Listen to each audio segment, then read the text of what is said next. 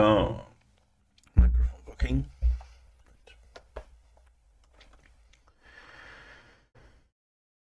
All right, let's start. And I need to make my cooldown first.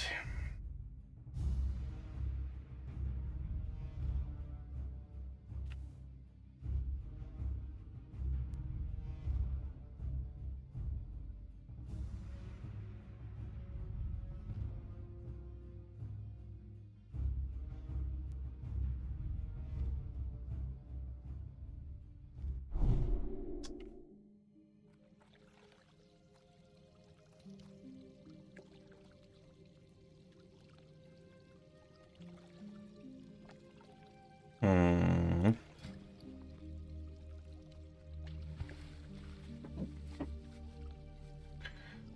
So 4 days later is the 4th. Well, that's very easy. Um,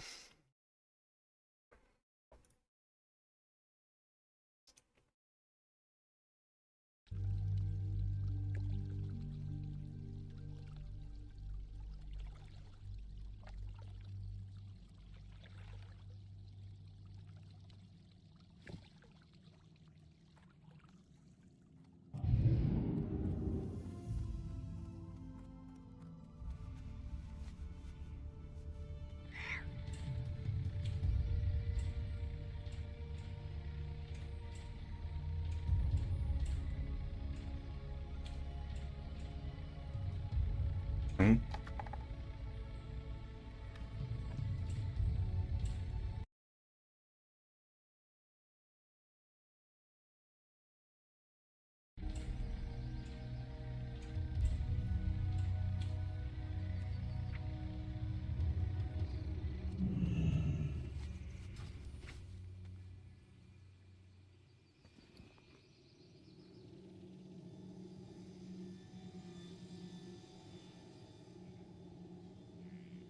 Hmm, 7 days, so I should take it out.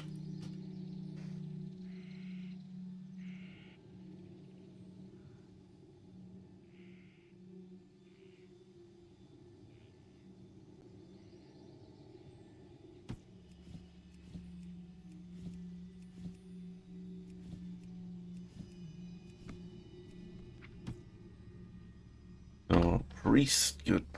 The backs on the priest. Done.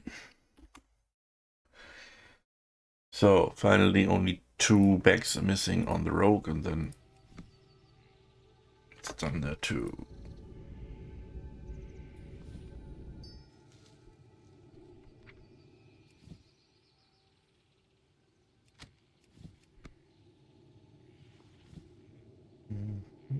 Peace be with you.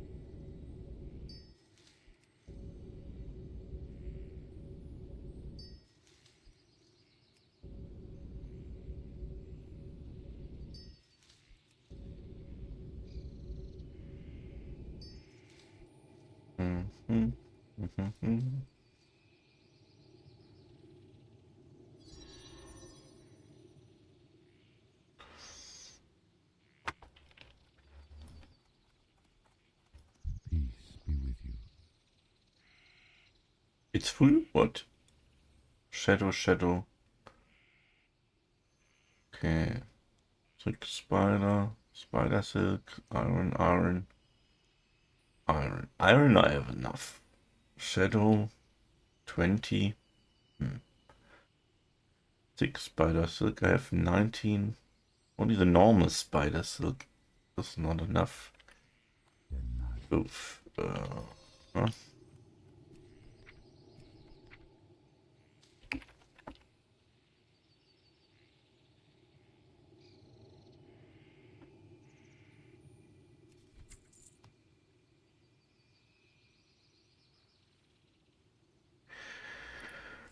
Good.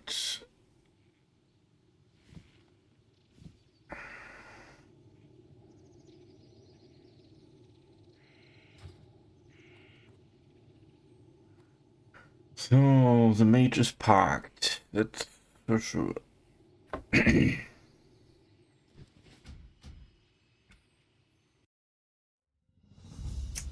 has enough for the next 4 days. In 8 days I need at least one more fill close in this time window. Good, that is done. So what is the plan for today? Quite simple. I guess I go on leveling the priest, and because I'm focusing on the priest, it will be a little bit more grindy. And I will start an audiobook instead of music today. So if you want to follow along this too, beside my normal journey, I will edit for YouTube in the title line to give an overview when it starts and what part it is. Don't know how many play days I need. It is what the first book is 28 hours. So I guess I'll make it in 3 or 4 days. But let's see if this is something someone care about.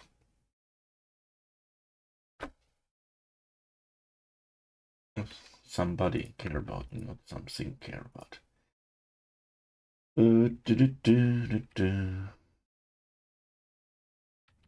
That also means that I won't talk as much because I don't want to interrupt this story.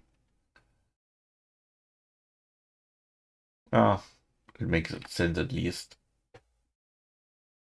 when I play the audiobook. Question is really if I play the priest, which I stopped yesterday.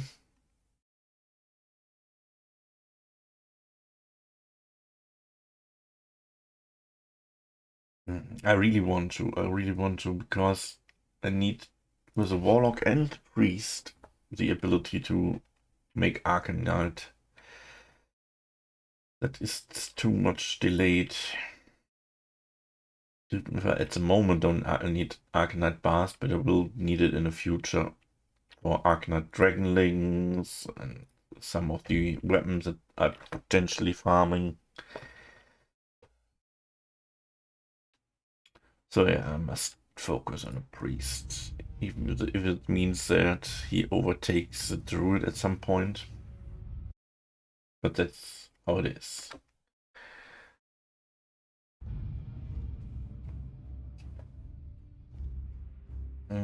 Maybe I should make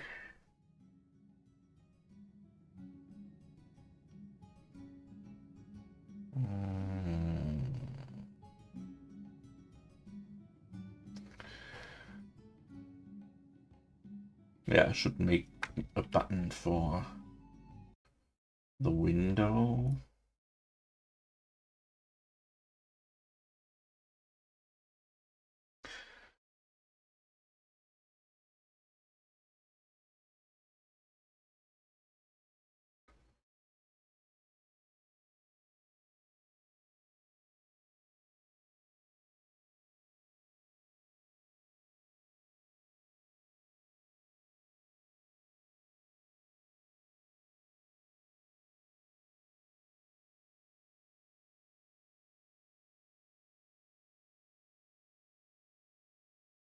Hmm.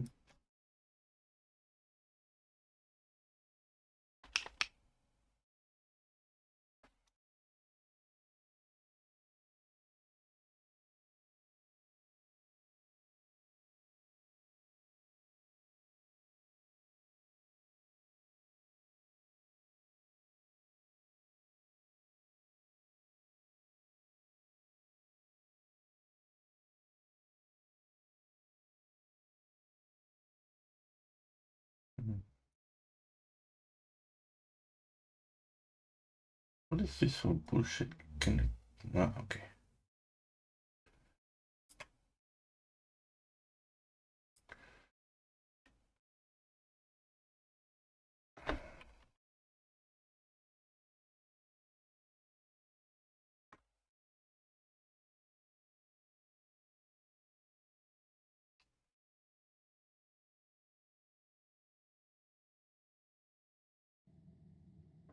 Good.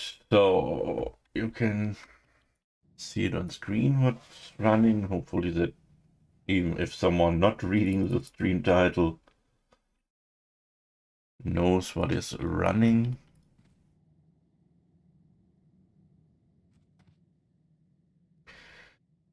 Good. And let's simply start. I mean, for who am I waiting? Enjoy, dear viewer and listener.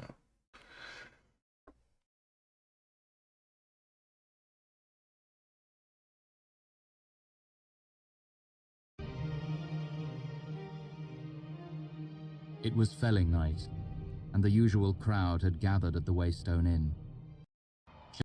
This is Audible.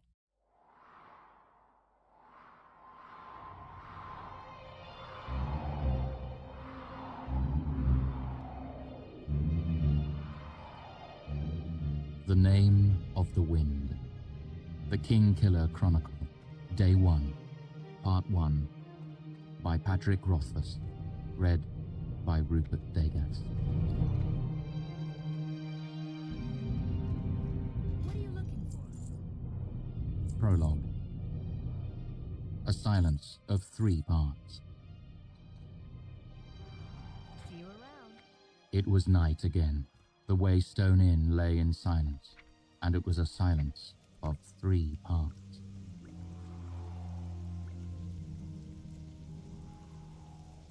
The most obvious part was a hollow, echoing quiet made by things that were lacking.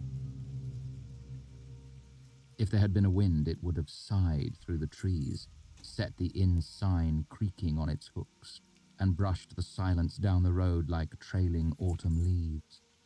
If there had been a crowd, even a handful of men inside the inn, they would have filled the silence with conversation and laughter, the clatter and clamour one expects from a drinking house during the dark hours of night.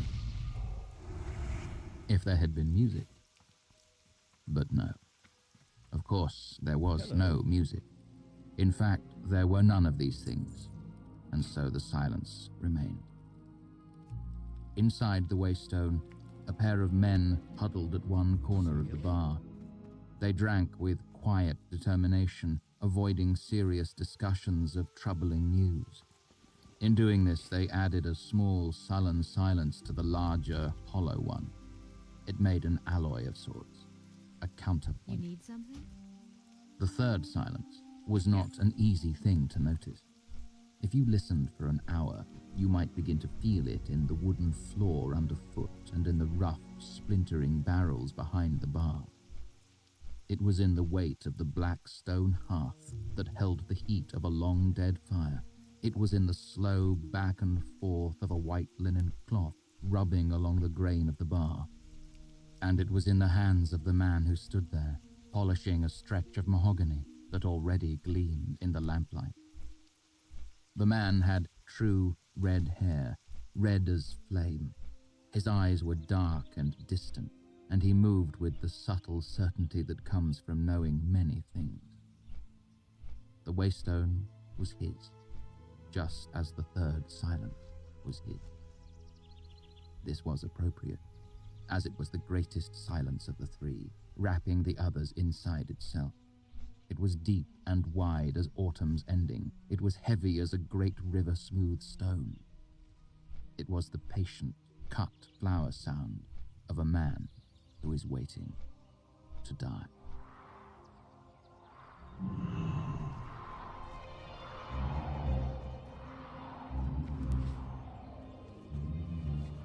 Chapter 1. A Place for Demons.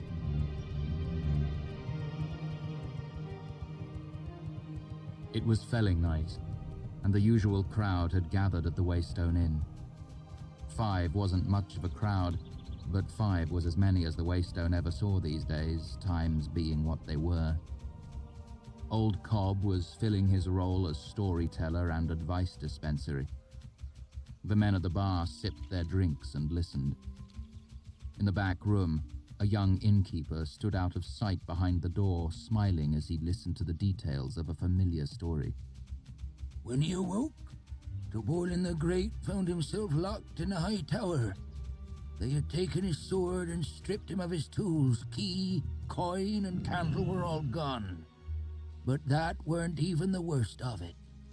You see, Cobb paused for effect. 'cause the lamps on the wall were burning blue. Graham, Jake, and Shep nodded to themselves. The 3 friends had grown up together, listening to Cobb's stories and ignoring his advice. Cobb peered closely at the newer, more attentive member of his small audience, the smith's apprentice. Do you know what that meant, boy? Everyone called the smith's apprentice boy, despite the fact that he was a hand taller than anyone there. Small towns being what they are, he would most likely remain boy until his beard filled out or he bloodied someone's nose over the matter. The boy gave a slow nod. The Chandrian. That's right, Cobb said approvingly. The Chandrian. Everyone knows that blue fire is one of their signs. Now he was... But how'd they find him? The boy interrupted. And why didn't they kill him when they had the chance? Hush now. You'll get all the answers before the end, Jake said. Just let him tell it. No need for all that, Jake, Graham said. Boy's just curious. Drink your drink. I drank me drink already, Jake grumbled. I need another, but the innkeep's still skinning rats in the back room. He raised his voice and knocked his empty mug hollowly on the top of the mahogany bar. Oi! We're thirsty men in here! The innkeeper appeared with 5 bowls of stew and 2 warm, round loaves of bread. He pulled more beer for Jake, Shep, and Old Cobb, moving with an air of bustling efficiency. The story was set aside while the men tended to their dinners. Old Cobb tucked away his bowl of stew with the predatory efficiency of a lifetime bachelor. The others were still blowing steam off their bowls when he finished the last of his loaf and returned to his story. Now, Toborlin needed to escape, but when he looked around, he saw his cell had no door, no windows. All around him was nothing but smooth, hard stone. It was a cell no man had ever escaped. But Toborlin knew the names of all things, and so all things were his to command. He said to the stone, "Break!" and the stone broke. The wall tore like a piece of paper, and through that hole Toborlin could see the sky and breathe the sweet spring air. He stepped to the edge, looked down, and without a second thought, he stepped out into the open air. The boy's eyes went wide. He didn't. Cobb nodded seriously. So Toborlin fell. But he did not despair, for he knew the name of the wind, and so the wind obeyed him. He spoke to the wind, and it cradled and caressed him. It bore him to the ground as gently as a puff of thistledown, and set him on his feet softly as a mother's kiss. And when he got to the ground and felt his side where they'd stabbed him, he saw that it weren't hardly a scratch. Now maybe it was just a piece of luck. Cobb tapped the side of his nose knowingly. Or maybe it had something to do with the amulet he was wearing under his shirt. What amulet? The boy asked eagerly through a mouthful of stew. Old Cobb leaned back on his stool, glad for the chance to elaborate. A few days earlier, Toborlin had met a tinker on the road, and even though Toborlin didn't have much to eat, he shared his dinner with the old man. Right sensible thing to do, Graham said quietly to the boy. Everyone knows a tinker pays for kindness twice. No, Jake grumbled. Get it right. A tinker's advice pays kindness twice. The innkeeper spoke up for the first time that night. Actually, you're missing more than half, he said, standing in the doorway behind the bar. A tinker's debt is always paid once for any simple trade, twice for freely given aid, thrice for any insult made. The men at the bar seemed almost surprised to see Coat standing there. They'd been coming to the Waystone every felling night for months, and Coat had never interjected anything of his own before. Not that you could expect anything else, really. He'd only been in town for a year or so. He was still a stranger. The smith's apprentice had lived here since he was 11, and he was still referred to as that Ranish boy, as if Ranish was some foreign country and not a town less than 30 miles away. Just something I heard once, Coat said to fill the silence, obviously embarrassed. Old Cobb nodded before he cleared his throat and launched back into the story. Now, this amulet was worth a whole bucket of gold nobles. But on account of Taborlin's kindness, the tinker sold it to him for nothing but an iron penny, a copper penny, and a silver penny. It was black as a winter night and cold as ice to touch. But so long as it was round his neck, Taborlin would be safe from the harm of evil things. Demons, and so. I'd give a good piece for such a thing these days, Shep said darkly. He had drunk most and talked least over the course of the evening. Everyone knew that something bad had happened out on his farm last kindling night, but since they were good friends, they knew better than to press him for the details. At least not this early in the evening. Not as sober as they were. Aye, who wouldn't? Old Cobb said judiciously, taking a long drink. I didn't know the Chandrian were demons, the boy said. I'd heard they ain't demons, Jake said firmly. They were the first 6 people to refuse Taylor's choice of the path, and he cursed them to wander the corners. Are you telling this story, Jacob Walker? Cobb said sharply. 'Cause if you are, I'll just let you get on with it. The two men glared at each other for a long moment. Eventually, Jake looked away, muttering something that could conceivably have been an apology. Cobb turned back to the boy.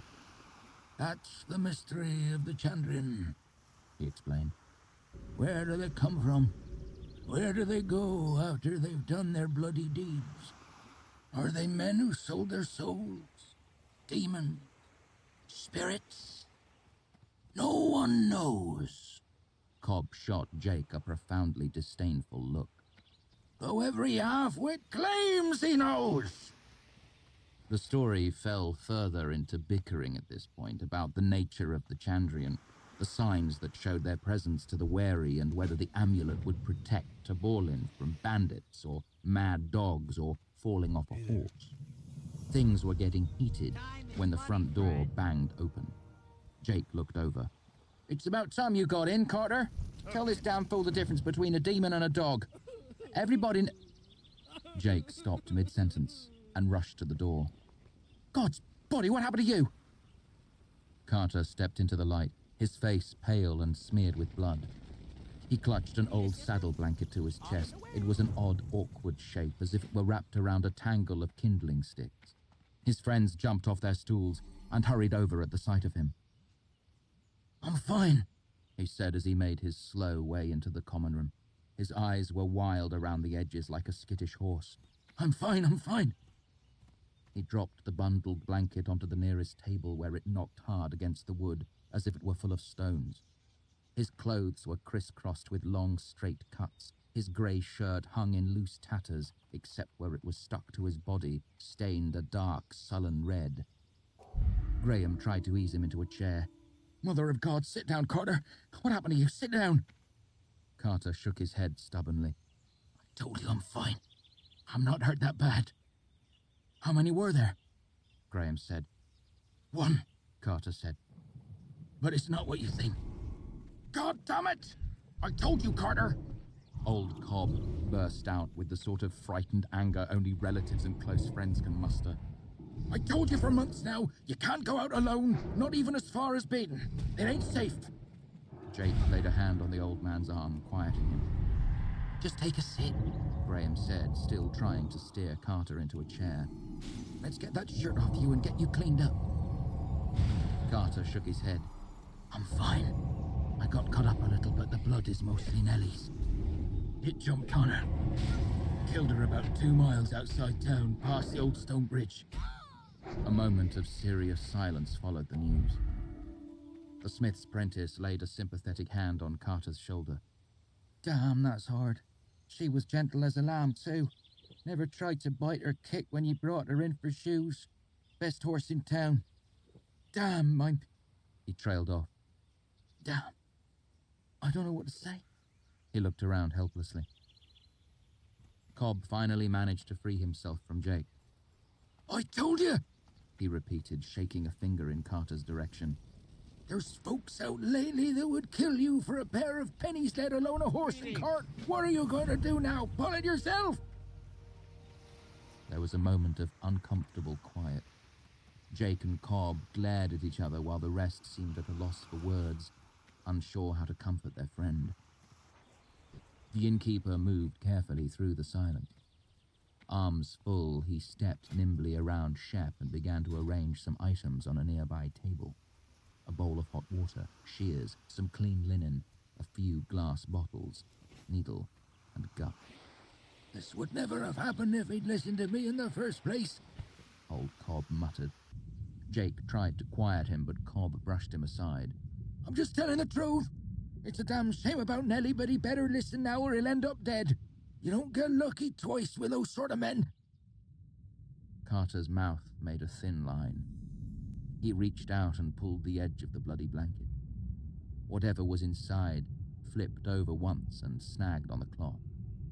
Carter tugged harder, and there was a clatter like a bag of flat river stones upended onto the tabletop. It was a spider as large as a wagon wheel, black as slate. The smith's apprentice jumped backward and hit a table, knocking it over and almost falling to the ground himself. Cobb's face went slack. Graham, Shep, and Jake made wordless, startled sounds and moved away, raising their hands to their faces. Carter took a step backward that was almost like a nervous twitch. Silence filled the room like a cold sweat. The innkeeper frowned. They can't have made it this far west yet, he said softly. If not for the silence, it is unlikely anyone would have heard him, but they did. Their eyes pulled away from the thing on the table to stare mutely at the red-haired man. Jake found his voice first. You know what this is? The innkeeper's eyes were distant. Scrael, he said distractedly. I'd thought the mountains... Scrael? Jake broke in. Blackened body of God coat. You've seen these things before? What? The red-haired innkeeper looked up sharply as if suddenly remembering where he was. Oh, no, of course not. Seeing that he was the only one within arm's length of the dark thing, he took a measured step away. Just something I heard. They stared at him. Do you remember the trader that came through about 2 span ago? Bastard tried to charge me 10 pennies for half-pound of salt, Cobb said reflexively, repeating the complaint for perhaps the 100th time. Wish I'd bought some, Jake mumbled. Graham nodded a silent agreement. He was a filthy simp, Cobb spat, seeming to find comfort in the familiar words. I might pay 2 in a tight time, but 10 is robbery. Not if there are more of those on the road, Shep said darkly. All eyes went back to the thing on the table. He told me he'd heard of them over near Melbourne, Coates said quickly, watching everyone's faces as they studied the thing on the table. I thought he was just trying to drive up his prices. What else did he say? Carter asked. The innkeeper looked thoughtful for a moment, then shrugged. I didn't get the whole story. He was only in town for a couple of hours. I don't like spiders, the smith's apprentice said. He remained on the other side of a table some 15 feet away. Cover it up. It's not a spider, Jake said. It's got no eyes. Got no mouth either. Carter pointed out. How does it eat? What does it eat? Shep said darkly. The innkeeper continued to eye the thing curiously. He leaned closer, stretching out a hand. Everyone edged even farther away from the table. Careful, Carter said. its feet are sharp like knives. More like razors, Coates said. His long fingers brushed the Scrael's black, featureless body. It's smooth and hard, like pottery. Don't go messing with it, the smith's apprentice said. Moving carefully, the innkeeper took one of the long, smooth legs and tried to break it with both hands like a stick. Not pottery, he amended. He set it against the edge of the table and leaned his weight against it. It broke with a sharp crack. More like stone. He looked up at Carter. How did it get all these cracks? He pointed at the thin fractures that crazed the smooth black surface of the body. Nearly fell on it, Carter said. It jumped out of a tree. It started to climb all over her, cutting her up with its feet. It moved so fast I didn't even know what was going on. Carter finally sank into the chair at Graham's urging. She got tangled in her harness and fell on it. Broke some of its legs. Then it came after me, got on me, crawling all over. He crossed his arms in front of his bloody chest and shuddered. I managed to get it off me and stomped it hard as I could. Then it got on me again. He trailed off, his face ashen. The innkeeper nodded to himself as he continued to prod the thing. There's no blood. No organs. It's just grey inside. He poked it with a finger. Like a mushroom. Great Taylor, just leave it alone, the smith's apprentice begged. Sometimes spiders twitch after you kill them. Listen to yourselves, Cobb said, scathing. Spiders don't get big as pigs. You know what this is? He looked around, making eye contact with each of them. It's a demon. They looked at the broken thing. Oh, come on now, Jake said, disagreeing mostly out of habit. It's not like... He made an inarticulate gesture. It can't just... Everyone knew what he was thinking. Certainly there were demons in the world, but they were like Telu's angels. They were like heroes and kings. They belonged in stories. They belonged out there. Tabal in the Great called up fire and lightning to destroy demons. Telu broke them in his hands and sent them howling into the nameless void. Your childhood friend didn't stomp one to death on the road to Baden Brit. It was ridiculous. Coat ran his hand through his red hair, then broke the silence. There's one way to tell for sure, he said, reaching into his pocket. Iron or fire? He brought out a bulging leather purse. And the name of God, Graham pointed out. Demons fear three things: cold iron, clean fire, and the holy name of God. The innkeeper's mouth pressed itself into a straight line that was not quite a frown. Of course, he said as he emptied his purse onto the table, then fingered through the jumbled coins. Heavy silver talents and thin silver bits, copper jots, broken halfpennies, and iron drab. Does anyone have a shim? Just use a drab, Jake said. That's good iron. I don't want good iron, the innkeeper said. A drab has too much carbon in it, it's almost steel. He's right, the smith's apprentice said. Except it's not carbon. You use coke to make steel, coke and lime. The innkeeper nodded deferentially to the boy. You'd know best, young master. It's your business after all. His long fingers finally found a shim in the pile of coins. He held it up. Here we are. What will it do? Jake asked. Iron kills demons. Cobb's voice was uncertain. But this one's already dead. It might not do anything. One way to find out. The innkeeper met each of their eyes briefly as if measuring them. Then he turned purposefully back to the table and they edged farther away. Coat pressed the iron shim to the black side of the creature, and there was a short, sharp, crackling sound like a pine log snapping in a hot fire. Everyone startled, then relaxed when the black thing remained motionless. Cobb and the others exchanged shaky smiles like boys spooked by a ghost story. Their smiles went sour as the room filled with the sweet, acrid smell of rotting flowers and burning hair. The innkeeper pressed the shim onto the table with a sharp click. "Well," he said, brushing his hands against his apron. "I guess that settles that. What do we do now?" Hours later, the innkeeper stood in the doorway of the Waystone and let his eyes relax to the darkness.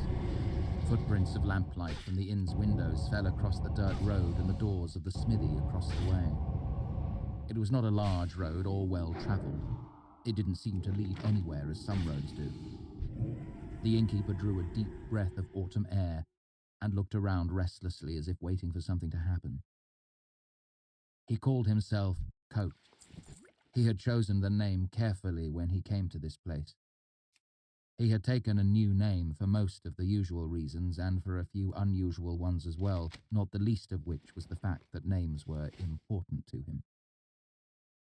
Looking up, he saw 1,000 stars glittering in the deep velvet of a night with no moon. He knew them all, their stories and their names. He knew them in a familiar way, the way he knew his own hands. Looking down, Coat sighed without knowing it and went back inside. He locked the door and shuttered the wide windows of the inn as if to distance himself from the stars and all their varied names. He swept the floor methodically, catching all the corners. He washed the tables and the bar, moving with a patient efficiency. At the end of an hour's work, the water in his bucket was still clean enough for a lady to wash her hands in. Finally, he pulled a stool behind the bar and began to polish the vast array of bottles nestled between the two huge barrels. He wasn't nearly as crisp and efficient about this chore as he had been with the others, and it soon became obvious the polishing was only an excuse to touch and hold.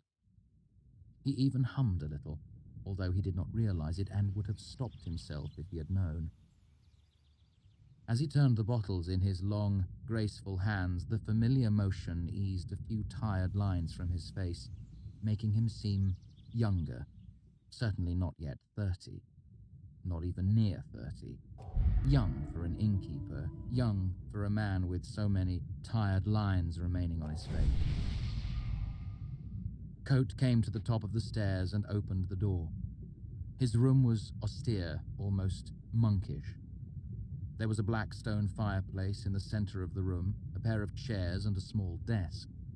The only other furniture was a narrow bed with a large dark chest at its foot.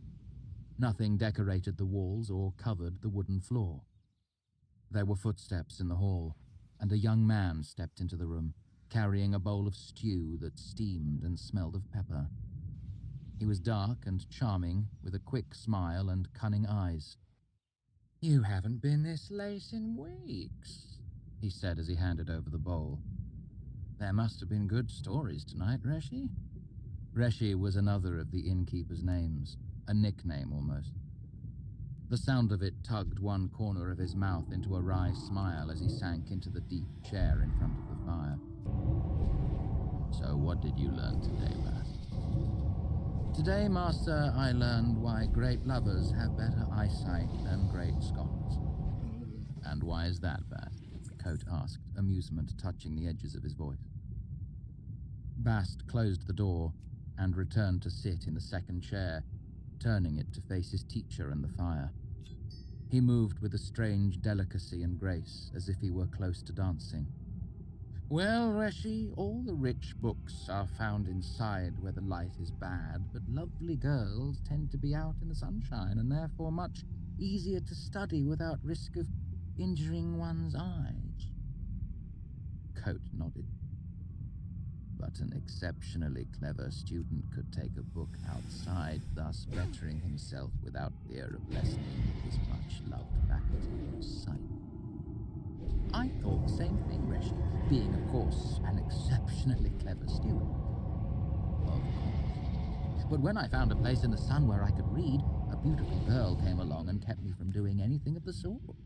Bast finished with a flourish. Coat sighed.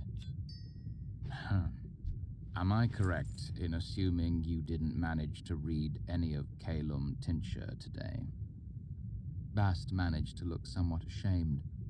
Looking into the fire, Coat tried to assume a stern face and failed. Ah, Bast. I hope she was lovely as a warm wind in the shade. I'm a bad teacher to say it, but I'm glad. I don't feel up to a long bout of lessons right now. There was a moment of silence. Carter was attacked by a Skraeling tonight. Bast's easy smile fell away like a cracked mask, leaving his face stricken and pale. Skrael. He came halfway to his feet as if he would bolt from the room, then gave an embarrassed frown and forced himself back down into his chair. How do you know? Who found his body? He's still alive, Bast. He brought it back. There was only one. There's no such thing as one Skraeling, Bast said flatly. You know that. I know, Coat said. The fact remains, there was only one. And he killed it? Bast said. It couldn't have been a Skraeling. Maybe... Bast, it was one of the Skrael. I saw it. Coat gave him a serious look. He was lucky, that's all. Even so, he was badly hurt, 48 stitches. I used up nearly all my gut. Coat picked up his bowl of stew. If anyone asks, tell them my grandfather was a caravan guard who taught me how to clean and stitch a wound. They were too shocked to ask about it tonight, but tomorrow some of them might get curious. I don't want that. He blew into his bowl, raising a cloud of steam around his face. What did you do with the body? I didn't do anything with it, Coat said pointedly. I am just an innkeeper. This sort of thing is quite beyond me. Reshi, you can't just let them muddle through this on their own. Coat sighed. They took it to the priest. He did all the right things for all the wrong reasons. Bast opened his mouth, but Coat continued before he could say anything. Yes, I made sure the pit was deep enough. Yes, I made sure there was rowan wood in the fire. Yes, I made sure it burned long and hot before they buried it. And yes, I made sure that no one kept a piece of it as a souvenir. He scowled, his eyebrows drawing together.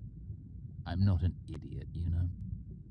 Bast visibly relaxed, settling back into his chair. I know you're not, Reshi, but I wouldn't trust half these people to piss leeward without help. He looked thoughtful for a moment. I can't imagine why there was only one. Maybe they died coming over the mountains, Coat suggested. All but this one. It's possible, Bast admitted reluctantly. Maybe it was that storm from a couple of days back, Coat pointed out. A real wagon tipper, as we used to say back in the troop. All the wind and rain might have scattered one loose from the pack. I like your first idea better, Reshi, Bast said uncomfortably. 3 or 4 Skrael would go through this town like a hot knife through butter. More like several hot knives through several dozen farmers, Bast said dryly. These people can't defend themselves. I bet there aren't 6 swords in this whole town, not that swords would do much good against the Skrael. There was a long moment of thoughtful silence. After a moment, Bast began to fidget. Any news? Coat shook his head. They didn't get to the news tonight. Carter disrupted things while they were still telling stories. That's something, I suppose. They'll be back tomorrow night. It'll give me something to do. Coat poked his spoon idly into the stew. I should have bought the Skrael from Carter, he mused. He could have used the money for a new horse. People would have come from all over to see it. We could have had some business for a change. Bast gave him a speechless, horrified look. Coat made a pacifying gesture with the hand that held the spoon. I'm joking, Bast. He gave a weak smile. Still, it would have been nice. No, Reshi, it most certainly would not have been nice, Bast said emphatically. People would have come from all over to see it. he repeated derisively. Indeed.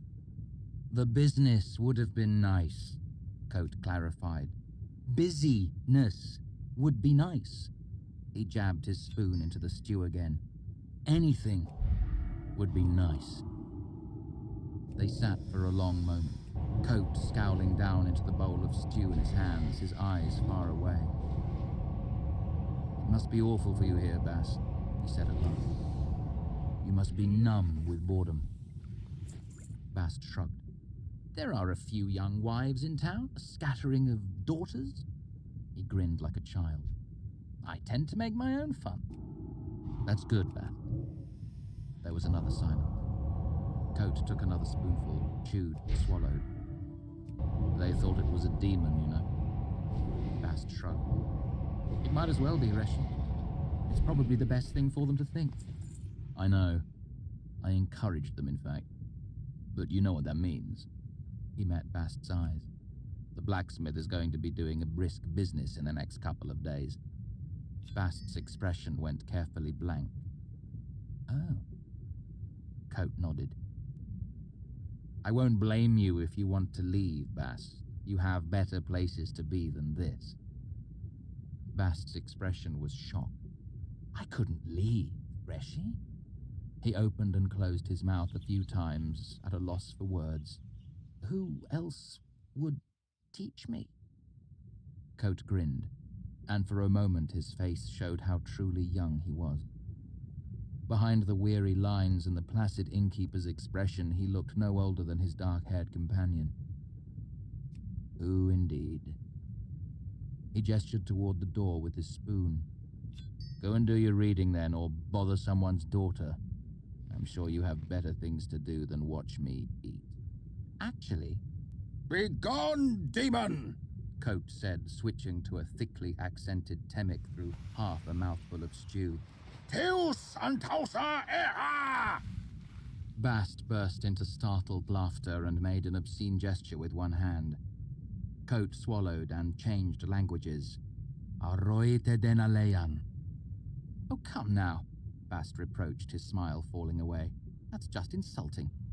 By earth and stone I abjure you!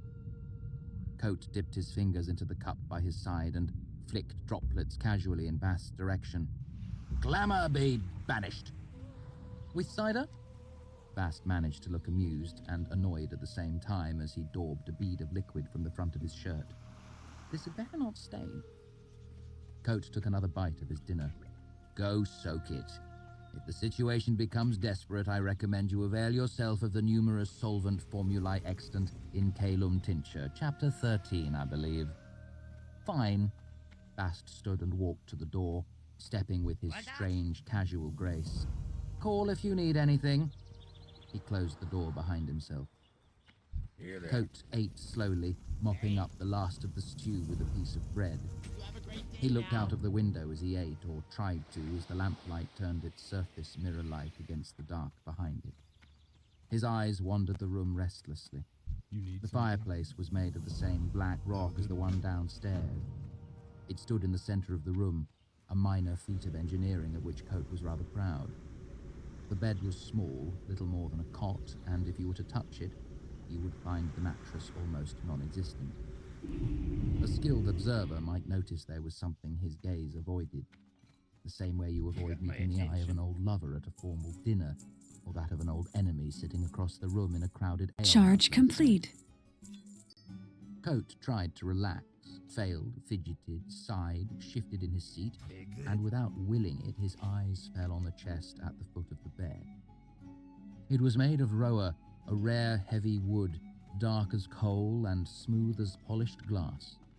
Prized by perfumers and alchemists, a piece the size of your thumb was easily worth gold. To have a chest made of it went far beyond extravagance. The chest was sealed 3 times. It had a lock of iron, a lock of copper, and a lock that could not be seen. Tonight, the wood filled the room with the almost imperceptible aroma of citrus and quenching iron. When Coat's eyes fell on the chest, they did not dart quickly away. They did not slide slyly to the side as if he would pretend it wasn't there at all. But in a moment of looking, his face regained all the lines the simple pleasures of the day had slowly smoothed away. The comfort of his bottles and books was erased in a second, leaving nothing behind his eyes but emptiness and ache. For a moment, fierce longing and regret warred across his face. Then they were gone, replaced by the weary face of an innkeeper, a man who called himself Coat. He sighed again without knowing it and pushed himself to his feet. It was a long time before he walked past the chest to bed. Once in bed, it was a long time before he slept. As Coat had guessed, they came back to the Waystone the next night for dinner and drinks. There were a few half-hearted attempts at stories, but they died out quickly. No one was really in the mood. So it was still early in the evening when the discussion turned to matters of greater import. They chewed over the rumors that had come into town, most of them troubling. The penitent king was having a difficult time with the rebels in Rezz. This caused some concern, but only in a general way. Rezz was a long way off, and even Cobb, the most worldly of them, would be hard-pressed to find it on a map. They discussed the war in their own terms. Cobb predicted a third levy tax after the harvests were in. No one argued, though there hadn't been a 3 bleeder year in living memory. Jake guessed the harvest would be good enough, so the third levy wouldn't break most families. Except the Bentleys, who were on hard times anyway, and the Orisons, whose sheep kept disappearing, and Crazy Martin, who had planted all barley this year. Every farmer with half a brain had planted beans. That was one good thing about all the fighting. Soldiers ate beans and prices would be high. After a few more drinks, deeper concerns were voiced. Deserter soldiers and other opportunists were thick on the roads, making even short trips risky. The roads were always bad, of course, in the same way that winter was always cold. You complained, took sensible precautions, and got on with the business of living your life. Hi, how are you? But this was different. Over the last 2 months, the roads had become so bad that people had stopped complaining. The last caravan had 2 wagons and 4 guards. The merchant had been asking 10 pennies for half a pound of salt, 15 for a loaf of sugar. He didn't have any pepper or cinnamon or chocolate. He did have 1 small sack of coffee, but he wanted 2 silver talents for that. At first, people had laughed at his prices. Then, when he held firm, folk had spat and cursed at him. That had been 2 span ago, 22 days. There had not been another serious trader since, even though this was the season for it. So despite the third levy tax looming large in everyone's minds, people were looking in their purses and wishing they'd bought a little something, just in case the snow came early. No one spoke of the previous night, of the thing they had burned and buried. Other folk were talking, of course. The town was alive with gossip. Carter's wounds ensured that the stories were taken half seriously, but not much more than half. The word demon was being spoken, but it was with smiles half hidden behind raised hands. Only the 6 friends had seen the thing before it was burned. One of them had been wounded and the others had been drinking. The priest had seen it too, but it was his job to see demons. Demons were good for his business. The innkeeper had seen it too, apparently, but he wasn't from around here. He couldn't know the truth that was so apparent to everyone born and raised in this little town. Stories were told here, but they happened somewhere else. This was not a place for demons. Besides, things were bad enough without borrowing trouble. Cobb and the rest knew there was no sense talking about it. Trying to convince folk would only make them a laughingstock like Crazy Martin, who had been trying to dig a well inside his own house for years now. Still, each of them bought a piece of cold-wrought iron from the smith, heavy as they could swing, and none of them said what they were thinking. Instead, they complained that the roads were bad and getting worse. They talked about merchants and deserters and levies and not enough salt to last the winter. They reminisced that 3 years ago, no one would have even thought of locking their doors at night, let alone barring them. The conversation took a downward turn from there, and even though none of them said what they were thinking, the evening ended on a grim note. Most evenings did these days, times being what they were. Chapter 2. A Beautiful Day. It was one of those perfect autumn days so common in stories and so rare in the real world. The weather was warm and dry, ideal for ripening a field of wheat or corn. On both sides of the road, the trees were changing color. Tall poplars had gone a buttery yellow, while the shrubby sumac encroaching on the road was tinged a violent red. Only the old oaks seemed reluctant to give up the summer, and their leaves remained an even mingling of gold and green. Everything said, you couldn't hope for a nicer day to have a half-dozen ex-soldiers with hunting bows relieve you of everything you owned. "She's not much of a horse, sir," Chronicler said. "One small step above a dray, and when it rains she..." The man cut him off with a sharp gesture. "Listen, friend, the King's army is paying good money for anything with 4 legs and at least 1 eye. If you were stark mad and riding a hobby horse down the road, I'd still take it off you." Their leader had an air of command about him. Chronicler guessed he had been a low-ranking officer not long ago. "Just hop down," he said seriously. "We'll get this done with, and you can be on your way." Chronicler climbed down from his horse. He had been robbed before, and knew when there was nothing to be gained by discussion. These fellows knew their business. No energy was wasted on bravado or idle threats. One of them looked over the horse, checking hooves, teeth, and harness. 2 others went through his saddlebags with a military efficiency, laying all his worldly possessions out on the ground.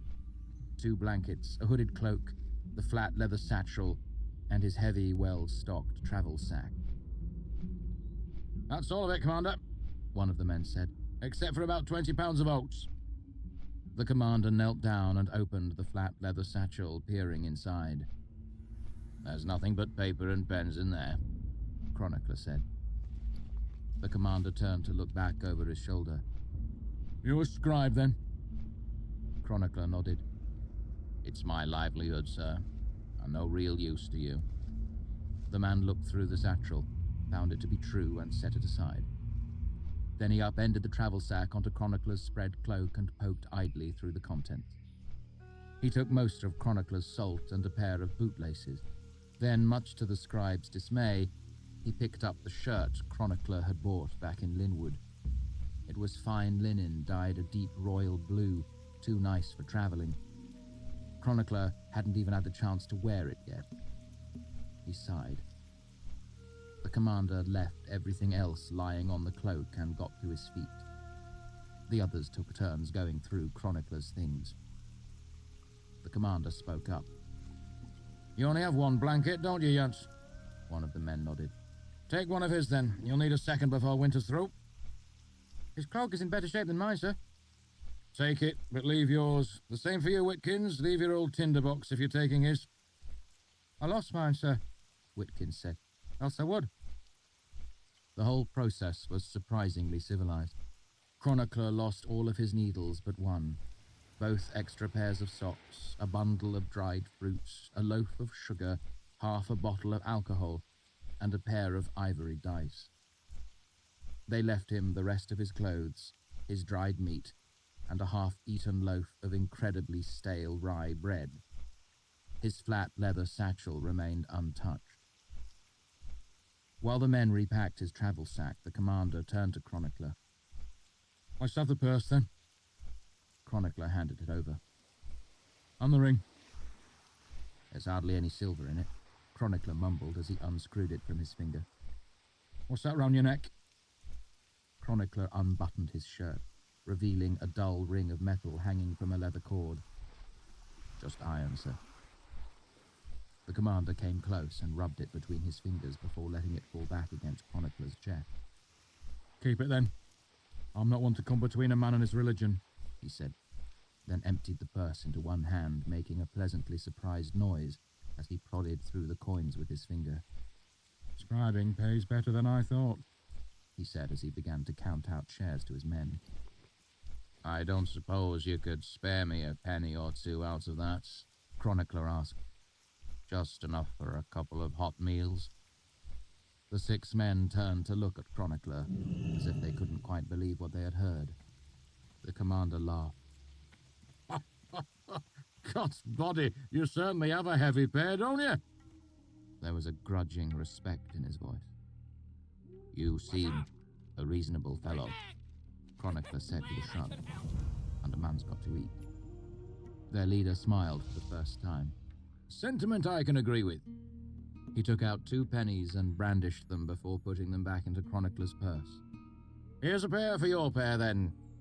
He tossed Chronicler the purse and stuffed the beautiful royal blue shirt into his saddlebag. Thank you, sir, Chronicler said. You might want to know that that bottle one of your men took is wood alcohol I use for cleaning my pens. It'll go badly if he drinks it. The commander smiled and nodded. You see what comes of treating people well, he said to his men as he pulled himself up onto his horse. It's been a pleasure, Sir Scribe. If you get on your way now, you can still make Abbotsford by dark. When Chronicler could no longer hear their hoofbeats in the distance, he repacked his travel sack, making sure everything was well stowed. Then he tugged off one of his boots, stripped out the lining, and removed a tightly wrapped bundle of coins stuffed deep into the toe. He moved some of these into his purse, then unfastened his pants, produced another bundle of coins from underneath several layers of clothes, and moved some of that money into his purse as well. The key was to keep the proper amount in your purse. Too little, and they would be disappointed and prone to look for more. Too much, and they would be excited and might get greedy. There was a third bundle of coins baked into the stale loaf of bread that only the most desperate of criminals would be interested in. He left that alone for now, as well as the whole silver talent he had hidden in a jar of ink. Over the years, he had come to think of the last as more of a luck piece. No one had ever found that. He had to admit it was probably the most civil robbery he'd ever been through. They had been genteel, efficient, and not terribly savvy. Losing the horse and saddle was hard, but he could buy another in Abbotsford and still have enough money to live comfortably until he finished this foolishness and met up with Scarpy and Faire. Feeling an urgent call of nature, Chronicler pushed his way through the blood-red sumac at the side of the road. As he was rebuttoning his pants, there was sudden motion in the underbrush as a dark shape thrashed its way free of some nearby bushes. Chronicler staggered back, crying out in alarm before he realized it was nothing more than a crow beating its wings into flight. Chuckling at his own foolishness, he straightened his clothes and made his way back to the road through the sumac, brushing away invisible strands of spiderweb that clung, tickling to his face. As he shouldered his travel sack and satchel, Chronicler found himself feeling remarkably light-hearted. The worst had happened, and it hadn't been that bad. A breeze tussled through the trees, sending poplar leaves spinning like golden coins down onto the rutted dirt road. It was a beautiful day. Chapter 3. Wood and Word. Coat was leafing idly through a book, trying to ignore the silence of the empty inn, when the door opened and Graham backed into the room. Just got done with it. Graham maneuvered through the maze of tables with exaggerated care. I was going to bring it in last night, but then I thought, one last coat of oil, rub it and let dry. Can't say I'm sorry I did. Lord and lady, it's beautiful as anything these hands have ever made. Time is money, friend. A small line formed between the innkeeper's eyebrows. Then, seeing the flat bundle in the man's arms, he brightened. Ah, the mounting board. Coat smiled tiredly. I'm sorry, Graham. It's been so long, I'd almost forgotten. Graham gave him a bit of a strange look. 4 months ain't long for wood all the way from Arian, not with the roads being as bad as they are. 4 months, Coat echoed. He saw Graham watching him and hurried to add, "That can be a lifetime if you're waiting for something." He tried to smile reassuringly, but it came out sickly. In fact, Coat himself seemed rather sickly. Not exactly unhealthy, but hollow. Wan. Like a plant that's been moved into the wrong sort of soil and lacking something vital has begun to wilt. Graham noted the difference. The innkeeper's gestures weren't as extravagant. His voice wasn't as deep. Even his eyes weren't as bright as they had been a month ago. Their color seemed duller. They were less sea foam, less green grass than they had been. Now they were like riverweed, like the bottom of a green glass bottle. And his hair had been bright before, the color of flame. Now it seemed red. Just red hair color, really. Coat drew back the cloth and looked underneath. The wood was a dark charcoal color with a black grain, heavy as a sheet of iron. 3 dark pegs were set above a word chiseled into the wood. "Folly," Graham read. "Odd name for a sword?" Coat nodded, his face carefully blank. "How much do I owe you?" he asked quietly. Graham thought for a moment. "After what you've given me to cover the costs of the woods," there was a cunning glimmer in the man's eye, "around 1 and 3. Coat handed over 2 talents. "Keep the rest, it's difficult wood to work with." "That it is," Graham said with some satisfaction. "Like stone under the saw. Try a chisel, like iron, and after all the shouting was done I couldn't char it." "I noticed that," Coat said with a flicker of curiosity, running a finger along the darker groove the letters made in the wood. "How did you manage it?" "Well," Graham said smugly, "after wasting half a day, I took it over to the smithy. Me and the boy managed to sear it with a hot iron. Took us better than 2 hours to get it black. Not a wisp of smoke, but it made a stink like old leather and clover. Damnedest thing. What sort of wood don't burn?" Graham waited a minute, but the innkeeper gave no signs of having heard. "Where do you like me to hang it, then?" Coat roused himself enough to look around the room. "You can leave that to me, I think. I haven't quite decided where to put it." Graham left a handful of iron nails and bid the innkeeper good day. Coat remained at the bar, idly running his hands over the wood and the word. Before too long, Bast came out of the kitchen and looked over his teacher's shoulder. There was a long moment of silence, like a tribute given to the dead. Eventually, Bast spoke up.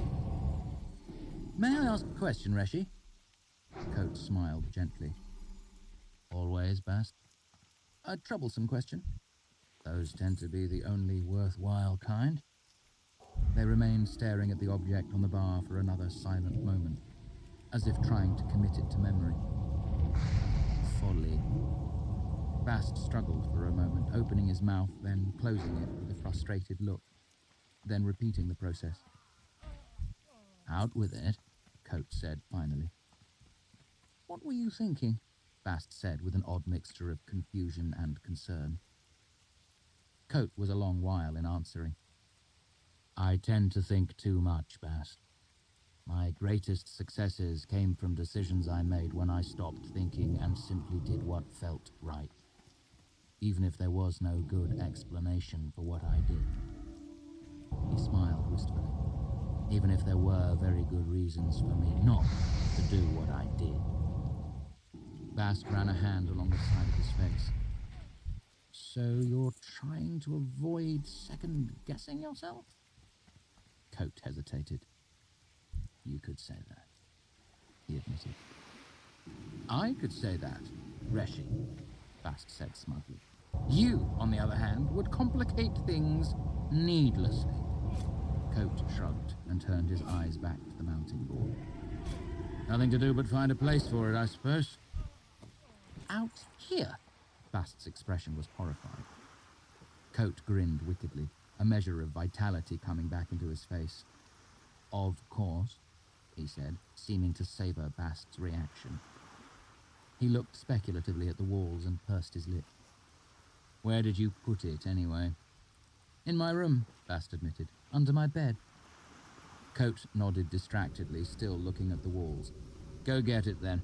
He made a small shooing gesture with one hand, and Bast hurried off, looking unhappy. The bar was decorated with glittering bottles, and Coat was standing on the now vacant counter between the two heavy oak barrels when Bast came back into the room, black scabbard swinging loosely from one hand.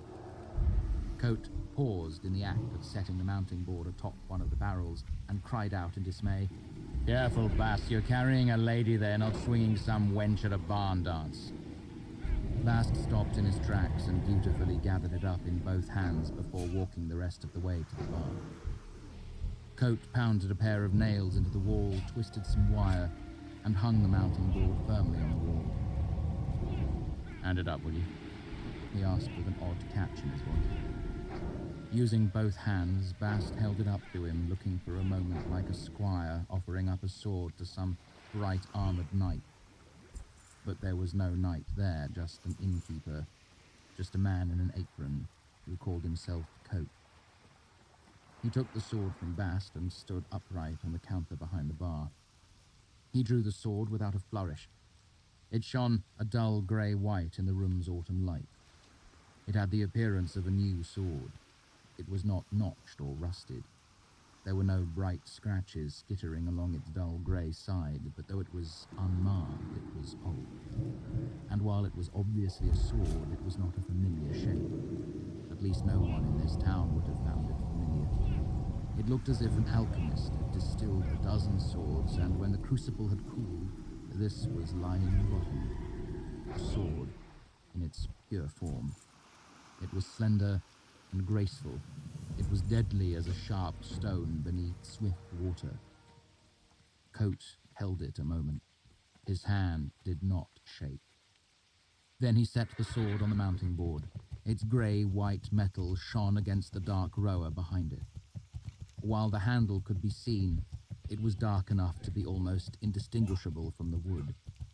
The word beneath it, black against blackness, seemed to reproach. Folly. Coat climbed down, and for a moment he and Bast stood side by side, silently looking up. Bast broke the silence. "It is rather striking," he said, as if he regretted the truth. "But," he trailed off, trying to find appropriate words. He shuddered. Coat clapped him on the back, oddly cheerful. "Don't bother being disturbed on my account." He seemed more lively now, as if his activity lent him energy. "I like it," he said with sudden conviction, and hung the black scabbard from one of the mounting board's pegs. Then there were things to be done. Bottles to be polished and put back in place, lunch to be made, lunch clutter to be cleaned. Things were cheerful for a while in a pleasant, bustling way. Hello. The two talked of small matters as they worked, and while they moved around a great deal, it was obvious they were reluctant to finish whatever task they were close to completing, as if they both dreaded the moment when the work would end, and the silence would fill the room again. Then something odd happened. The door opened, and noise poured into the waystone like a gentle wave. People bustled in, talking and dropping bundles of belongings. They chose tables and threw their coats over the backs of chairs. One man, wearing a shirt of heavy metal rings, unbuckled a sword and leaned it against a wall. 2 or 3 wore knives on their belts. 4 or 5 called for drinks. Coat and Bast watched for a moment, then moved smoothly into action. Coat smiled and began pouring drink. Bast darted outside to see if there were horses that needed stabling. In 10 minutes, the inn was a different place. Coins rang on the bar, cheese and fruit were set on platters, and a large copper pot was hung to simmer in the kitchen. Men moved tables and chairs about to better suit their group of nearly a dozen people. Coat identified them as they came in. 2 men and 2 women, wagoneers, rough from years of being outside and smiling to be spending a night out of the wind. 3 guards with hard eyes, smelling of iron. A tinker with a pot belly and a ready smile, showing his few remaining teeth. 2 young men, one sandy-haired, one dark, well-dressed and well-spoken, travellers sensible enough to hook up with a larger group for protection on the road. The settling-in period lasted an hour or two. Prices of rooms were dickered over. Friendly arguments started about who slept with whom. Minor necessities were brought in from wagons or saddlebags. Baths were requested and water heated. Hay was taken to the horses, and Coat topped off the oil in all the lamps. The tinker hurried outside to make use of the remaining daylight. He walked his two-wheel mule cart through the town streets. Children crowded around, begging for candy and stories and shim. When it became apparent that nothing was going to be handed out, most of them lost interest. They formed a circle with a boy in the middle and started to clap, keeping the beat with a children's song that had been ages old when their grandparents had chanted. When the heath fire turns to blue, what to do, run outside, run and hide. Laughing, the boy in the middle tried to break out of the circle, while the other children pushed him back. Tinker! The old man's voice rang out like a bell. Pot mender! Knife grinder! Willow wand! Water finder! Cut cork! Mother leaf! Silk scarves off the city streets! Writing paper! Sweetmeats! This drew the attention of the children. They flocked back to him, making a small parade as he walked down the street singing, Milk leather! Black pepper! Pine lace and bright feather! Tinker in town tonight, gone tomorrow! Working through the evening light! Come wife, come daughter! I've small cloth and rose water! After a couple of minutes, he settled outside the waystone, set up his sharpening wheel, and began to grind a knife. As the adults began to gather around the old man, the children returned to their game. A girl in the center of the circle put one hand over her eyes and tried to catch the other children as they ran away, clapping and chanting, When his eyes are black as crow, where to go, near and far, here they are! The tinker dealt with everyone in turn, sometimes 2 or 3 at a time. He traded sharp knives for dull ones and a small coin. He sold shears and needles, copper pots and small bottles that wives hid quickly after buying them. He traded buttons and bags of cinnamon and salt, limes from Tinue, chocolate from Tarbean, polished horn from Ereway. All the while the children continued to sing, See a man without a face? Move like ghosts from place to place. What's their plan? What's their plan? Chandrian! Chandrian! Coat guessed the travellers had been together a month or so, long enough to become comfortable with each other, but not long enough to be squabbling over small things. They smelled of road dust and horses. He breathed it in like perfume. Best of all was the noise. Leather creaking, men laughing, the fire cracked and spat, the women flirted. Someone even knocked over a chair. For the first time in a long while, there was no silence in the Waystone Inn. Or if there was, it was too faint to be noticed, or too well hidden. Coat was in the middle of it all, always moving like a man tending a large, complex machine, ready with a drink just as a person called for it. He talked and listened in the right amounts. He laughed at jokes, shook hands, smiled, and whisked coins off the bar as if he truly needed the money. Then, when the time for songs came and everyone had sung their favourites and still wanted more, Coat led them from behind the bar, clapping to keep a beat. With the fire shining in his hair, he sang Tinker Tanner, with more verses than anyone had heard before, and no one minded in the least. Hours later, the common room had a warm, jovial feel to it.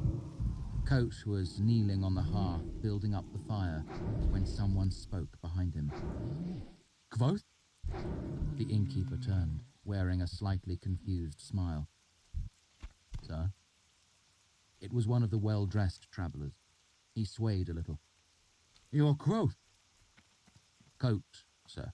Coat replied in an indulgent tone that mothers use on children and innkeepers use on drunk. Quoth the bloodless. The man pressed ahead with the dogged persistence of the inebriated. You looked familiar, but I couldn't finger it. He smiled proudly and tapped a finger to his nose. Then I heard you sing, and I knew it was you. I heard you in Imre once. Cried my eyes out afterward. I never heard anything like that before or since. Broke my heart. The young man's sentences grew jumbled as he continued, but his face remained earnest. I knew it couldn't be you, but I thought it was. Even though. But who else has your hair? He shook his head, trying unsuccessfully to clear it. I saw the place in Imre where you killed him. By the fountain. The cobblestones are all shattered. He frowned and concentrated on the word. Shattered. They say no one can mend them. The sandy-haired man paused again, squinting for focus. He seemed surprised by the innkeeper's reaction. The red-haired man was grinning. Are you saying I looked like Quoth? The Quoth? I've always thought so myself. I have an engraving of him in back. My assistant teases me for it. Would you tell him what you just told me? Coat threw a final log onto the fire and stood. But as he stepped from the hearth, one of his legs twisted underneath him and he fell heavily to the floor, knocking over a chair.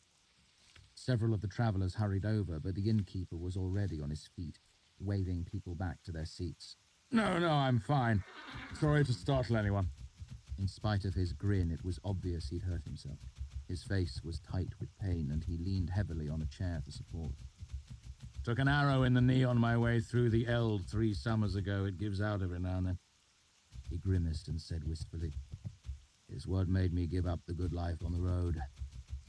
He reached down to touch his oddly bent leg tenderly. One of the mercenaries spoke up. I'd put a poultice on that or it'll swell terrible. Coat touched it again and nodded. I think you're wise, sir.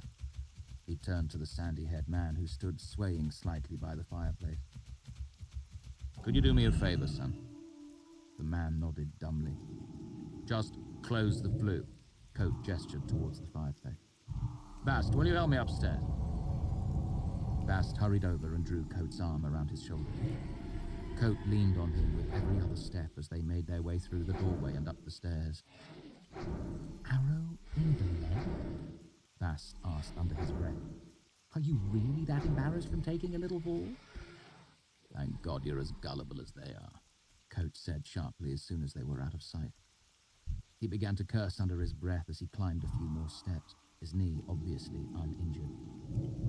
Bast's eyes widened, then narrowed. Coat stopped at the top of the steps and rubbed his eyes.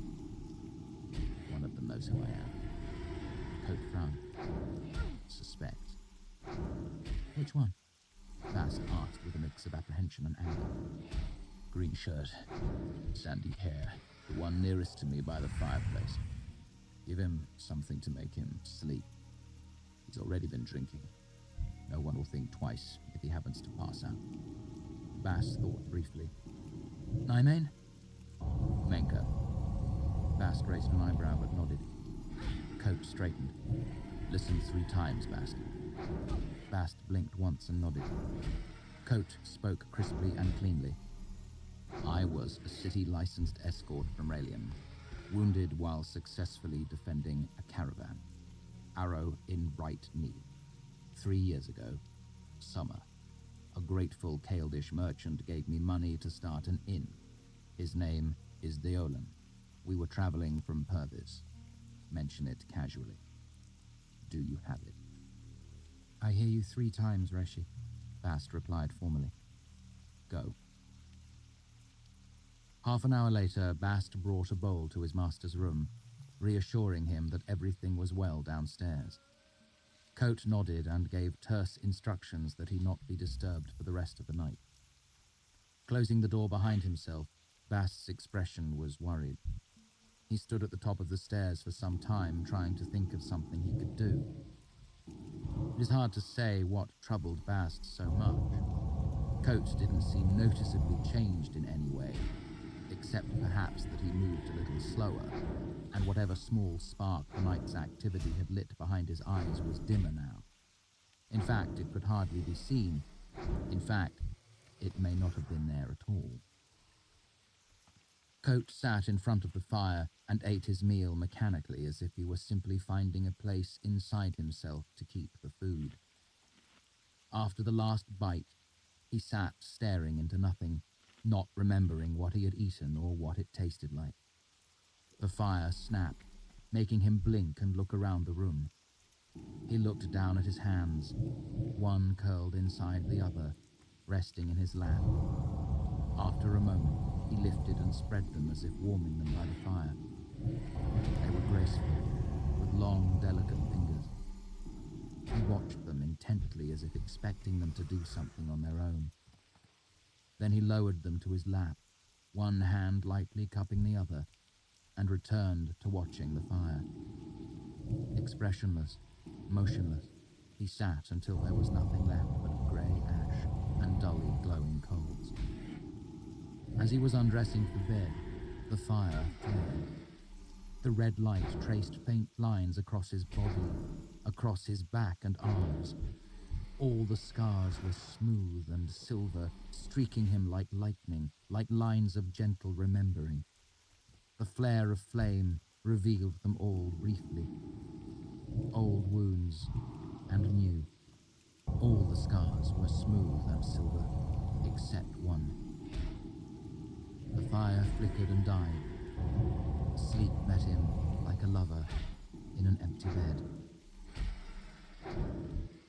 The travellers left early the next morning. Bast tended to their needs, explaining his master's knee was swollen quite badly and he didn't feel up to taking the stairs so early in the day. Everyone understood except for the sandy-haired merchant's son, who was too groggy to understand much of anything.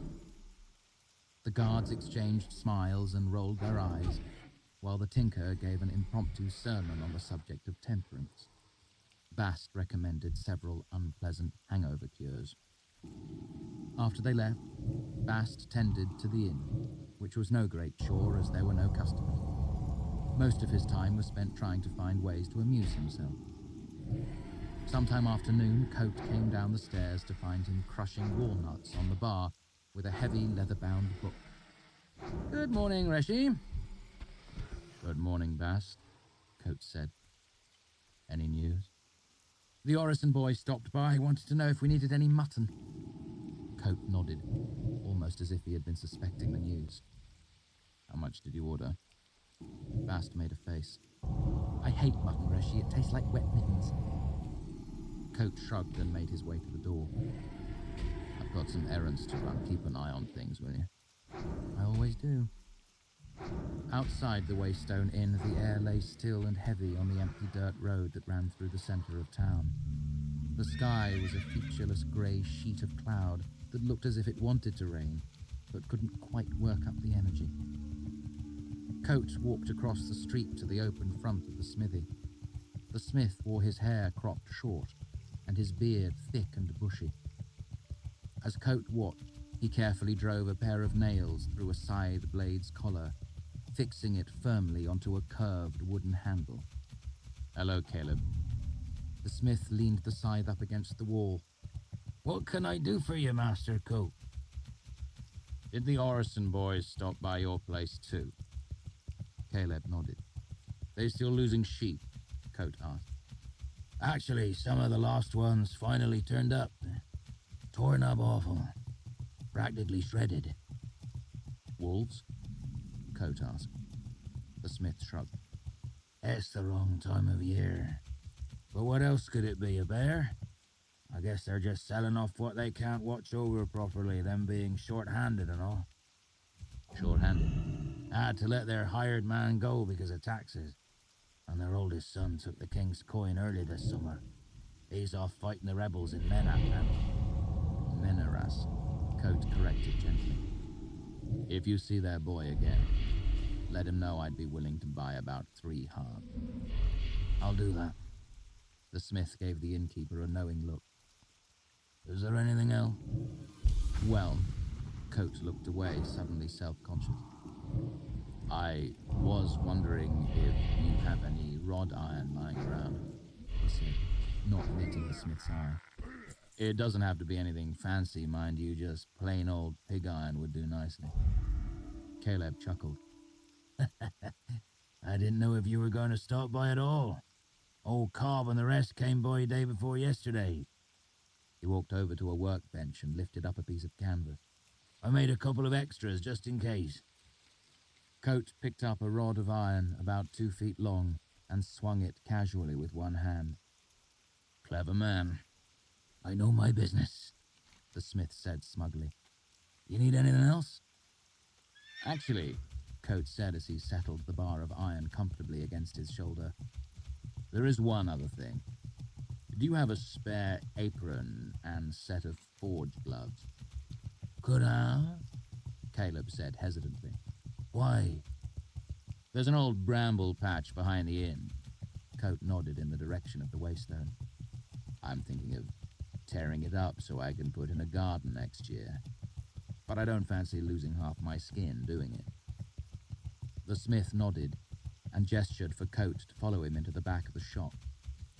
I've got my old set, he said as he dug out a pair of heavy gloves and a stiff leather apron. Both were charred dark in places and stained with grease. They're not pretty, but they'll keep the worst of it off you, I suppose. What are they worth to you? Coate asked, reaching for his purse.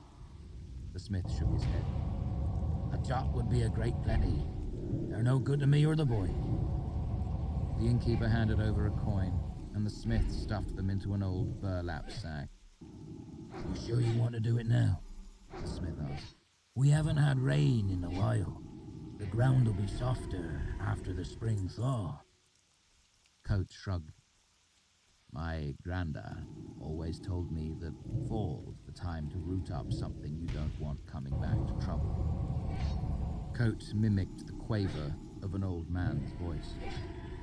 Things are too full of life in the spring months. In the summer, they're too strong and won't let go. Autumn.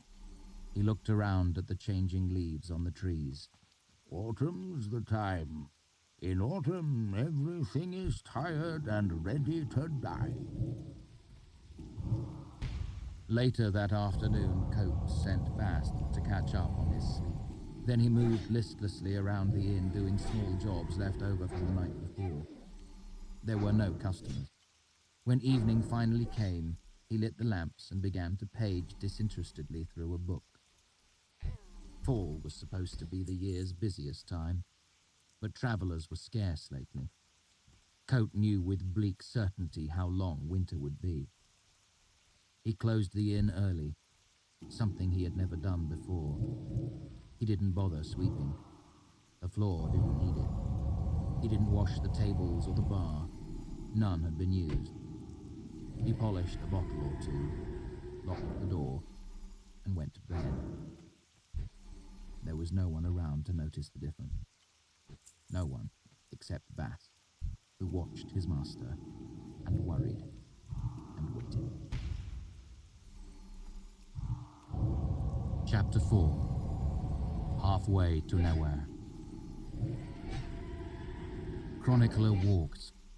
Yesterday he had limped, but today there was no part of his feet that didn't hurt, so limping did no good. He had searched for horses in Abbotsford and Ranish, offering outrageous prices for even the most broken-down animals. But in small towns like these, people didn't have horses to spare, especially not with harvest fast approaching. Despite a hard day's walking, he was still on the road when night fell, making the rutted dirt road a stumbling ground of half-seen shapes. After 2 hours of fumbling through the dark, Chronicler saw light flickering through the trees and abandoned any thought of making it to Nowhere that night, deciding a farmstead's hospitality would be welcome enough. He left the road, blundering through the trees toward the light, but the fire was farther away than he had thought, and larger. It wasn't lamplight from a house or even sparks from a campfire. It was a bonfire, roaring in the ruins of an old house, little more than 2 crumbling stone walls. Huddled into the corner those 2 walls made was a man. He wore a heavy hooded cloak, bundled up as if it were full winter and not a mild autumn evening. Chronicler's hopes rose at the sight of a small cook fire with a pot hanging over it. But as he came close, he caught a foul scent mingling with the wood smoke. It reeked of burning hair and rotting flowers. Chronicler quickly decided that whatever the man was cooking in the iron pot, he wanted none of it. Still, even a place next to a fire was better than curling up by the side of the road. Chronicler stepped into the circle of firelight. "I saw your He stopped, as the figure sprang quickly to its feet, a sword held with both hands. No, not a sword, a long, dark cudgel of some sort, too regularly shaped to be a piece of firewood. Chronicler stopped dead in his tracks. "I was just looking for a place to sleep," he said quickly, his hand unconsciously clutching at the circle of iron that hung around his neck. "I don't want any trouble. I'll leave you to your dinner." He took a step backward. The figure relaxed, and the cudgel dropped to grate metallically against a stone. "Charred body of God, what are you doing out here at this time of night?" "I was headed to nowhere and saw your fire." "You just followed a strange fire into the woods at night?" The hooded figure shook his head. "You might as well come here." He motioned Chronicler closer, and the scribe saw he was wearing thick leather gloves. "Tell who anyway? Have you had bad luck your whole life, or have you been saving it all up for tonight?" "I don't know who you're waiting for," Chronicler said, taking a step backwards, "but I'm sure you'd rather do it alone." "Shut up and listen," the man said sharply. "I don't know how much time we have." He looked down and rubbed at his face. "God, I never know how much to tell you people. If you don't believe me, you'll think I'm crazy. If you do believe me, you'll panic and be worse than useless." Looking back up, he saw Chronicler hadn't moved. "Get over here, damn you. If you go back out there, you're as good as dead." Chronicler glanced over his shoulder into the dark of the forest. "Why? What's out there?" The man gave a short, bitter laugh and shook his head in exasperation. Honestly." He ran his hand absent-mindedly through his hair, brushing his hood back in the process. In the firelight, his hair was impossibly red, his eyes a shocking, vibrant green. He looked at Chronicler, sizing him up. "Demons," he said. "Demons. In the shape of big, black spiders." Chronicler relaxed. "There's no such thing as demons." From his tone, it was obvious he'd said the same thing many, many times before. The red-haired man gave an incredulous laugh. "Well, I guess we can all go home then." He flashed a manic grin at Chronicler. "Listen, I'm guessing you're an educated man. I respect that, and for the most part, you're right." His expression went serious. "But here and now, tonight, you're wrong. Wrong as wrong can be. You don't want to be on that side of the fire when you figure that out." The flat certainty in the man's voice sent a chill down Chronicler's back. Feeling more than slightly foolish, he stepped delicately around to the other side of the bonfire. The man sized him up quickly. "I don't suppose you have any weapons?" Chronicler shook his head. "It doesn't really matter. A sword wouldn't do you much good." He handed Chronicler a heavy piece of firewood. "You probably won't be able to hit one, but it's worth a try. They're fast. If one of them gets on you, just fall down. Try to land on it. Crush it with your body. Roll on it. If you get hold of one, throw it into the fire." He drew the hood back over his head, speaking quickly. "If you have any extra clothes, put them on. If you have a blanket you could wrap." He stopped suddenly and looked out across the circle of firelight. "Get your back against the wall," he said abruptly, bringing his iron cudgel up with both hands. Chronicler looked past the bonfire. Something dark was moving in the trees. They came into the light, moving low across the ground. Black shapes, many-legged and large as cartwheels.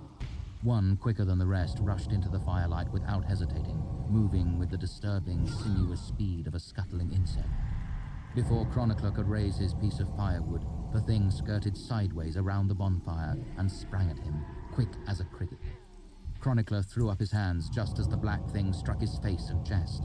Its cold, hard legs scrabbled for a hold, and he felt bright stripes of pain across the backs of his arm.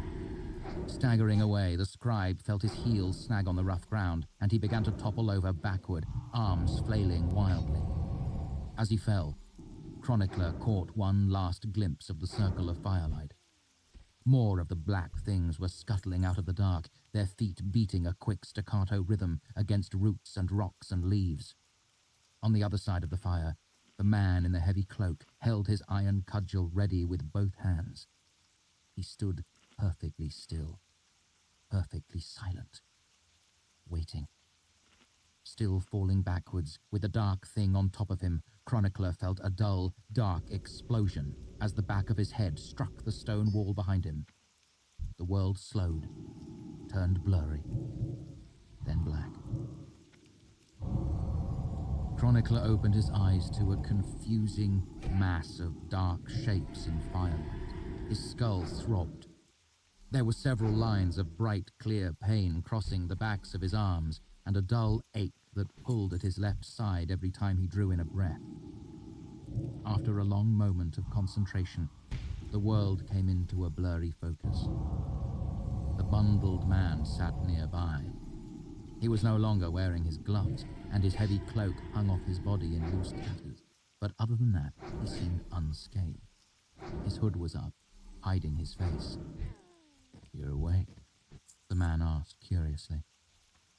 "That's good. You can never be sure with a head wound." The hood tilted a bit.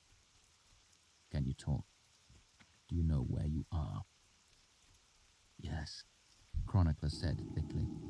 It seemed to take far too much effort to make a single word. "Even better. Now third time pays for all. Do you think you can stand up and lend me a hand? We need to burn and bury the body." Chronicler moved his head a bit and felt suddenly dizzy and nauseous. "What happened?" "I might have broken a couple of your ribs," the man said. "One of them was all over you. I didn't have a lot of options." He shrugged. "I'm sorry, or whatever that's worth. I've already stitched up the cuts on your arm. They should heal up nicely." "They're gone?" The hood nodded once. "The Scrael don't retreat. They're like wasps from a hive. They keep attacking until they die." A horrified look spread over Chronicler's face. "There's a hive of these things?" "Dear God, no. There were just these 5, still. We have to burn and bury them just to be sure. I already cut the wood we'll need, ash and rowan." Chronicler gave a laugh that sounded slightly hysterical. "Just like the children's song. Let me tell you what to do. Dig a pit that's 10x2, ash and elm and rowan too." "Yes, indeed," the bundled man said dryly. "You'd be surprised at the sorts of things hidden away in children's songs. But while I don't think we need to dig the entire 10 feet down, I wouldn't refuse a little help." He trailed off meaningfully. Chronicler moved one hand to feel the back of his head gingerly, then looked at his fingers, surprised that they weren't covered in blood. "I think I'm fine," he said as he cautiously levered himself up onto one elbow, and from there into a sitting position. "Is there any—" His eyes flickered and he went limp, falling bonelessly backwards. His head struck the ground, bounced once, and came to rest tilted slightly to one side. Coat sat patiently for a few long moments, watching the unconscious man. When there was no movement other than the chest slowly rising and falling, he came stiffly to his feet and knelt at Chronicler's side. Coat lifted one eyelid, then the other, and grunted at what he saw, not seeming particularly surprised. "I don't suppose there's any chance of you waking up again?" he asked without much hope in his voice. He tapped Chronicler's pale cheek lightly. "No chance at—" A drop of blood spotted Chronicler's forehead, followed quickly by another. Coat straightened up so that he was no longer leaning over the unconscious man and wiped the blood away as best he could, which wasn't very well, as his hands were covered in blood themselves. "Sorry," he said absently. He gave a deep sigh and pushed back his hood. His red hair was matted down against his head, and half his face was smeared with drying blood. Slowly he began to peel away the tattered remains of his cloak. Underneath was a leather blacksmith's apron, wildly scored with cuts. He removed that as well, revealing a plain grey shirt of homespun. Both his shoulders and his left arm were dark and wet, with blood.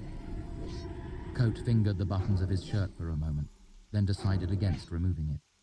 Climbing gingerly to his feet, he picked up the spade and slowly, painfully, began to dig. Chapter 5. Notes. It was well past midnight by the time Coat made it back to Noir, with Chronicler's limp body slung across his lacerated shoulders. The town's houses and shops were dark and silent, but the Waystone Inn was full of light. Bast stood in the doorway, practically dancing with irritation. When he spotted the approaching figure, he rushed down the street, waving a piece of paper angrily. "A note! You sneak out and leave me a note!" he hissed angrily. "What am I, some dockside whore?" Coat turned around and shrugged Chronicler's limp body into Bast's arms. "I knew you would just argue with me, Bast." Bast held Chronicler easily in front of him. "It wasn't even a good note. If you are reading this, I am probably dead. What sort of note is that?" "You weren't supposed to find it till morning," Coat said tiredly as they began to walk down the street to the inn. Bast looked down at the man he was carrying as if noticing him for the first time. "Who is this?" He shook him a little, eyeing him curiously before slinging him easily over one shoulder like a burlap sack. "Some unlucky sod who happened to be on the road at the wrong time," Coat said dismissively. "Don't shake him too much. His head might be on a little loose." "What the hell did you sneak off for anyway?" Bast demanded as they entered the inn. "If you're going to leave a note, it should at least tell me what—" Bast's eyes widened as he saw Coat in the light of the inn, pale and streaked with blood and dirt. "You can go ahead and worry if you want," Coat said dryly. "It's every bit as bad as it looks." "You went out hunting for them, didn't you?" Bast hissed. Then his eyes widened. "No. You kept a piece of the one Carter killed. I can't believe you. You lied to me. To me!" Coat sighed as he trudged up the stairs. Are you upset by the lie or the fact that you didn't catch me at it? He asked as he began to climb. Bast spluttered. "I'm upset that you thought you couldn't trust me." They let their conversation lapse as they opened one of the many empty rooms on the second floor, undressed Chronicler, and tucked him snugly into bed. Coat left the man's satchel and travel sack on the floor nearby.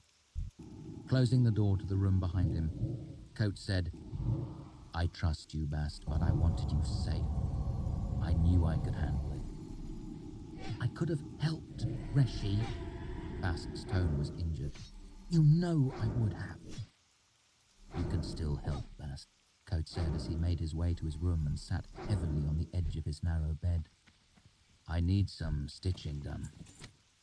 He began to unbutton his shirt. "I could do it myself, but the tops of my shoulders and my back are hard to reach."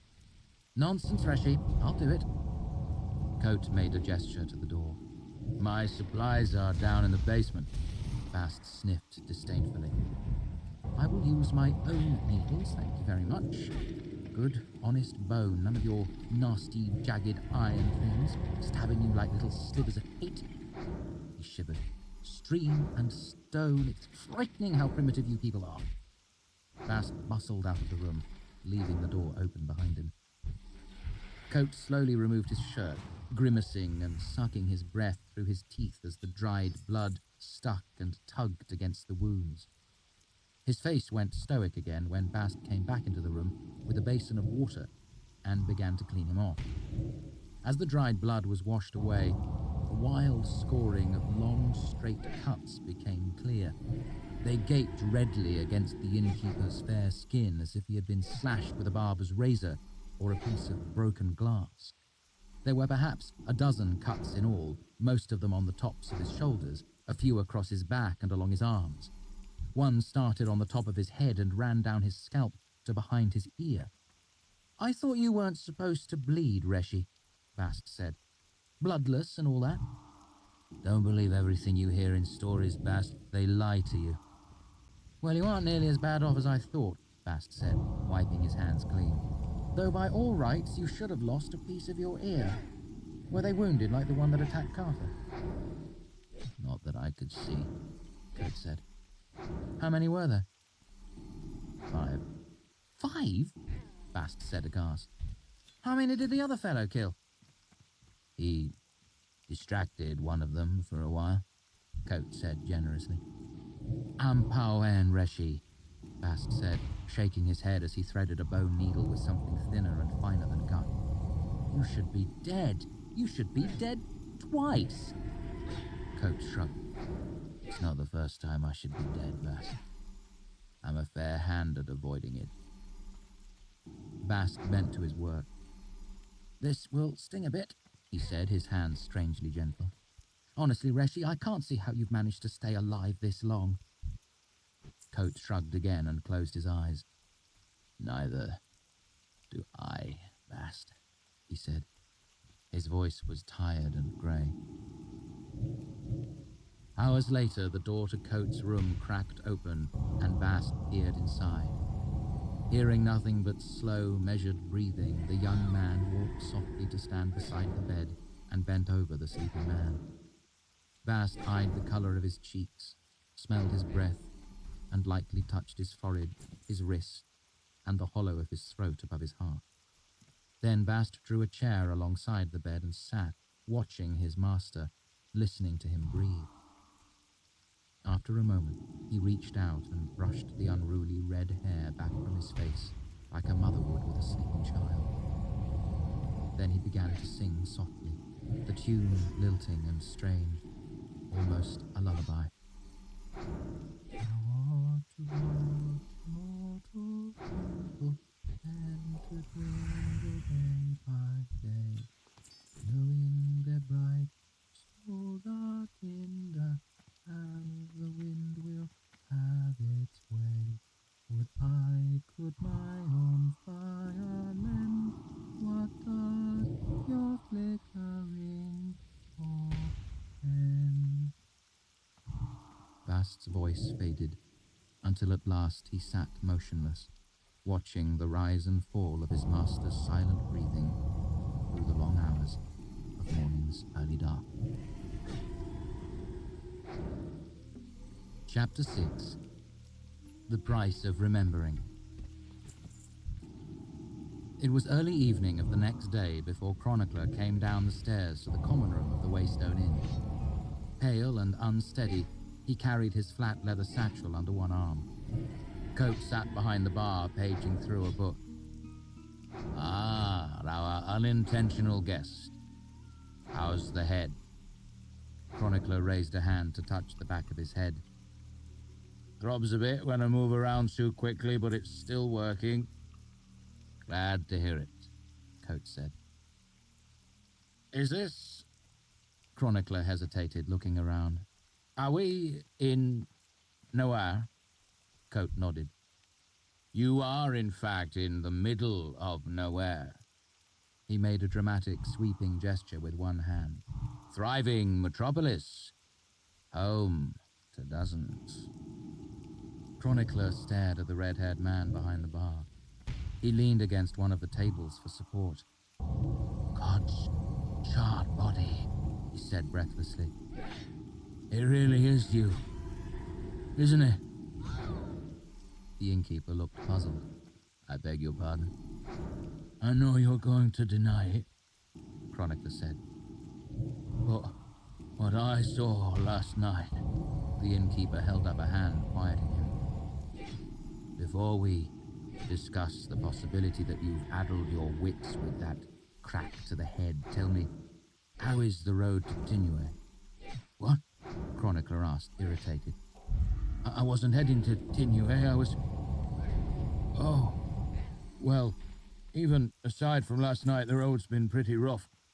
I was robbed off by Abbott's Ford, and I've been on foot ever since." But it was all worth it since you're actually here. The scribe glanced at the sword hanging over the bar and drew a deep breath, his expression becoming vaguely anxious.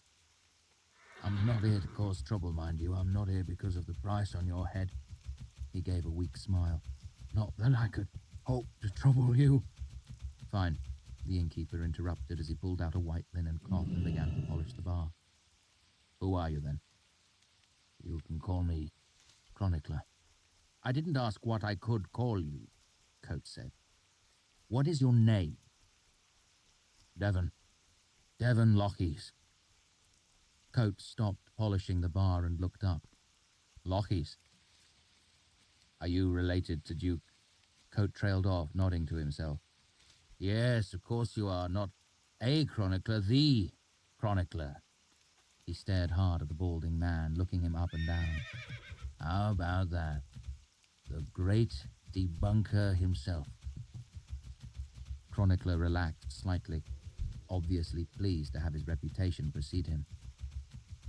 I wasn't trying to be difficult before. I haven't thought of myself as Devon in years. I left that name behind me long ago. He gave the innkeeper a significant look. I expect you know something of that yourself. Coate ignored the unspoken question. I read your book years ago, The Mating Habits of the Common Dracus. Quite the eye-opener for a young man with his head full of stories. Looking down, he began moving the white cloth along the grain of the bar again. I'll admit I was disappointed to learn that dragons didn't exist. That's a hard lesson for a boy to learn. Chronicler smiled. Honestly, I was a little disappointed myself. I went looking for a legend and found a lizard. A fascinating lizard, but a lizard just the same. And now, you're here, Coate said. Have you come to prove that I don't exist? Chronicler laughed nervously. No. You see, we heard a rumor. We? Coate interrupted. I've been traveling with an old friend of yours, Scarpy. Taken you under his wing, has he? Coate said to himself. How about that? Scarpy's apprentice. More of a colleague, really. Coate nodded, still expressionless. I might have guessed he would be the first to find me. Rumor mongers, both of you. Chronicler's smile grew sour, and he swallowed the first words that came to his lips.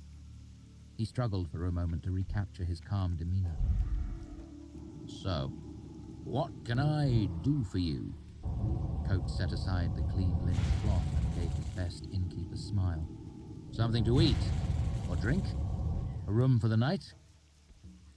Chronicler hesitated. I have it all right here. Coate gestured expansively behind the bar. Old wine, smooth and pale, honey mead, dark ale, sweet fruit liquor, plum, cherry, green apple, blackberry. Coate pointed out the bottles in turn. Come now. Surely you must want something. As he spoke, his smile widened, showing too many teeth for a friendly innkeeper's grin. At the same time, his eyes grew cold and hard and angry. Chronicler dropped his gaze. I thought that... You thought? Coate said derisively, dropping all pretense of a smile. I very much doubt it, otherwise you might have thought, he bit off the word, of how much danger you were putting me in by coming here. Chronicler's face grew red. I'd heard that Kvothe was fearless, he said hotly. The innkeeper shrugged. Only priests and fools are fearless, and I've never been on the best of terms with God. Chronicler frowned, aware that he was being baited. Listen, he continued calmly. I was extraordinarily careful. No one except Scarby knew I was coming. I didn't mention you to anyone. I didn't expect to actually find you. Imagine my relief, Coate said sarcastically. Obviously disheartened, Chronicler spoke. I'll be the first to admit that my coming here may have been a mistake. He paused, giving Coate the opportunity to contradict him. Coate didn't. Chronicler gave a small, tight sigh and continued. But what's done is done. Won't you even consider? Coach shook his head.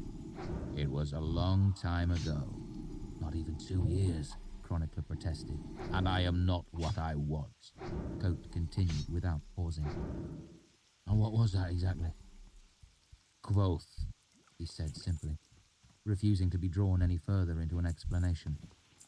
Now I am Coat. I tend to my inn. That means beer is 3 shims and a private room costs copper. He began polishing the bar again with a fierce intensity. As you said, done is done. The stories will take care of themselves. But, Coat looked up, and for a second Chronicler saw past the anger that lay glittering on the surface of his eyes. For a moment, he saw the pain underneath, raw and bloody like a wound too deep for healing. Then Coat looked away, and only the anger remained. What could you possibly offer me that is worth the price of remembering? Everyone thinks you're dead. You don't get it, do you? Coat shook his head, stuck between amusement and exasperation. That's the whole point. People don't look for you when you're dead. Old enemies don't try to settle scores. People don't come asking you for stories, he said acidly. Chronicler refused to back down. Other people say you're a myth. I am a myth, Coat said easily, making an extravagant gesture. A very special kind of myth that creates itself. The best lies about me are the ones I told. They say you never existed, Chronicler corrected gently. Coat shrugged nonchalantly, his smile fading an imperceptible amount. Sensing weakness, Chronicler continued, Some stories paint you as little more than a red-handed killer. I'm that too. Coat turned to polish the counter behind the bar. He shrugged again, not as easily as before. I've killed men and things that were more than men. Every one of them deserved it. Chronicler shook his head slowly. The stories are saying, assassin, not hero. Quoth the arcane and quoth king killer are 2 very different men. Coat stopped polishing the bar and turned his back to the room. He nodded once without looking up. Some are even saying that there is a new Chandrian, a fresh terror in the night, his hair as red as the blood he spills. The important people know the difference, Coat said as if he were trying to convince himself, but his voice was weary and despairing without conviction. Chronicler gave a small laugh. Certainly, for now. But you of all people should realize how thin the line is between the truth and a compelling lie, between history and an entertaining story. Chronicler gave his words a minute to sink in. You know which will win, given time. Coat remained facing the back wall, hands flat on the counter. His head was bowed slightly as if a great weight had settled onto him. He did not speak. Chronicler took an eager step forward, sensing victory. Some people say there was a woman. What do they know? Coat's voice cut like a saw through bone. What do they know about what happened? He spoke so softly that Chronicler had to hold his breath to hear. They say she... Chronicler's words stuck in his suddenly dry throat as the room grew unnaturally quiet. Coat stood with his back to the room, a stillness in his body and a terrible silence clenched between his teeth. His right hand, tangled in a clean white cloth, made a slow fist. 8 inches away, a bottle shattered. The smell of strawberries filled the air alongside the sound of splintering glass. A small noise inside, so great a stillness, but it was enough to break the silence to small, sharp slivers. Chronicler felt himself go cold as he suddenly realized what a dangerous game he was playing. So this is the difference between telling a story and being in one, he thought numbly. The fear. Coat turned. What can any of them know about her? He asked softly. Chronicler's breath stopped when he saw Coat's face. The placid innkeeper's expression was like a shattered mask. Underneath, Coat's expression was haunted, eyes half in this world, half elsewhere, remembering. Chronicler found himself thinking of a story he had heard, one of the many. The story told of how Quoth had gone looking for his heart's desire. He had to trick a demon to get it, but once it rested in his hand, he was forced to fight an angel to keep it. I believe it, Chronicler found himself thinking. Before it was just a story, but now I can believe it. This is the face of a man who has killed an angel. What can any of them know about me? Coat demanded, a numb anger in his voice. What can they know about any of this? He made a short, fierce gesture that seemed to take in everything, the broken bottle, the bar, the world. Chronicler swallowed against the dryness in his throat. Only what they're told. Tap, tap, tap, tap. Liquor from the broken bottle began to patter an irregular rhythm onto the floor. Coat sighed out a long breath. Tap, tap, tap, tap, tap. Clever. You'd use my own best trick against me. You'd hold my story a hostage. I would tell the truth. Nothing but the truth could break me. What is harder than the truth? A sickly, mocking smile flickered across his face. For a long moment, only the gentle tapping of drops against the floor kept the silence at bay. Finally, Coat walked through the doorway behind the bar.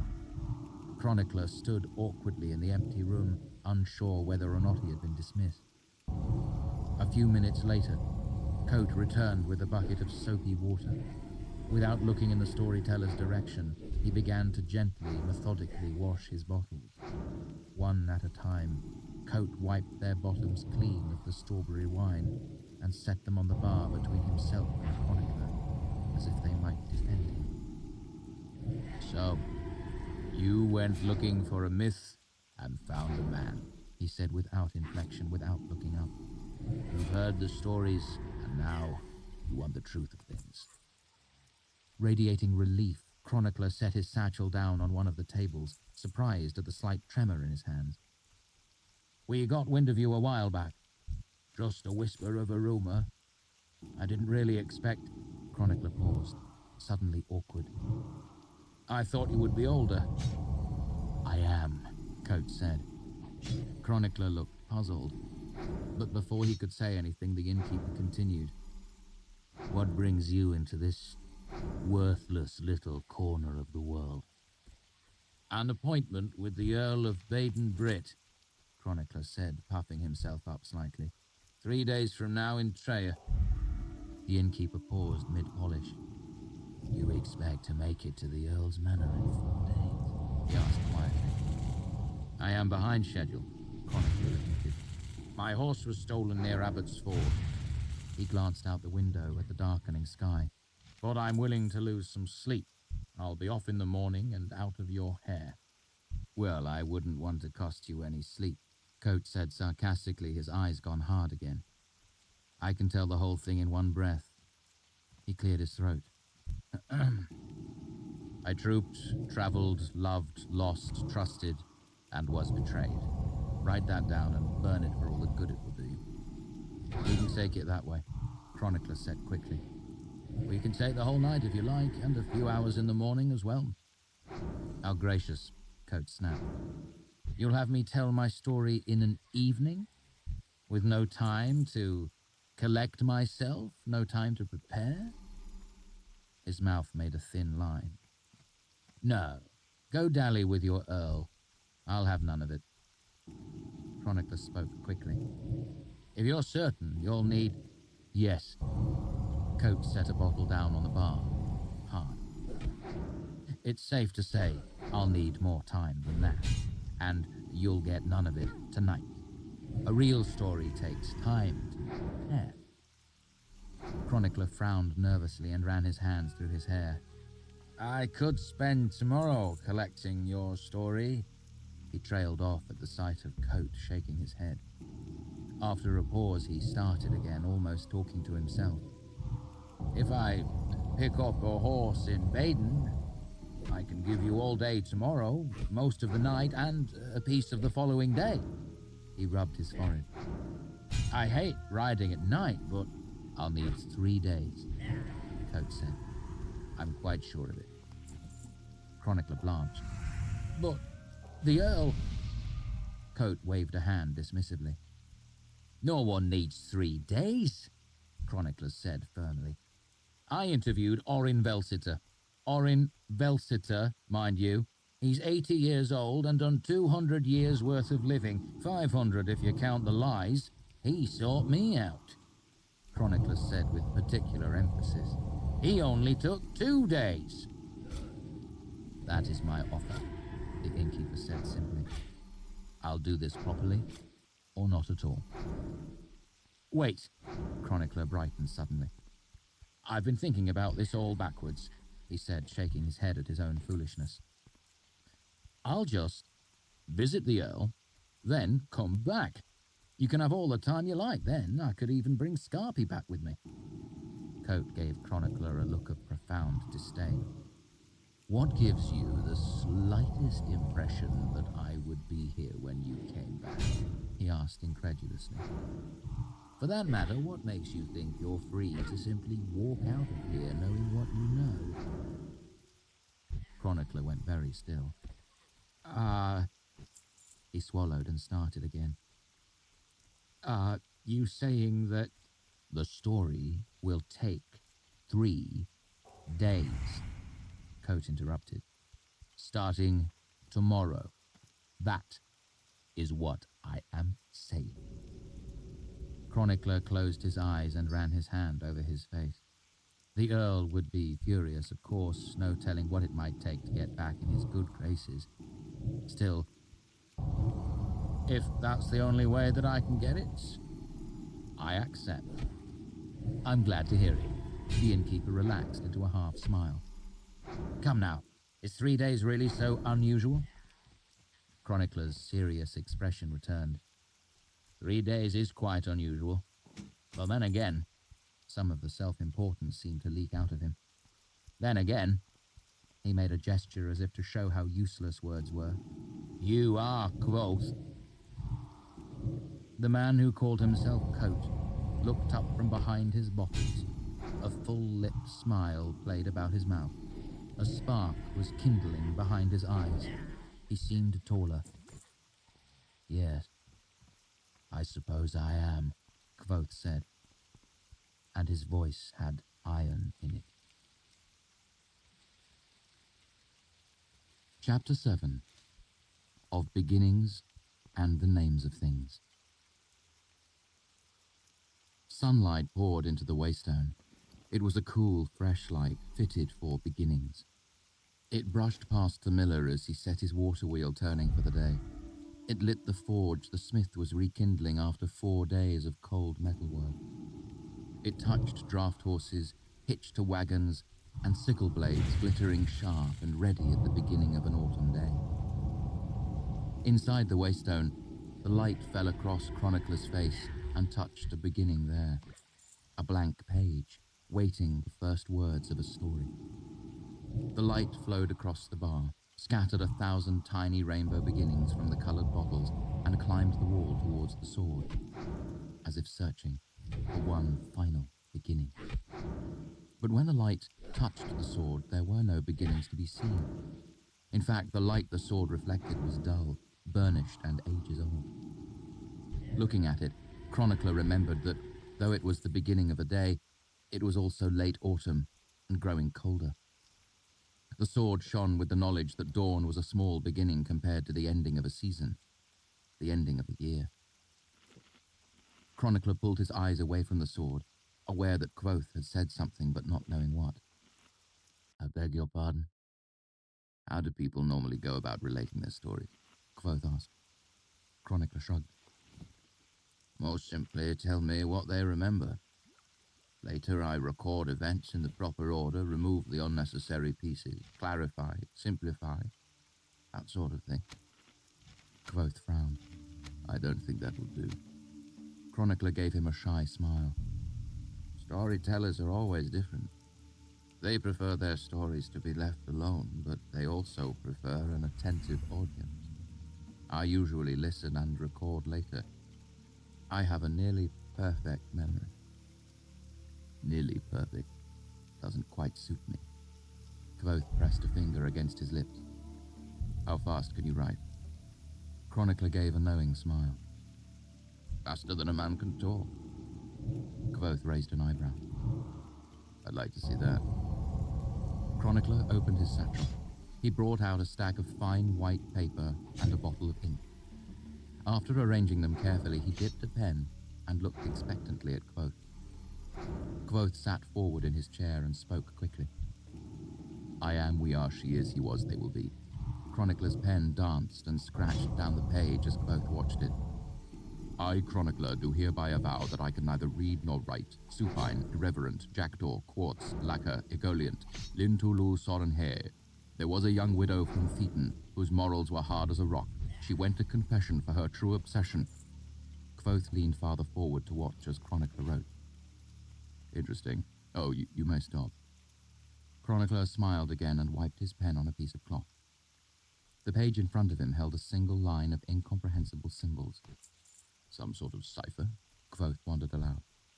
Very neatly done, too. I'll bet you don't spoil many pages. He turned the sheet to look at the writing more carefully. I never spoil pages, Chronicler said haughtily. Kvoth nodded without looking up. What does egoliant mean? Chronicler asked. Oh, nothing. I made it up. I wanted to see if an unfamiliar word would slow you down. He stretched and pulled his chair closer to Chronicler's. As soon as you show me how to read this, we can begin. Chronicler looked doubtful. It's a very complex. Seeing Kvoth frown, he sighed. I'll try. Chronicler drew a deep breath and began to write a line of symbols as he spoke. There are around 50 different sounds we use to speak. I've given each of them a symbol consisting of 1 or 2 pen strokes. It's all sound. I could conceivably transcribe a language I don't even understand. He pointed. These are different vowel sounds. All vertical lines, Kvoth said, looking intently at the page. Chronicler paused, thrown off his stride. Well, yes. Consonants would be horizontal then, and they would combine like this. Taking the pen, Kvoth made a few marks of his own on the page. Clever. You'd never need more than 2 or 3 for a word. Chronicler watched Kvoth quietly. Kvoth didn't notice his attention on the paper. If this is am, then these must be the ah sounds. He motioned to a group of characters Chronicler had penned. Ah, I, ow. That would make these the o's. Kvoth nodded to himself and pressed the pen back into Chronicler's hand. Show me the consonants. Chronicler penned them down numbly, reciting the sounds as he wrote. After a moment, Kvoth took the pen and completed the list himself, asking the dumbfounded Chronicler to correct him if he made a mistake. Chronicler watched and listened as Kvoth completed the list. From beginning to end, the whole process took about 15 minutes. He made no mistakes. Wonderfully efficient system, Kvoth said appreciatively. Very logical.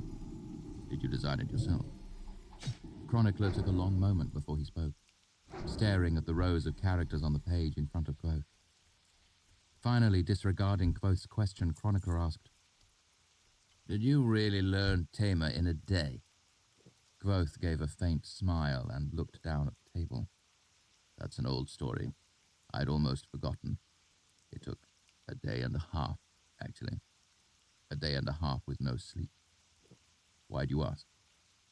I heard about it at the university. I never really believed it.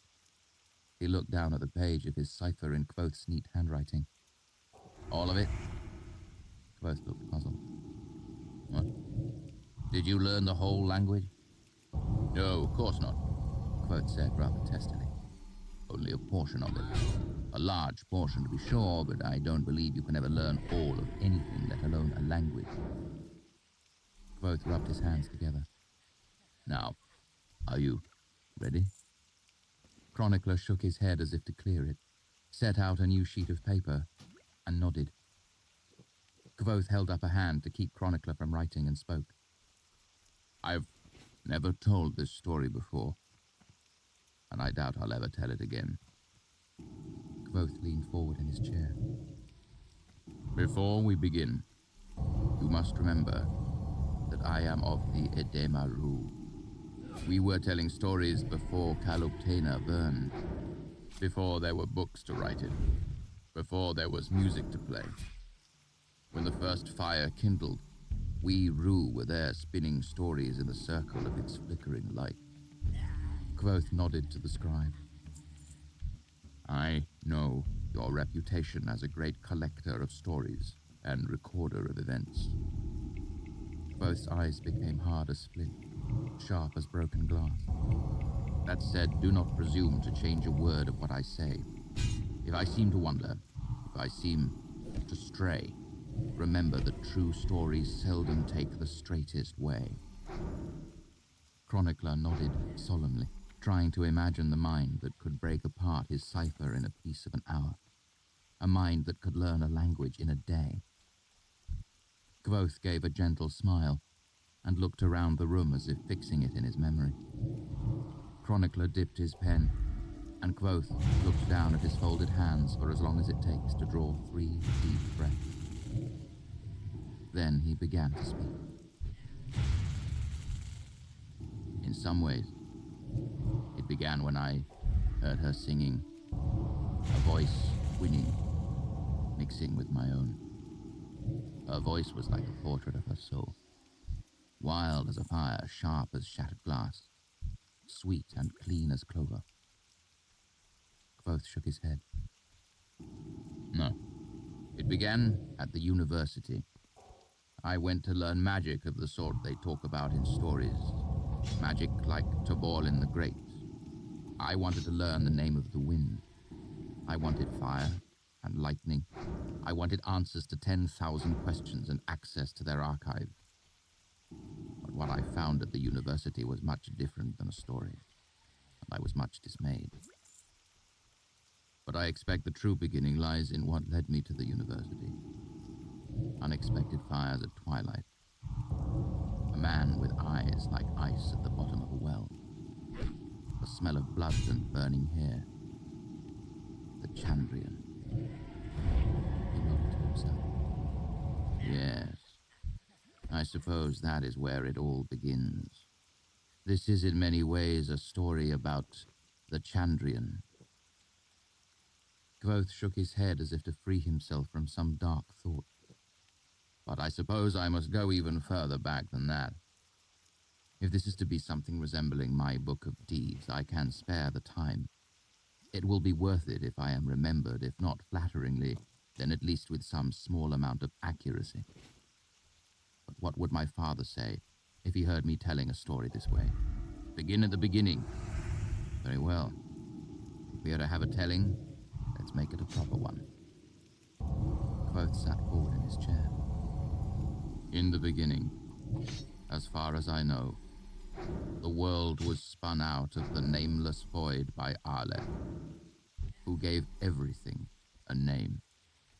Or, depending on the version of the tale, found the names all things already possessed. Chronicler let slip a small laugh, though he did not look up from his page or pause in his writing. Kvothe continued smiling himself. I see you laugh. Very well. For simplicity's sake, let us assume I am the center of creation. In doing this, let us pass over innumerable boring stories, the rise and fall of empires, sagas of heroism, ballads of tragic love. Let us hurry forward to the only tale of any real importance. His smile broadened. Mine. My name is Kvothe, pronounced nearly the same as quote. Names are important, as they tell you a great deal about a person. I've had more names than anyone has a right to. The Ardem called me Medre, which, depending on how it's spoken, can mean the flame, the thunder, or the broken tree. The flame is obvious if you've ever seen me. I have red hair, bright. If I had been born a couple of 100 years ago, I would probably have been burned as a demon. I keep it short, but it's unruly. When left to its own devices, it sticks up and makes me look as if I have been set afire. The thunder I attribute to a strong baritone and a great deal of stage training at an early age. I've never thought of the broken tree as very significant, although in retrospect I suppose it could be considered at least partially prophetic. My first mentor called me Elir because I was clever, and I knew it. My first real lover called me Dulator because she liked the sound of it. I have been called Shadika, Lightfinger, and Six-String. I have been called Kvothe the Bloodless, Kvothe the Arcane, and Kvothe Kingkiller. I have earned those names, bought and paid for them. But I was brought up as Kvothe. My father once told me it meant to know. I have of course been called many other things, most of them uncouth, although very few were unearned. I have stolen princesses back from sleeping barrow kings. I burned down the town of Trebon. I have spent the night with Felurian and left with both my sanity and my life.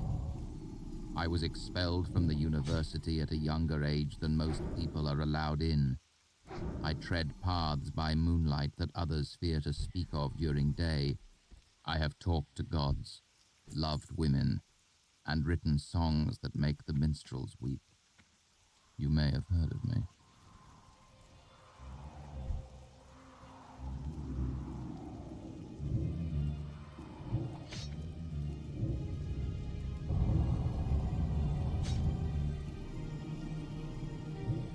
Chapter 8.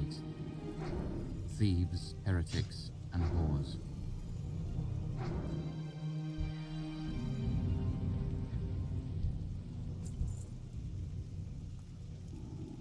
If this story is to be something resembling my book of deeds, we must begin at the beginning, at the heart of who I truly am. To do this, you must remember that before I was anything else, I was one of the Edemaru. Contrary to popular belief, not all traveling performers are of the Rue. My troupe was not some poor batch of mummers japing at crossroads for pennies singing for our suppers. We were court performers, Lord Greyfellow's men. Our arrival in most towns was more of an event than the midwinter pageantry and solenade games rolled together. There were usually at least 8 wagons in our troupe and well over 24 performers.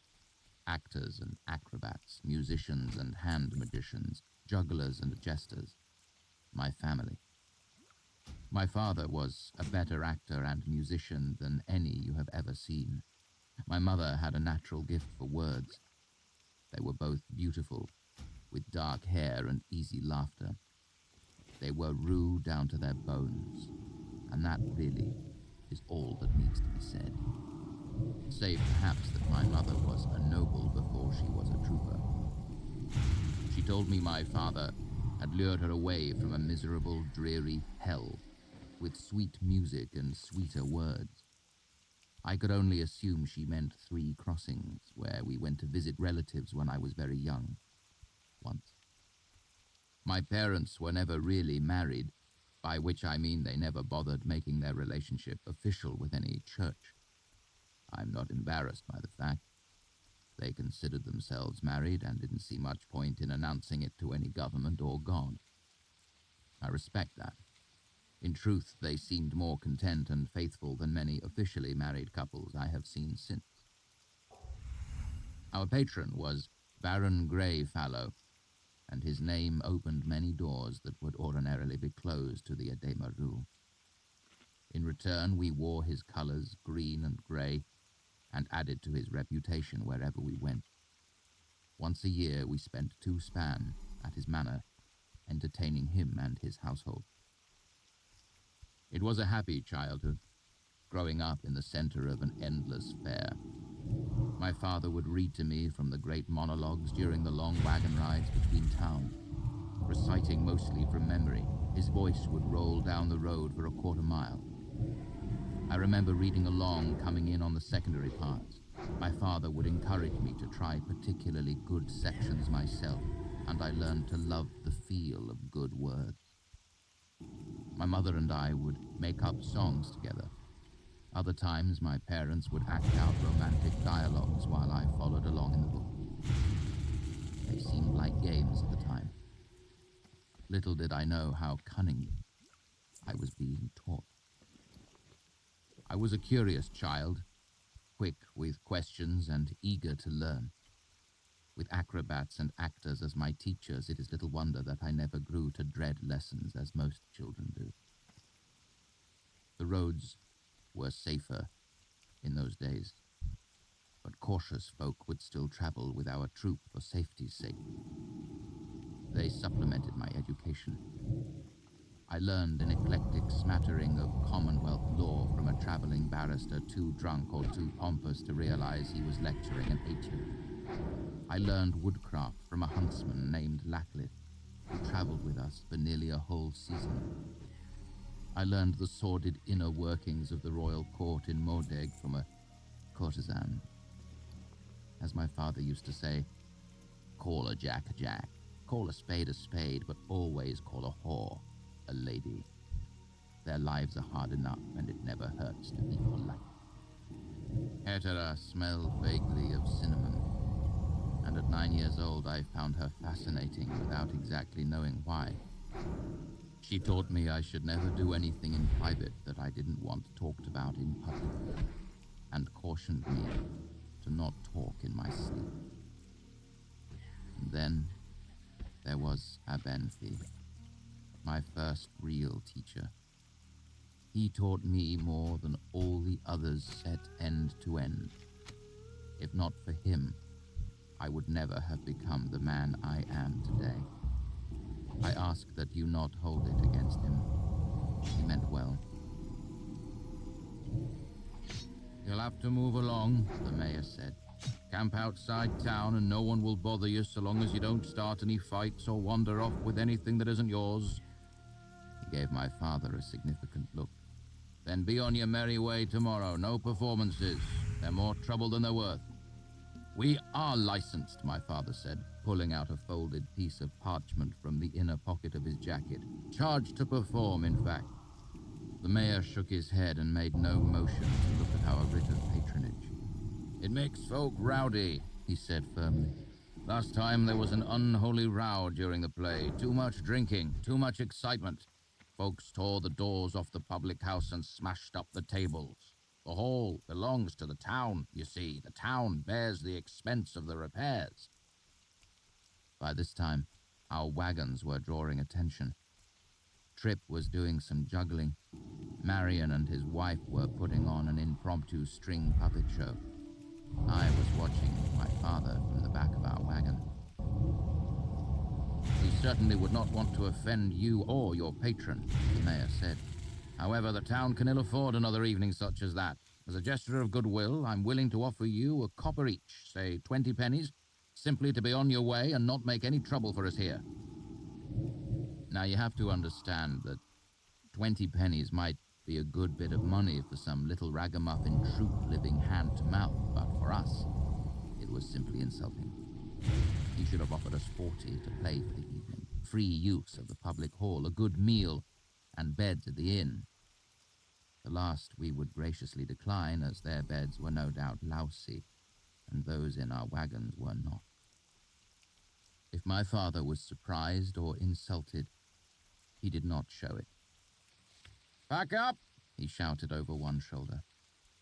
Trip tucked his juggling stones into various pockets without so much as a flourish. There was a disappointed chorus from several dozen townsfolk as the puppets stopped mid-jape and were packed away. The mayor looked relieved, brought out his purse and pulled out 2 silver pennies. I'll be sure to tell the Baron of your generosity, my father said carefully as the mayor laid the pennies into his hand. The mayor froze mid-motion. Baron?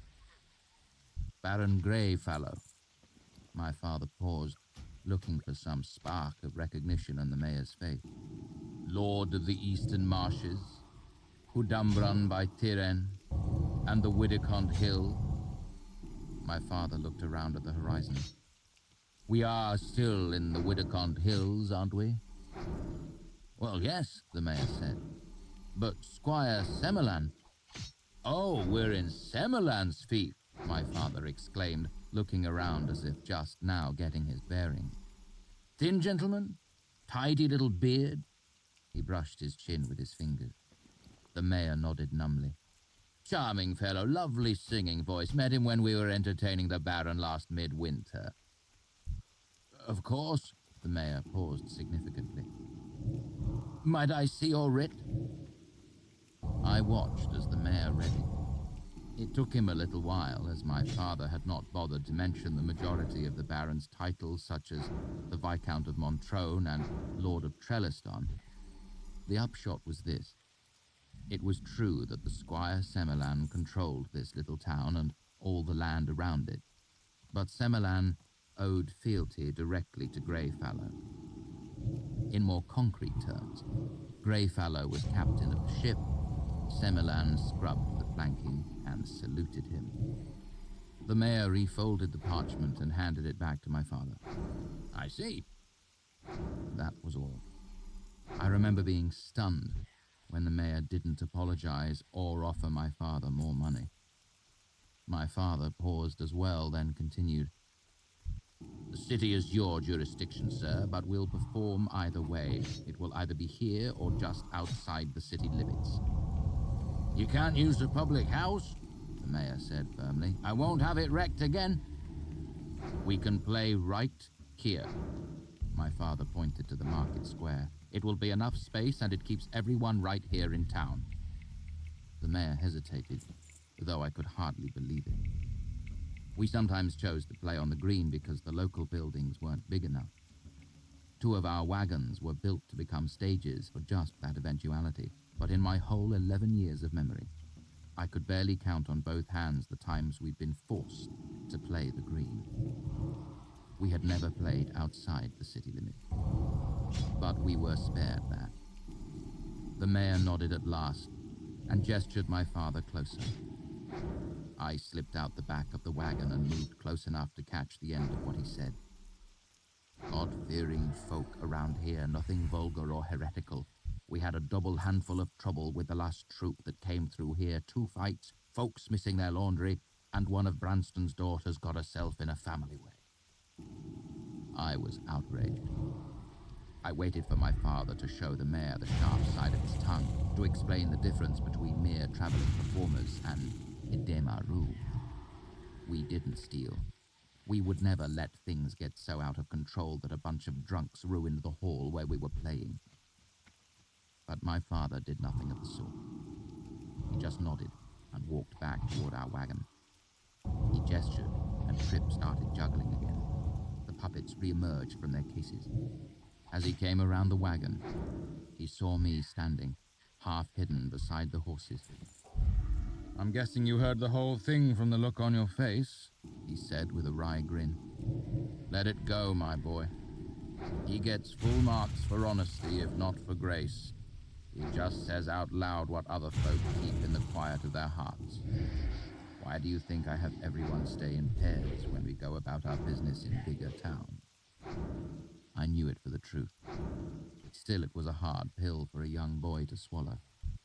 20 pennies, I said scathingly, as if he were offering us charity. That was the hardest part of growing up at Edemaru. We are strangers everywhere. Many folk view us as vagabonds and beggars, while others deem us little more than thieves, heretics, and whores. It's hard to be wrongfully accused, but it's worse when the people looking down on you are clods who have never read a book or traveled more than 20 miles from the place they were born. My father laughed and ruffed my hair.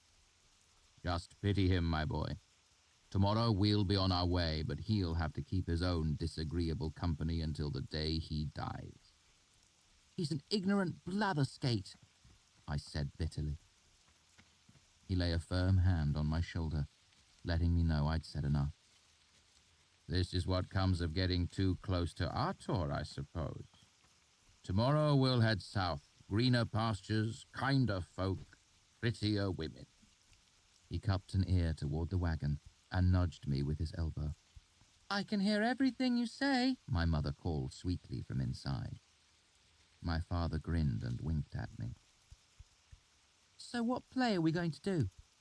I asked my father. Nothing vulgar, mind you. They're God-fearing folk in these parts. He looked at me. What would you pick? I gave it a long moment's thought. I'd play something from the Bright Field cycle, The Forging of the Path or some such. My father made a face. Not a very good play. I shrugged. They won't know the difference. Besides, it's chock full of Telu, and no one will complain about it being vulgar. I looked up at the sky. I just hope it doesn't rain on us halfway through. My father looked up at the clouds. It will. Still, there are worse things than playing in the rain. Like playing in the rain and getting shimmed on the deal? I asked. The mayor hurried up to us, moving at a fast walk. There was a thin sheen of sweat on his forehead, and he was puffing a little bit, as if he'd been running. I talked it over with a few members of the council, and we decided that it would be quite all right for you to use the public house if you would care to. My father's body language was perfect. It was perfectly clear he was offended, but far too polite to say anything. I certainly wouldn't want to put you out. No bother at all. I insist, in fact. Very well, if you insist. The mayor smiled and hurried away. Well, that's a little better, my father sighed. No need to tighten our belts yet. Halfpenny a head, that's right. Anyone without a head gets in free, thank you, sir. Trip was working the door, making sure everyone paid to see the play. Halfpenny a head, though by the rosy glow in your lady's cheeks I should be charging you for a head and a half. Not that it's any of my business, mind you. Trip had the quickest tongue of anyone in the troop, which made him the best man for the job of making sure no one tried to fast talk or bully their way inside. Wearing his green and grey jester's motley, Trip could say just about anything and get away with it.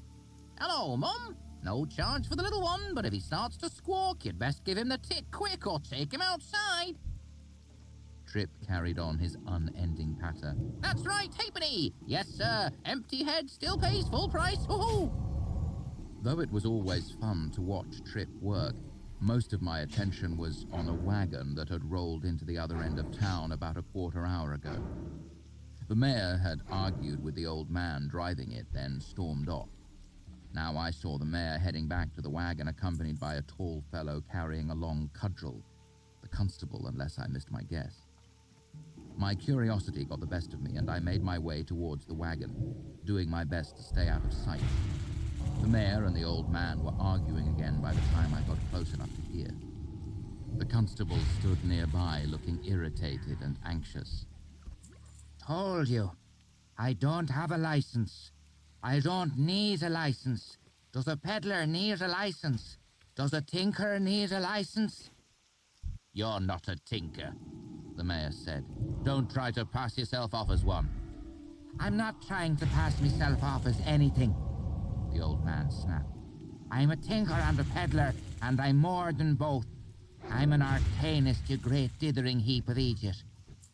My point exactly, the mayor said doggedly. We're God-fearing people in these parts. We don't want any meddling with dark things, better left alone. We don't want the trouble your kind can bring. My kind? The old man said. What do you know about my kind? There probably hasn't been an arcanist through these parts in 50 years. We like it that way. Just turn around and go back the way you came. Like hell if I'm spending a night in the rain because of your thick head, the old man said hotly. I don't need your permission to rent a room or do business in the street. Now get away from me and I'll show you firsthand what sort of trouble my kind can be. Fear flashed across the mayor's face before it was overwhelmed by outrage. He gestured over one shoulder at the constable. Then you'll spend the night in jail for vagrancy and threatening behavior. We'll let you on your way in the morning if you've learned to keep a civil tongue in your head." The constable advanced on the wagon, his cudgel held cautiously at his side. The old man stood his ground and raised one hand. A deep red light welled up from the front corners of his wagon. "That's far enough," he said ominously. "Things could get ugly otherwise." After a moment's surprise, I realized the strange light came from a pair of sympathy lamps the old man had mounted on his wagon. I had seen one before in Lord Greyfallow's library. They were brighter than gaslight, steadier than candles or lamps, and lasted nearly forever. They were also terribly expensive. I was willing to bet that no one in this little town had ever heard of them, let alone seen one. The constable stopped in his tracks when the light began to swell, but when nothing else seemed to happen, he set his jaw and kept walking toward the wagon. The old man's expression grew anxious. "Now hold on a moment," he said as the red light from the wagon started to fade. "We don't want—" "Shut your clipper, you old shitfire," the constable said. He snatched at the arcanist's arm as if he were sticking his hand into an oven. Then, when nothing happened, he smiled and grew more confident.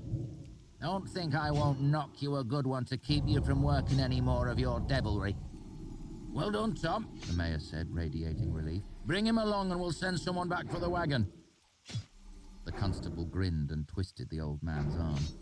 The arcanist bent at the waist and gasped a short, painful breath. From where I hid, I saw the arcanist's face change from anxious to pained to angry all in a second.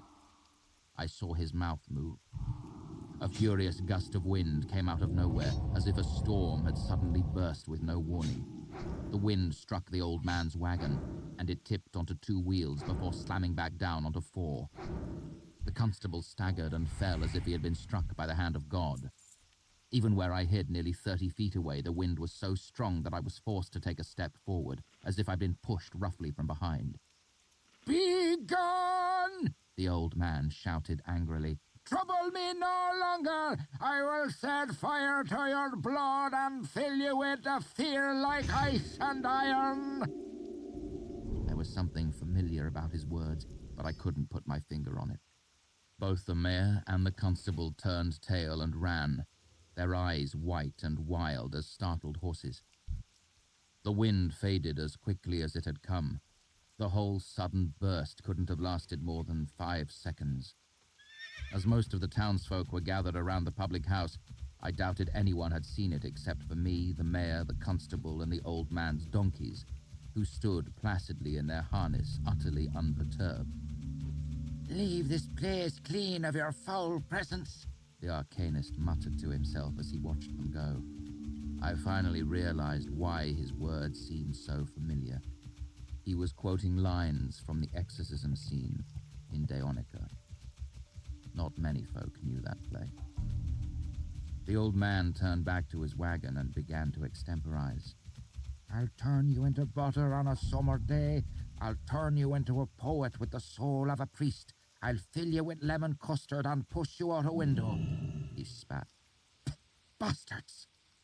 His irritation seemed to leave him, and he heaved a great weary sigh. "Well, that couldn't have gone much worse," the old man muttered as he rubbed at the shoulder of the arm the constable had twisted. "You think they'll come back with a mob behind them?" For a second, I thought the old man was talking to me. Then I realized the truth. He was talking to his donkey. "I don't think so either," he said to them. "but I've been wrong before. Let's stay near the edge of town and have a look at the last of the oats, shall we?" He clambered up into the back of the wagon and came down with a wide bucket and a nearly empty burlap sack. He upended the sack into the bucket and seemed disheartened by the results. He took out a handful for himself before nudging the bucket toward the donkeys with his foot. "Don't give me that look," he said to them. "It's short rations all around, besides you can graze." He petted one donkey while he ate his handful of rough oats, stopping occasionally to spit out a husk. It struck me as very sad, this old man all alone on the road with no one to talk to but his donkeys. It's hard for us at Demaru, but at least we had each other. This man had no one. We've wandered too far from civilization, boys. The folk that need me don't trust me, and the ones that trust me can't afford me. The old man peered into his perch. We've got a penny and a half, so our options are limited. Do we want to be wet tonight or hungry tomorrow? We're not going to do any business, so it will probably be one or the other. I slunk around the edge of the building until I could see what was written on the side of the old man's wagon. It read, Abenthi, Arcanist Extraordinary, Scribe, Dowser, Chemist, Dentist, Rare Goods, all ailments tended, lost items found, anything mended, no horoscopes, no love potions, no malefaction. Abenthi noticed me as soon as I stepped out from behind the building where I'd been hiding. Hello there. Can I help you? You've misspelt ailments, I pointed out. He looked surprised. It's a joke, actually, He explained. I brew a bit. Oh, ale, I said, nodding. I get it. I brought my hand out of my pocket. Can you sell me anything for a penny? He seemed stuck between amusement and curiosity. What are you looking for?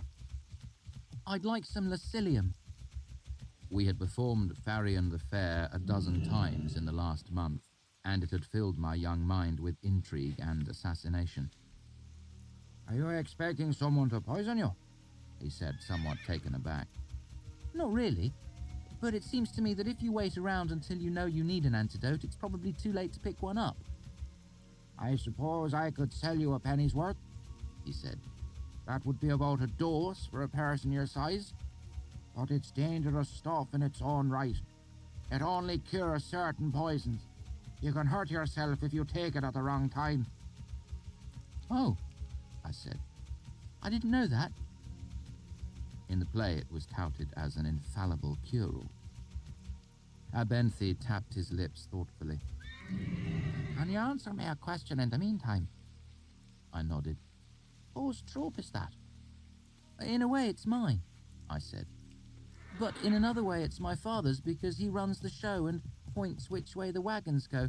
But it's Baron Greyfellow's too because he's our patron. We're Lord Greyfellow's men. The old man gave me an amused look. I've heard of you. Good troop. Good reputation. I nodded, not seeing any point in false modesty. Do you think your father might be interested in taking on any help? He asked. I don't claim to be much of an actor, but I'm handy to have around. I could make you face paint and rouge that aren't all full of lead and mercury and arsenic. I can do lights too, quick, clean and bright, different colours if you want them. I didn't have to think too hard about it. Candles were expensive and vulnerable to drafts. Torches were dirty and dangerous, and everyone in the troop learned the dangers of cosmetics at an early age. It was hard to become an old, seasoned trooper when you painted poison on yourself every third day and ended up raving mad by the time you were 25. I may be overstepping myself a little, I said as I held out my hand for him to shake. But let me be the first to welcome you to the troop. If this is to be a full and honest account of my life and deeds, I feel I should mention that my reasons for inviting Ben into our troop were not entirely altruistic. It's true that quality cosmetics and clean lights were a welcome addition to our troop. It's also true that I'd felt sorry for the old man alone on the road. But underneath it all, I was moved by my curiosity. I had seen Abenthi do something I could not explain, something strange and wonderful. Not his trick with the sympathy lamps, I recognized that for what it was, showmanship, a bluff to impress ignorant townsfolk. What he had done afterwards was different. He called the wind, and the wind came. It was magic, real magic, the sort of magic I'd heard about in stories of Taborlin the Great. The sort of magic I hadn't believed in since I was 6. Now I didn't know what to believe. So I invited him into our troop, hoping to find answers to my questions. Though I didn't know it at the time, I was looking for the name of the wind.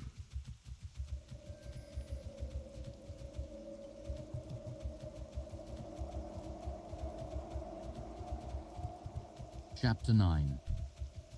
Riding in the wagon with Ben. Abenthi was the first arcanist I ever met.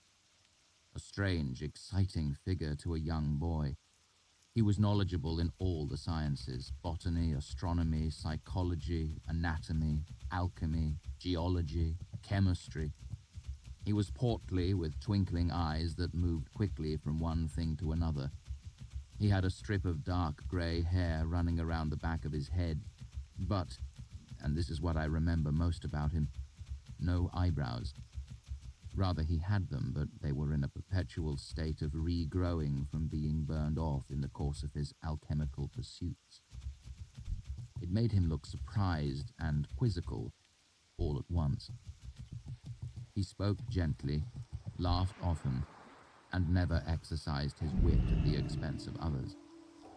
He cursed like a drunken sailor with a broken leg, but only at his donkey. They were called Alpha and Beta, and Abenthi fed them carrots and lumps of sugar when he thought no one was looking. Chemistry was his particular love, and my father said he'd never known a man to run a better still. By his second day in our troop, I was making a habit of riding in his wagon. I would ask him questions and he would answer. Then he would ask for songs and I would pluck them out for him on a lute I borrowed from my father's wagon. He would even sing from time to time. He had a bright, reckless tenor that was always wandering off, looking for notes in the wrong places. More often than not, he stopped and laughed at himself when it happened. He was a good man, and there was no conceit in him.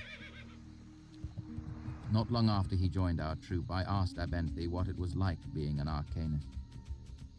He gave me a thoughtful look. Have you ever known an arcanist? We paid one to mend a cracked axle on the road once. I paused to think. He was heading inland with a caravan of fish. Abenthi made a dismissive gesture. No, boy, I'm talking about arcanists, not some poor chill charmer who works his way back and forth across caravan routes trying to keep fresh meat from rotting. What's the difference? I asked, sensing it was expected of me. Well, he said, that might take a bit of explaining. I've got nothing but time. Abenthi gave me an appraising look. I'd been waiting for it. It was the look that said, "You don't sound as young as you look." I hoped he'd come to grips with it fairly soon. It gets tiresome being spoken to as if you were a child, even if you happen to be one. He took a deep breath. Just because someone knows a trick or two doesn't mean they're an arcanist. They might know how to set a bone, or read Eldvintic. Maybe they even know a little sympathy, but... Sympathy? I interrupted as politely as possible. You'd probably call it magic, Abenthi said reluctantly. It's not, really. He shrugged. But even knowing sympathy doesn't make you an arcanist. A true arcanist has worked his way through the arcanum at the university. At his mention of the arcanum, I bristled with 24 new questions. Not so many, you might think, but when you added them to the 100 questions I carried with me wherever I went, I was stretched nearly to bursting. Only through a severe effort of will did I remain silent, waiting for Abenthi to continue on his own. Abenthi, however, noticed my reaction. So, you've heard about the arcanum, have you? He seemed amused. Tell me what you've heard, then. This small prompt was all the excuse I needed.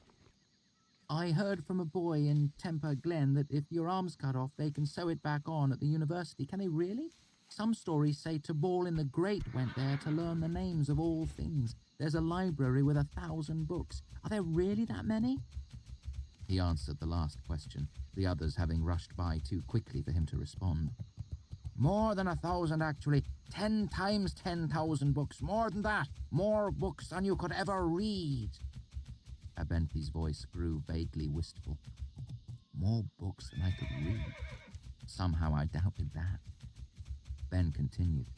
People you see riding with caravans, charmers who keep food from spoiling, dowsers, fortune-tellers, toad-eaters, aren't real arcanists any more than all travelling performers are a Demaroo. They might know a little alchemy, a little sympathy, a little medicine. He shook his head. But they're not arcanists. A lot of people pretend to be. They wear robes and put on airs to take advantage of the ignorant and gullible. But here's how you tell a true arcanist. Abenthy pulled a fine chain over his head and handed it to me. It was the first time I had ever seen an arcanum gilder. It looked rather unimpressive, just a flat piece of lead with some unfamiliar writing stamped onto it. That is a true gilta, or gilda, if you prefer, Abenthy explained with some satisfaction. It's the only sure way to be certain of who is and who isn't an arcanist. Your father asked to see mine before he let me ride with your troop. It shows he's a man of the words. He watched me with a sly disinterest. Uncomfortable, isn't it? I gritted my teeth and nodded.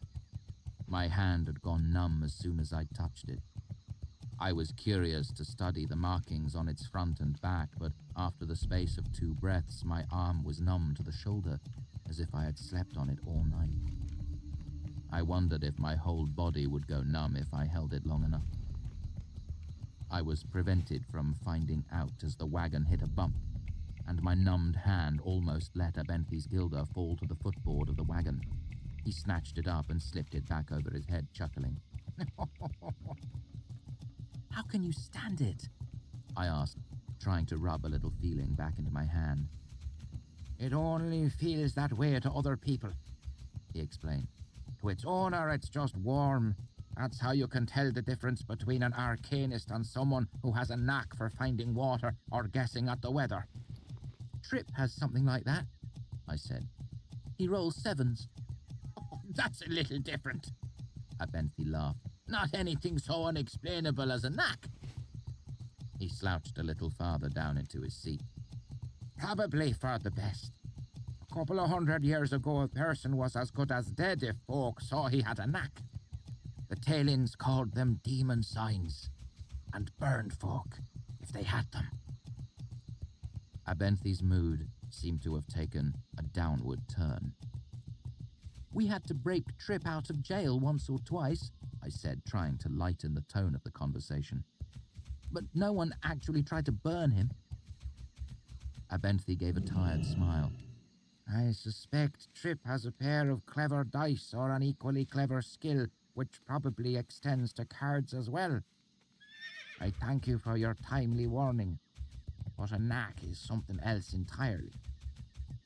I can't abide being patronized. Trip can't cheat to save his life, I said a little more sharply than I had intended.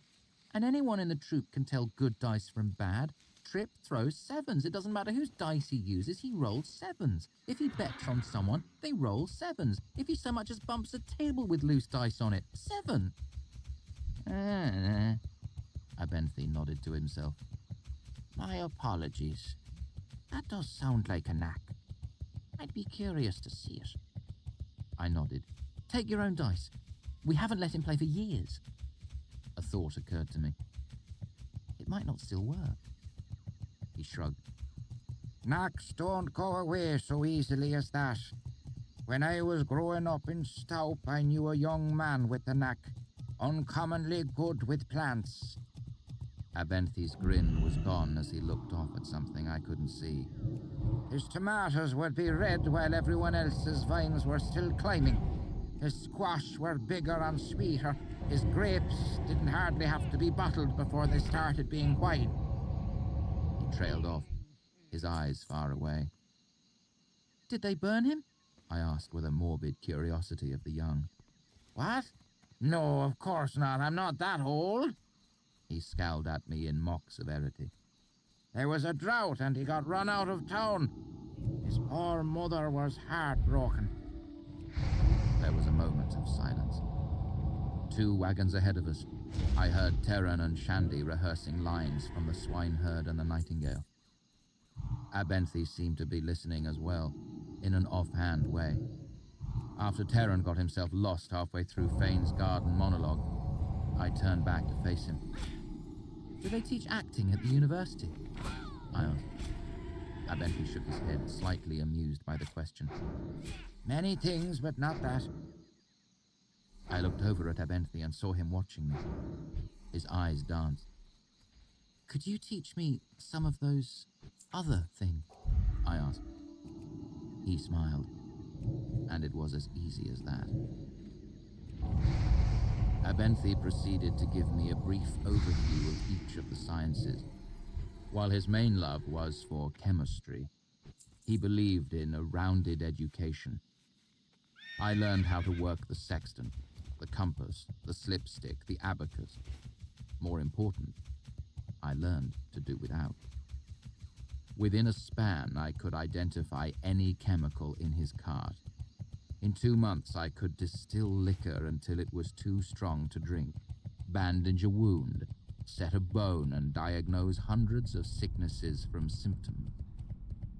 I knew the process for making 4 different aphrodisiacs, 3 concoctions for contraception, 9 for impotence, and 2 filters referred to simply as Maiden's Helper. Abenthy was rather vague about the purpose of the last of these, but I had some strong suspicions. I learned the formulae for 12 poisons and acids and 100 medicines and cure-alls, some of which even worked. I doubled my herb lore in theory, if not in practice. Abenthy started to call me Red, and I called him Ben, first in retaliation, then in friendship. Only now, far after the fact, do I recognize how carefully Ben prepared me for what was to come at the university. Have a good one. He did it subtly. Once or twice a day, mixed in with my normal lectures, Ben would present me with a little mental exercise I would have to master before we went on to anything else. He made me play Tyranny without a board, keeping track of the stones in my head. Other times, he would stop in the middle of a conversation and make me repeat everything said in the last few minutes, word for word. This was levels beyond the simple memorization I had practiced for the stage. My mind was learning to work in different ways, becoming stronger.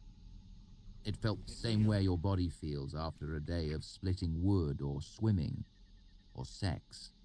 You feel exhausted, languorous, and almost godlike.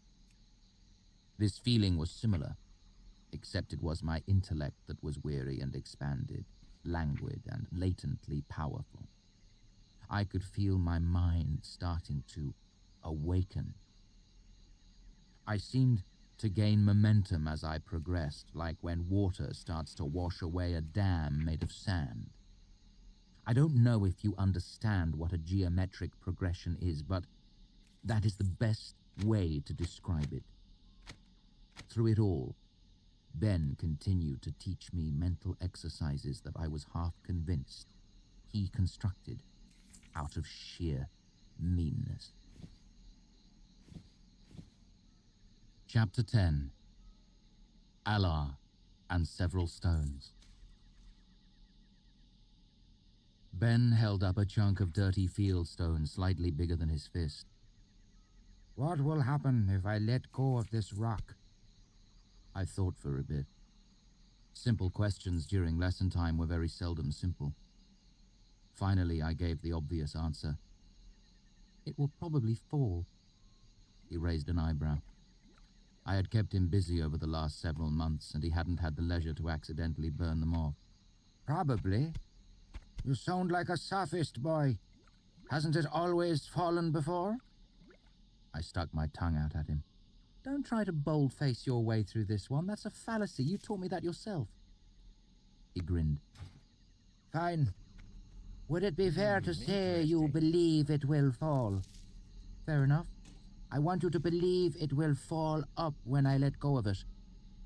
His grin widened. I tried. It was like doing mental gymnastics. After a while, I nodded. Okay. How well do you believe it? Not very well, I admitted. I want you to believe this rock will float away. Believe it with a faith that will move mountains and shake trees. He paused and seemed to take a different tack. Do you believe in God? Telu? After a fashion? Not good enough. Do you believe in your parents? I gave a little smile. Sometimes. I can't see them right now. He snorted and unhooked the slapstick he used to goad Alpha and Beta when they were being lazy. Do you believe in this, Elir? He only called me Elir when he thought I was being especially willfully obstinate. He held out the stick for my inspection. There was a malicious glitter in his eye. I decided not to tempt fate.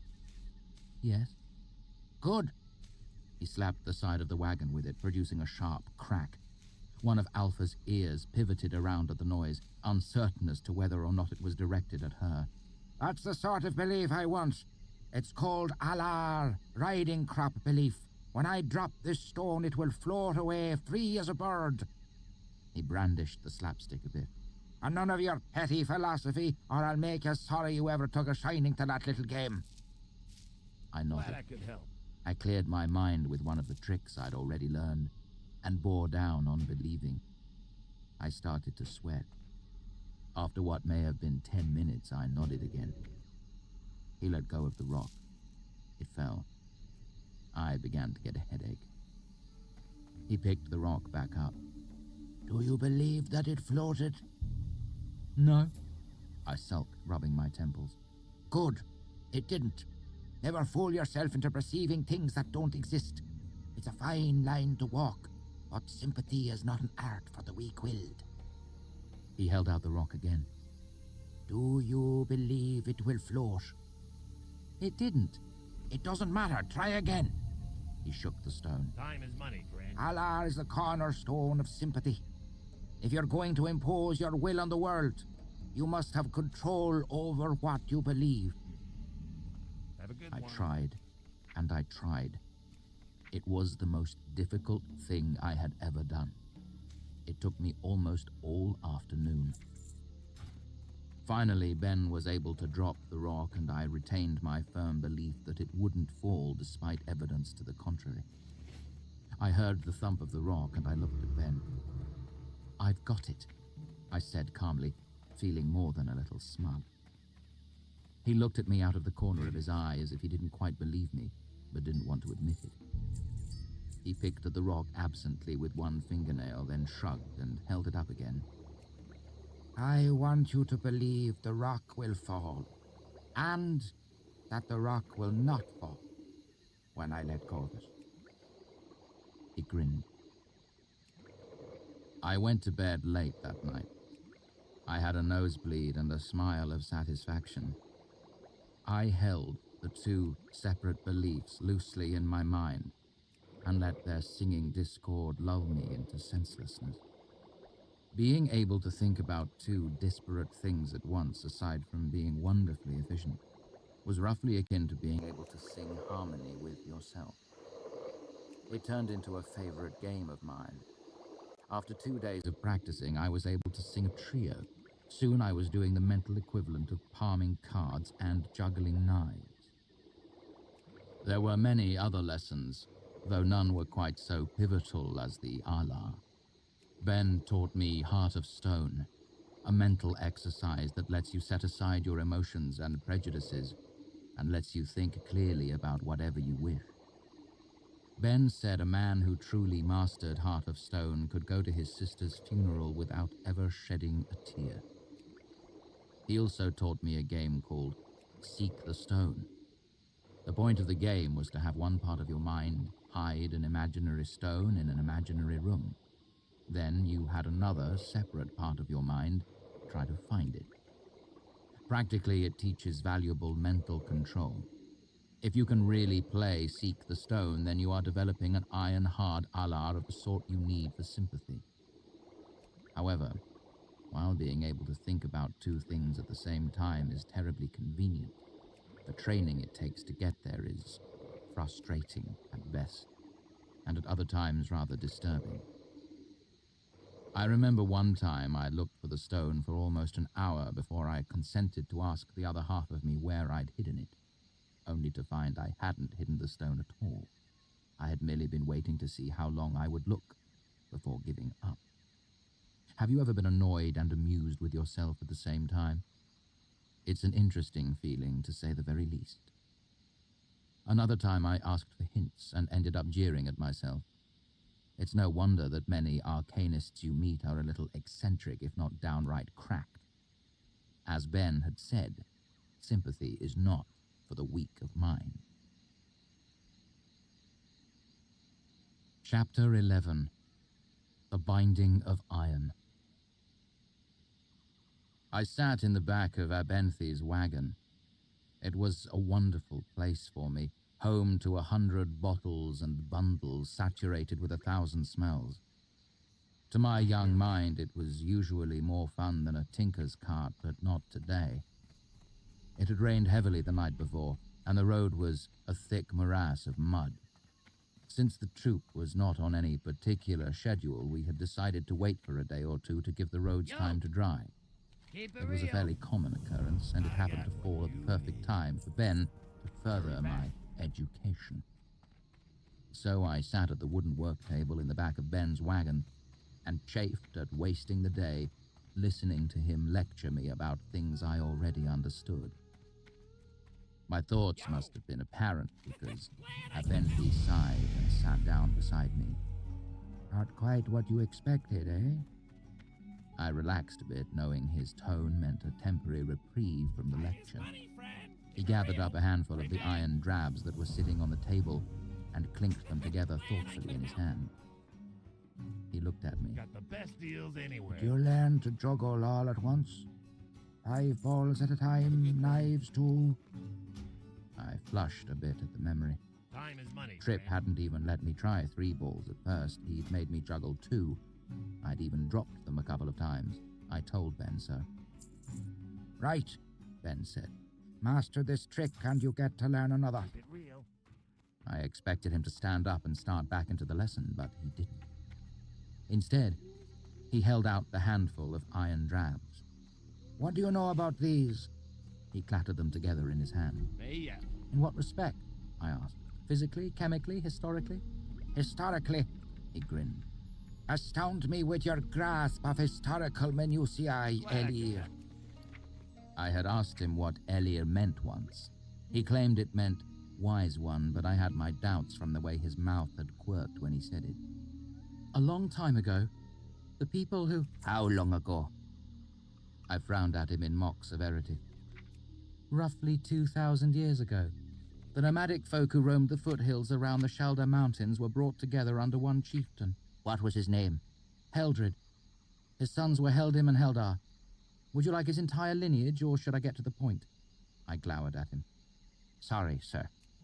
Ben sat up straight in his seat and assumed such an aspect of rapt attention that we both broke into grins. I started again. Heldred eventually controlled the foothills around the Shalda. This meant that he controlled the mountains themselves. They started to plant crops. Their nomadic lifestyle was abandoned, and they slowly began to... Get to the point? Abenthy asked. He tossed the drabs onto the table in front of me. I ignored him as best I could. They controlled the only plentiful and easily accessible source of metal for a great distance, and soon they were the most skilled workers of those metals as well. They exploited this advantage and gained a great deal of wealth and power. Until this point, barter was the most common method of trade. Some larger cities coined their own currency, but outside those cities the money was only worth the weight of the metal. Bars of metal were better for bartering, but full bars of metal were inconvenient to carry. Ben gave me his best bored student face. The effect was only slightly inhibited by the fact that he had burned his eyebrows off again about 2 days ago. You're not going to go into the merits of representational currency, are you? I took a deep breath and resolved not to pester Ben so much when he was lecturing me. The no longer nomads, called the Kael'dim by now, were the first to establish a standardized currency. By cutting one of these smaller bars into 5 pieces, you get 5 drabs. I began to piece 2 rows of 5 drabs each together to illustrate my point. They resembled little ingots of metal. 10 drabs are the same as a copper jot. 10 jots, Good enough. Ben broke in, startling me. So these 2 drabs He held a pair out for my inspection. Yeah, what do you could want? have come from the same bar, right? Actually, they probably cast them individually. I trailed off under a glare. Sure. So there's something still connecting them, right? He gave me the look again. Hurry back. I didn't really agree, but knew better than to interrupt. Right. He set them both on the table.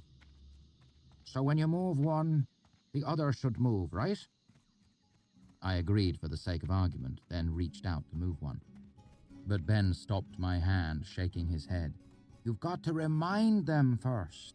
You've got to convince them, in fact. Into the He sky. brought out a bowl Watch and it. decanted a slow blob of pine pitch into it. He dipped one of the drabs into the pitch and stuck the other one to it, spoke several words I didn't recognize, and slowly pulled the bits apart, strands of pitch stretching between them. He set one on the table, keeping the other in his hand. Then he muttered something else and relaxed. He raised his hand and the drab on the table mimicked the motion. He danced his hand around and the brown piece of iron bobbed in the air. He looked from me to the coin. The law of sympathy is one of the most basic parts of magic. It states that the more similar 2 objects are, the greater the sympathetic link. The greater the link, the more easily they influence each other. Your definition is circular. He set down the coin. His lecturer's facade gave way to a grin as he tried with marginal success to wipe the pitch off his hands with a rag. He thought for a while. Seems pretty useless, doesn't it? I gave a hesitant nod. Trick questions were fairly common around lesson time. Would you rather learn how to call the wind? His eyes danced at me. He murmured a word and the canvas ceiling of the wagon rustled around us. I felt a grin capture my face. Wolfish. Too bad, Ellie. His grin was wolfish too and savage. You need to learn your letters before you can write. You need to learn the fingerings on the strings before you can play and sing. Safe track. He pulled out a piece of paper and jotted a couple of words on it. The trick is in holding the alar firm in your mind. You need to believe they are connected. You need to know they are. He handed me the paper. Here is the phonetic pronunciation. It's called the sympathetic binding of parallel motion. Practice. He looked even more lupine than before, old and grizzled with no eyebrows. He left to wash his hands. I cleared my mind using Heart of Stone. Soon I was floating on a sea of dispassionate calm. I stuck the 2 bits of metal together with pine pitch. I fixed in my mind the Allah, the riding crop belief that the 2 drabs were connected. I said the words, pulled the coins apart, spoke the last word, and waited. No rush of power. No flash of hot or cold. No radiant beam of light struck me. I was rather disappointed. At least as disappointed as I could be in the Heart of Stone. I lifted the coin in my hand. and the coin on the table lifted itself in a similar fashion. It was magic. There was no doubt about that. But I felt rather underwhelmed. I had been expecting... I don't know what I'd been expecting. It wasn't this. The rest of that day was spent experimenting with the simple sympathetic binding Abenthy had taught me. I learned that almost anything could be bound together. An iron drab and a silver talent, a stone and a piece of fruit, 2 bricks, a clod of earth and one of the donkeys. It took me about 2 hours to figure out that the pine pitch wasn't necessary. When I asked him, Ben admitted that it was merely an aid for concentration. I think he was surprised that I figured it out without being told. Let me sum up sympathy very quickly, since you will probably never need to have anything other than a rough comprehension of how these things work.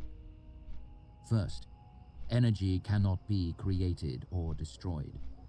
When you are lifting one drab, and the other rises off the table, the one in your hand feels as heavy as if you're lifting both, because in fact, you are.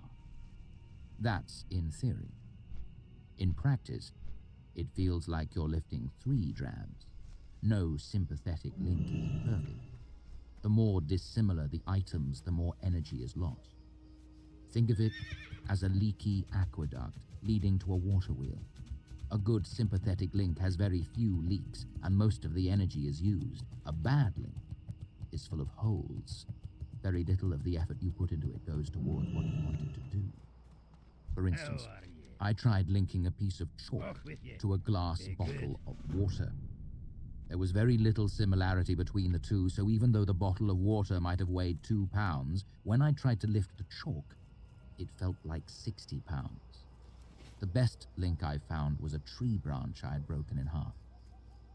After I understood this little piece of sympathy, Ben taught me others. A dozen sympathetic bindings, 100 little tricks for channeling power. Each of them was a different word in a vast vocabulary I was just beginning to speak. Quite often it was tedious, and I'm not telling you the half of it. Ben continued giving me a smattering of lessons in other areas, history, arithmetic, and chemistry. But I grabbed at whatever he could teach me about sympathy. He doled out his secrets sparingly, making me prove I'd mastered one before giving me another. But I seemed to have a knack for it above and beyond my natural penchant for absorbing knowledge, so there was never too long a wait. I don't mean to imply that the road was always smooth. The same curiosity that made me such an eager student also led me into trouble with fair regularity. One evening, as I was building up my parents' cookfire, my mother caught me chanting a rhyme I had heard the day before.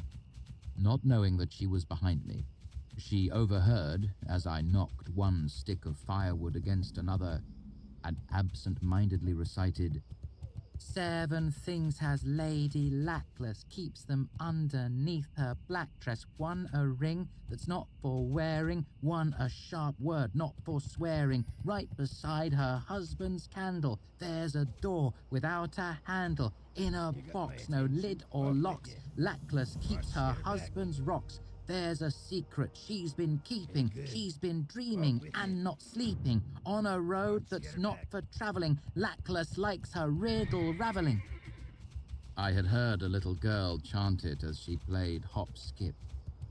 I'd only heard it twice, but it had stuck in my head. It was memorable, as most child rhymes are.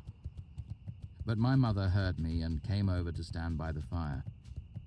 "What were you just saying, sweet?" Her tone wasn't angry, but I could tell she wasn't pleased either. "Something I heard back in Fallows," I said evasively. Running off with town children was a largely forbidden activity. Distrust turns quickly to dislike, my father told new members of our troop, so stay together when you're in town and be polite. I laid some heavier sticks on the fire and let the flames lick them. My mother was silent for a while, and I was beginning to hope she would leave it alone when she said, "It's not a nice thing to be singing. Have you stopped to think what it's about?" I hadn't, actually. It seemed mostly nonsense rhyme. But when I ran it back through my head, I saw the rather obvious sexual innuendo. I do. I didn't think about it before. Her expression grew a little gentler, and she reached down to smooth my hair. Always think about what you're singing, honey. I seemed to be out of trouble, but I couldn't keep from asking, how is it any different than parts of For All His Waiting, like when Fane asks Lady Periel about her hat? I heard about it from so many men, I wish to see it for myself and try the fit. It's pretty obvious what he's really talking about.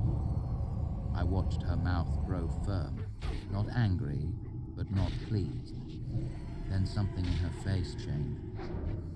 You tell me what the difference is, she said. I hated bait questions. The difference was obvious. One would get me in trouble, the other wouldn't. I waited a while to make it clear I had given the matter proper consideration before I shook my head. My mother knelt lightly in front of the fire, warming her hands. The difference is... Go fetch me the tripod, would you? She gave me a gentle push, and I scampered off to get it from the back of our wagon as she continued. The difference is between saying something to a person and saying something about a person. The first might be rude, but the second is always gossip. I brought the tripod back and helped her set it over the fire. Also, Lady Periel is just a character. Lady Lackless is a real person with feelings that can be hurt. She looked up at me. I didn't know, I protested guiltily. I must have struck a sufficiently piteous figure, because she gathered me in for a hug and a kiss. It's nothing to cry over, sweet one. Just remember to always think about what you're doing. She ran her hand over my head and smiled like the sun. I imagine you could make it up to both Lady Lackless and myself if you found some sweet nettle for the pot tonight. Any excuse to escape judgment and play for a while in the tangle of trees by the roadside was good enough for me. I was gone almost before the words left her mouth. I should also make it clear that much of the time I spent with Ben was my free time. I was still responsible for my normal duties in the troop. I acted the part of the young page when needed. I helped paint scenery and sew costumes. I rubbed down the horses at night and rattled the sheet of tin backstage when we needed thunder on stage. But I didn't bemoan the loss of my free time. A child's endless energy and my own insatiable lust for knowledge made the following year one of the happiest times I can remember. Chapter 12. Puzzle Pieces Fitting. Towards the end of the summer, I accidentally overheard a conversation that shook me out of my state of blissful ignorance. When we are children, we seldom think of the future. This innocence leaves us free to enjoy ourselves as few adults can. The day we fret about the future is the day we leave our childhood behind. It was evening and the troop was camped by the side of the road. Abenthi had given me a new piece of sympathy to practice. The maxim of variable heat transferred to constant motion, or something pretentious like that. It was tricky, but it had fallen into place like a puzzle piece fitting. It had taken about 15 minutes, and from Abenthi's tone, I guessed he had expected it to take 3 or 4 hours at least. So I went looking for him. Partly to get my next lesson, and partly so that I could be just a little bit smug. I tracked him down to my parents' wagon. I heard the 3 of them long before I saw them. Their voices were just murmurs, the distant music that a conversation makes when it's too dim for words. But as I was coming close, I heard one word, clearly. Chandrian. I pulled up short when I heard that. Everyone in the troop knew my father was working on a song. He'd been teasing old stories and rhymes from townsfolk for over a year, wherever we stopped to play. For months it was stories about Lanre. Then he started gathering old fairy stories too, legends about bogies and shamblemen. Then he began to ask questions about the Chandrian. That was months ago. Over the last half year, he had asked more about the Chandrian and less about Lanre, Lyra, and the rest. Most songs my father set to writing were finished in a single season, while this one was stretching toward its second year. You should know this as well. My father never let word or whisper of a song be heard before it was ready to play. Only my mother was allowed into his confidence, as her hand was always in any song he made. The cleverness in the music was his. The best words were hers. When you wait a few span or month to hear a finished song, the anticipation adds savor. But after a year, excitement begins to sour. By now, a year and a half had passed and folk were almost mad with curiosity. This occasionally led to hard words when someone was caught wandering a little too close to our wagon while my father and mother were working. So I moved closer to my parents' fire, stepping softly. Eavesdropping is a deplorable habit, but I have developed worse ones since. Much about them, I heard Ben say, but I'm willing. I'm glad to talk with an educated man on the subject. My father's strong baritone was a contrast to Ben's tenor. I'm weary of these superstitious country folk and the... Someone added wood to the fire, and I lost my father's words in the crackling that followed. Stepping as quickly as I dared, I moved into the long shadow of my parents' wagon. Like I'm chasing ghosts with this song, trying to piece together this story as a fool's game. I wish I'd never started it. Nonsense, my mother said. This will be your best work, and you know it. So, you think there is an original story all the others stem from? Ben asked. An historical basis for Lanre? All the signs point to it, my father said. It's like looking at a dozen grandchildren and seeing 10 of them have blue eyes. You know the grandmother had blue eyes too. I've done this before, I'm good at it. I wrote below the walls the same way, but... I heard him sigh. What's the problem then?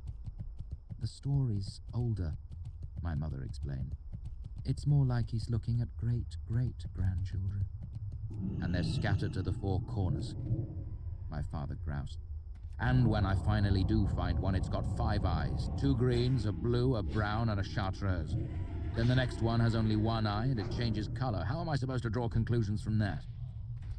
Ben cleared his throat. A disturbing analogy, he said. But you're welcome to pick my brain about the Chandrian. I've heard a lot of stories over the years. The first thing I need to know is how many there actually are, my father said. Most stories say 7, but even that's conflicted. Some say 3, others 5. And in Felia's Fall there are a full 13 of them, 1 for each pontifet in Ator and an extra for the capital. That I can answer, Ben said. 7. You can hold to that with some certainty. It's part of their name, actually. Shane means 7. Shane Dian means 7 of them. Chandrian. I didn't know that, my father said. Sheen. What language is that? Ilish? Sounds like Tamer, my mother said. You've got a good ear, Ben said to her. It's Tamic, actually. Predates Tamer by about 1,000 years. Well, that simplifies things, I heard my father say. I wish I'd asked you a month ago. I don't suppose you know why they do what they do. I could tell by my father's tone that he didn't really expect an answer. Oh, that's the real mystery, isn't it? Ben chuckled. I think that's what makes them more frightening than the rest of the bogeymen you hear about in stories. A ghost wants revenge, a demon wants your soul, a shamble man is hungry and cold. It makes them less terrible. Things we understand we can try to control. But Chandrian come like lightning from a clear blue sky. Just destruction. No rhyme or reason to it. My song will have both, my father said with grim determination. I think I've dug up their reason after all this while. I've teased it together from bits and pieces of story. That's what's so galling about this, to have the harder part of this done and have all these small specifics giving me such trouble. You think you know? Ben said curiously. What's your theory? My father gave a low chuckle. Oh no, Ben. You'll have to wait with the others. I've sweated too long over this song to give away the heart of it before it's finished. I could hear the disappointment in Ben's voice. I'm sure this is all just an elaborate ruse to keep me traveling with you, he groused. I won't be able to leave until I've heard the blackened thing. Then help us finish it, my mother said. The Chandrian signs are another key piece of information we can't nail down. Everyone agrees there are signs that warn of their presence, but nobody agrees on what they are. Let me think, Ben said. Blue flame is obvious, of course, but I'd hesitate to attribute that to the Chandrian in particular. In some stories it's a sign of demons, in others it's fey creature or magic of any sort. It shows bad air in mines too, my mother pointed out. Does it? My father asked. She nodded. When a lamp burns with a blue haze, you know there's fire damp in the air. Good Lord, fire damp in a coal mine, my father said. Blow out your light and get lost in the black, or leave it burn and blow the whole place to flinders. That's more frightening than any demon.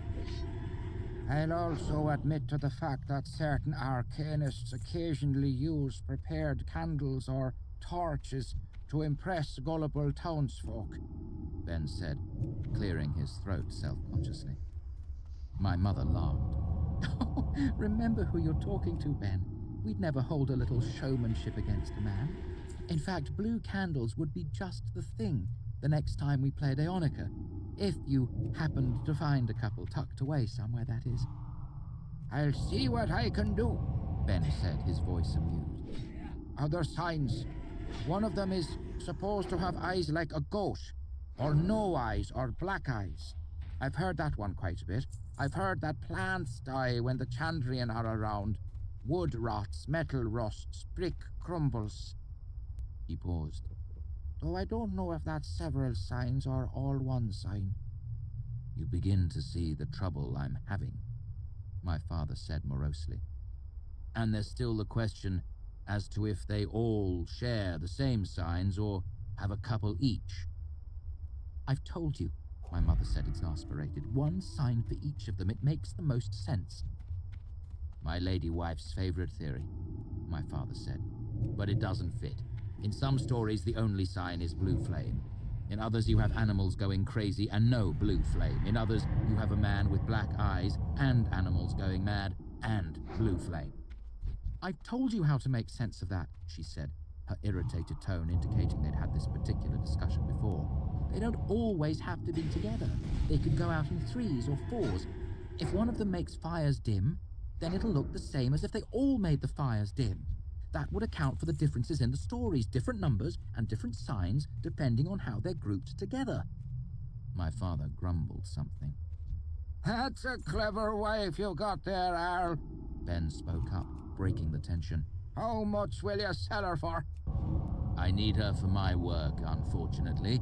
But if you're interested in a short-term rental, I'm sure we could arrange a There was a fleshy thump, followed by a slightly pained chortle in my father's baritone. Any other signs that spring to mind? They're supposed to be cold to the touch. Though how anyone could know that is beyond me. I've heard that fires don't burn around them. Oh, that directly contradicts the blue flame. It could...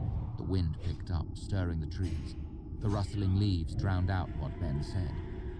I took advantage of the noise to creep a few steps closer. Being yoked to shadow, whatever that means, I heard my father say as the wind died down. Ben grunted.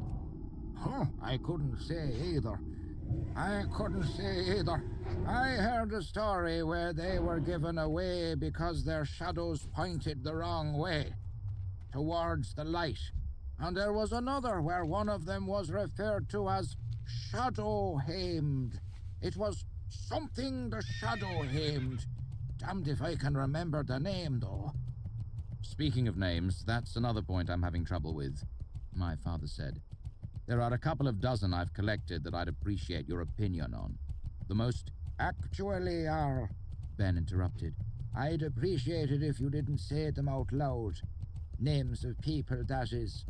You can scratch them in the dirt if you'd like, or I could go fetch a slate, but I'd be more comfortable if you didn't actually say any of them. Better safe than sore, as they say. There was a deep piece of silence. I stopped mid-sneak with 1 foot off the ground, afraid they'd heard me. Now don't go looking at me like that, either of you, Ben said testily. We're just surprised, Ben, came my mother's gentle voice. You don't seem the superstitious type. I'm not, Ben said. I'm careful. There's a difference. Of course, my father said. I'd never... Save it for the paying customers, Al. Ben cut him off, irritation plain in his voice. You're too good an actor to show it, but I know perfectly well when someone thinks him daft. I just didn't expect it, Ben, my father said apologetically. You're educated, and I'm so tired of people touching iron and tipping their beer as soon as I mention the Chandrian. I'm just reconstructing a story, not meddling with dark arts. Well, hear me out. I like both of you too well to let you think of me as an old fool, Ben said. Besides, I have something to talk with you about later, and I'll need you to take me seriously for that. The wind continued to pick up, and I used the noise to cover my last few steps. I edged around the corner of my parents' wagon and peered through a veil of leaves. The 3 of them were sitting around the campfire. Ben was sitting on a stump, huddled in his frayed brown cloak. My parents were opposite him, my mother leaning against my father, a blanket draped loosely around them. Ben poured from a clay jug into a leather mug and handed it to my mother. His breath fogged as he spoke. How do they feel about demons off in Artur? He asked. Scared. My father tapped his temple. All that religion makes their brains soft. How about off in Vintus? Ben asked. Fair number of them are Tellines. Do they feel the same way? My mother shook her head. They think it's a little silly. They like their demons metaphorical. What are they afraid of at night in Vintus, then? The Fae, my mother said. My father spoke at the same time. Draugr.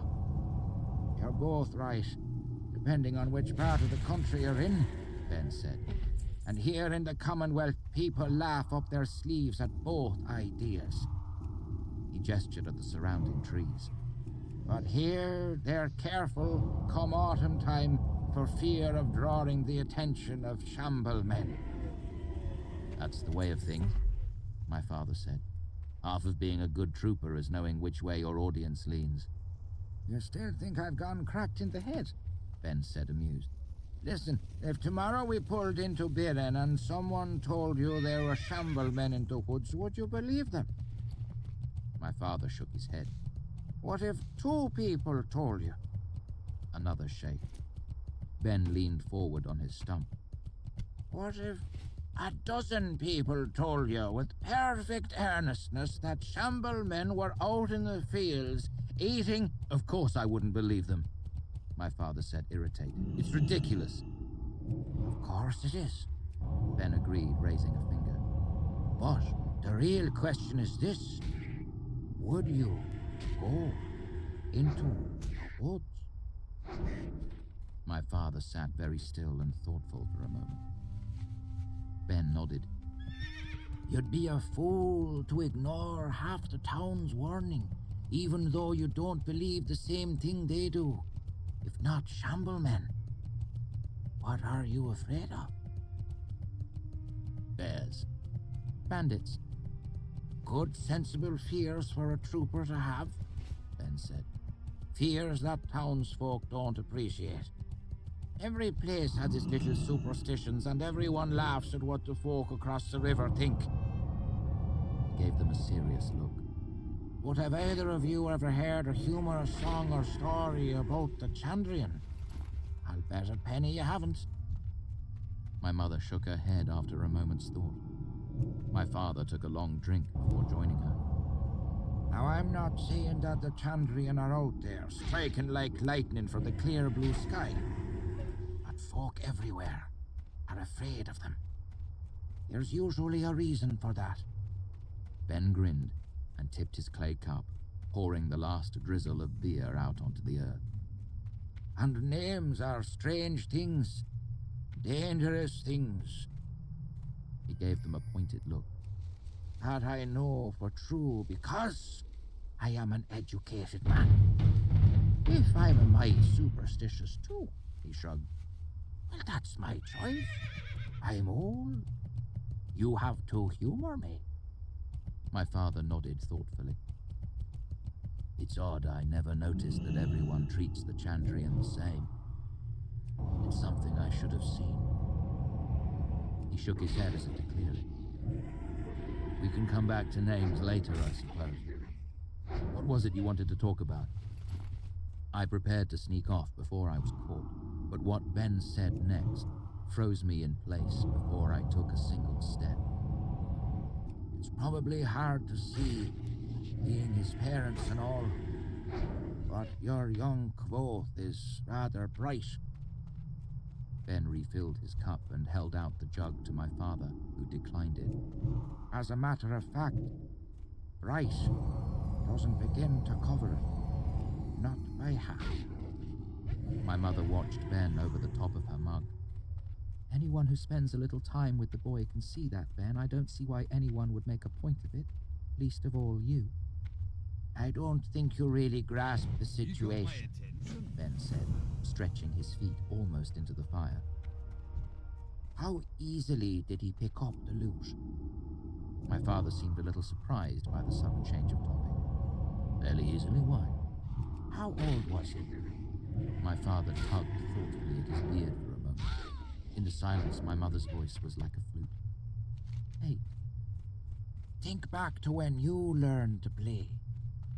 Can you remember how old you were?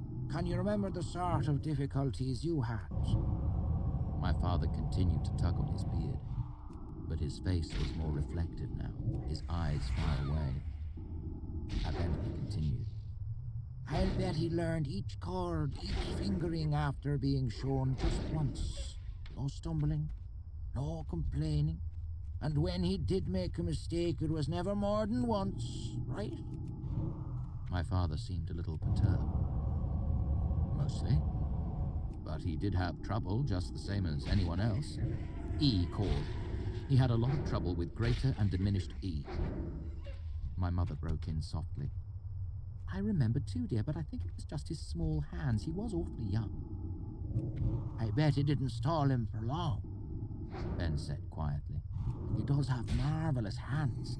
My mother would have called them magician's fingers. My father smiled.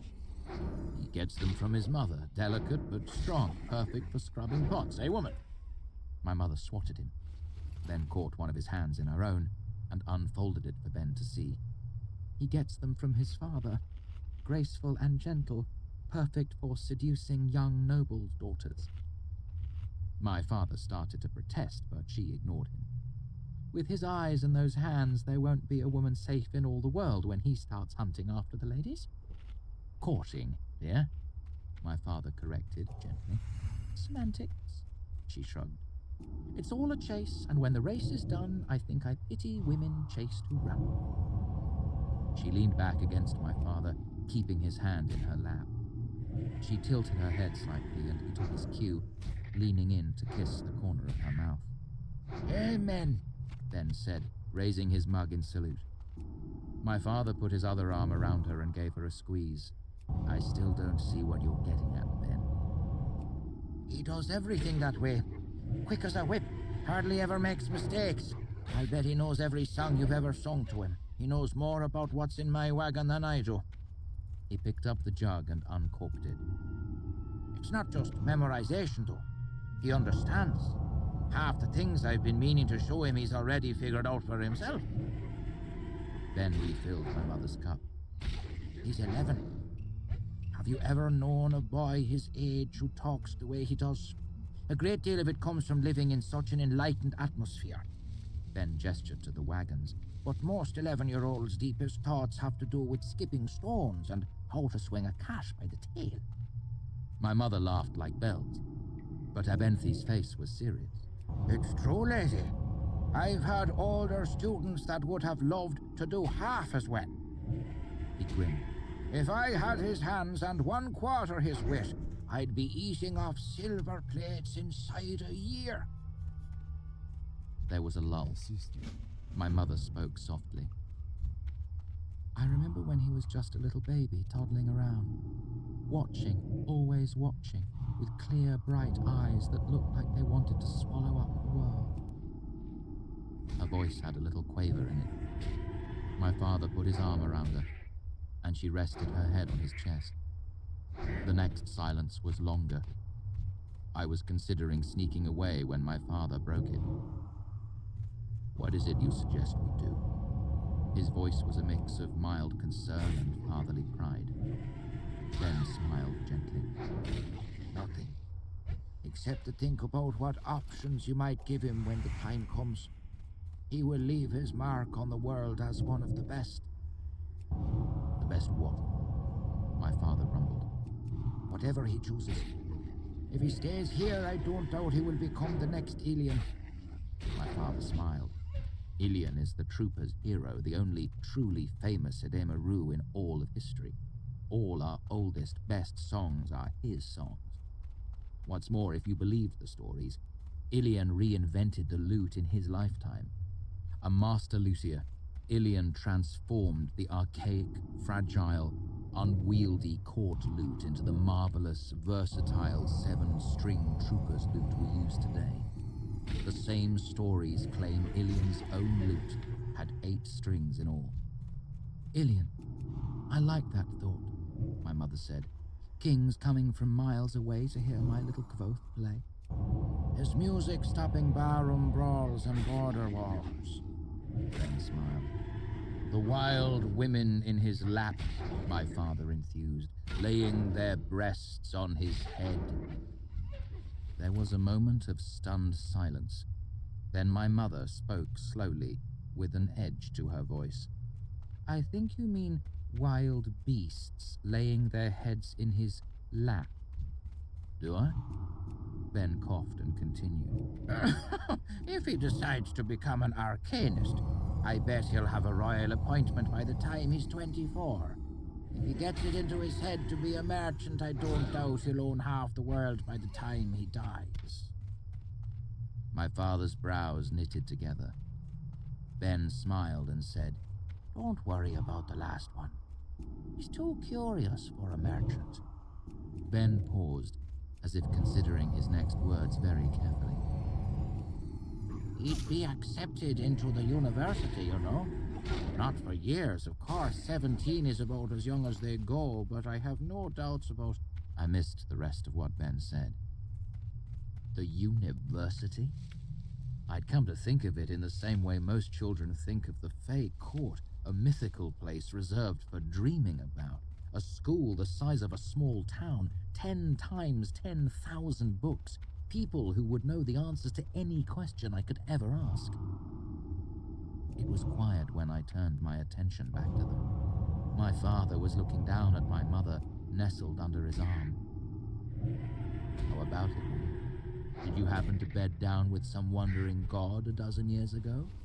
That might solve our little mystery. She swatted at him playfully, and a thoughtful look crossed her face. Come to think of it, there was a night about a dozen years ago a man came to me. He bound me with kisses and chords of chorded song. He robbed me of my virtue and stole me away. She paused. But he didn't have red hair, couldn't be him. She smiled wickedly at my father, who appeared a little embarrassed. Then she kissed him. He kissed her back. That's how I like to remember them today. I snuck away with thoughts of the university dancing in my head.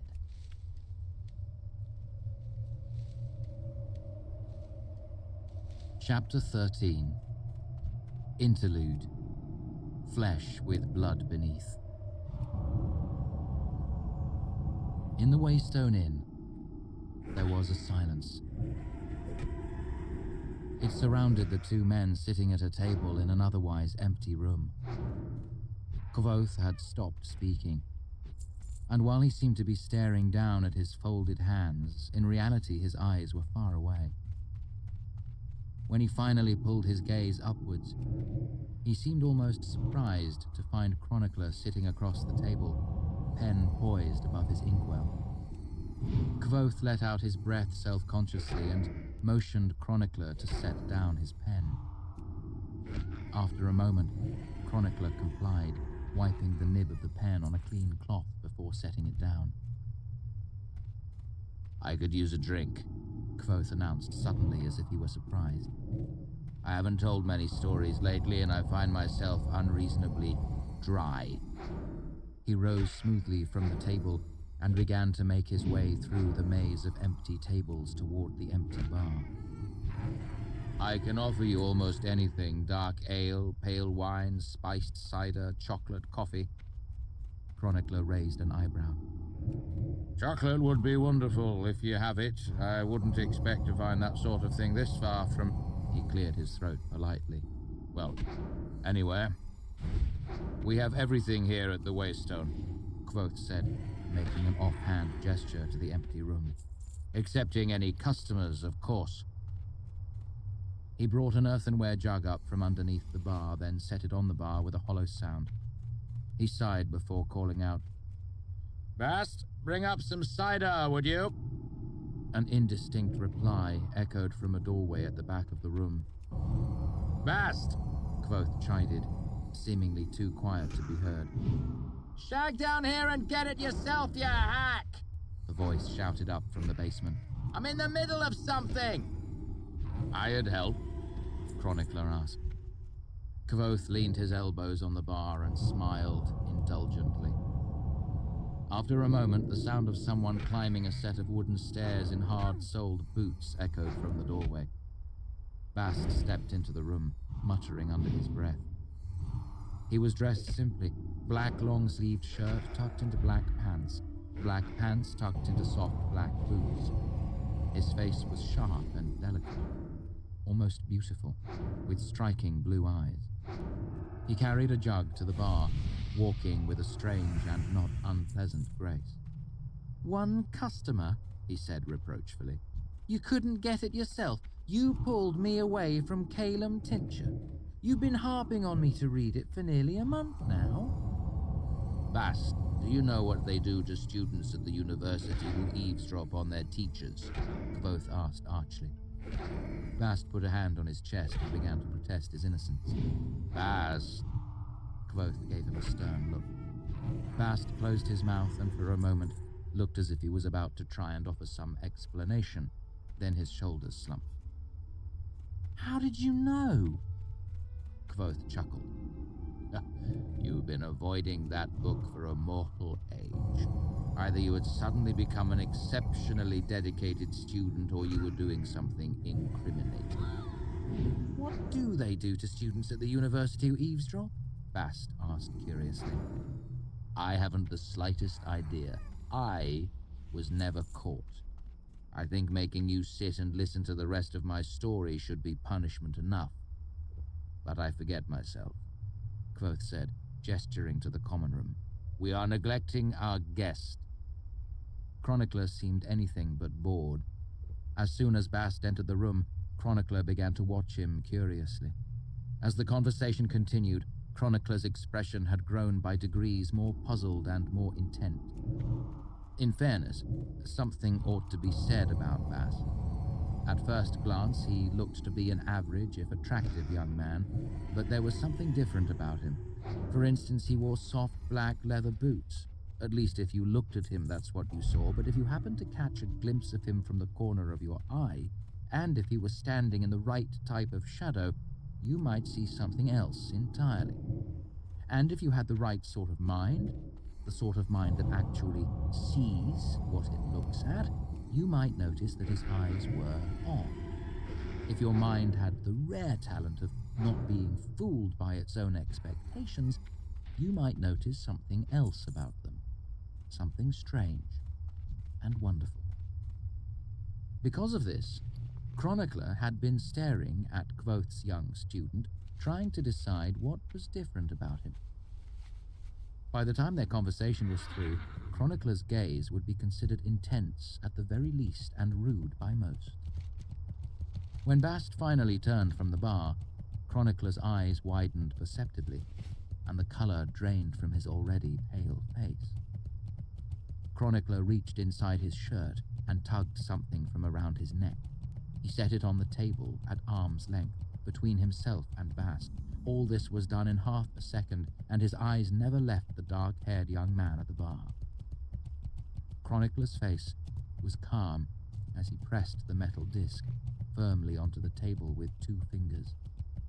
"Iron," he said, his voice sounding with strange resonance, as if it were an order to be obeyed. Bast doubled over as if punched in the stomach, baring his teeth and making a noise halfway between a growl and a scream. Moving with an unnatural, sinuous speed, he drew one hand back to the side of his head and tensed himself to spring. It all happened in the time it takes to draw a sharp breath. Still, somehow, Kvoth's long-fingered hand caught Bast's wrist. Unaware or uncaring, Bast leapt toward Chronicler, only to be brought up short, as if Kvoth's hand were a shackle. Bast struggled furiously to free himself, but Kvoth stood behind the bar, arm outstretched, motionless as steel or stone. "Stop!" Kvoth's voice struck the air like a commandment, and in the stillness that followed, his words were sharp and angry. "I will have no fighting among my friends. I have lost enough without that." His eyes caught Chronicler. "Undo that, or I will break it." Chronicler paused, shaken. Then his mouth moved silently, and with a slight tremor, he drew his hand away from the circle of dull metal that lay upon the table. Tension poured out of Bast, and for a moment, he hung limply as a rag doll from the wrist both still held, standing behind the bar. Shakily, Bast managed to find his feet and lean against the bar. Kvoth gave him a long, searching look, then released his wrist. Bast slumped onto the stool without taking his eyes from Chronicler. He moved gingerly, like a man with a tender wound. And he had changed. The eyes that watched Chronicler were still a striking ocean blue, but now they showed themselves to be all one color, like gems or deep forest pools, and his soft leather boots had been replaced with graceful, cloven hooves. Kvoth motioned Chronicler forward imperiously, then turned to grab 2 thick glasses and a bottle seemingly at random. He set the glasses down as Bast and Chronicler eyed each other uneasily. "Now," Kvoth said angrily. "You both acted understandably, but that does not by any means mean that either of you has behaved well, so we might as well start over altogether." He drew a deep breath. "Bast, let me introduce you to Devon Lochies, also known as Chronicler. By all accounts, a great teller, rememberer, and recorder of stories.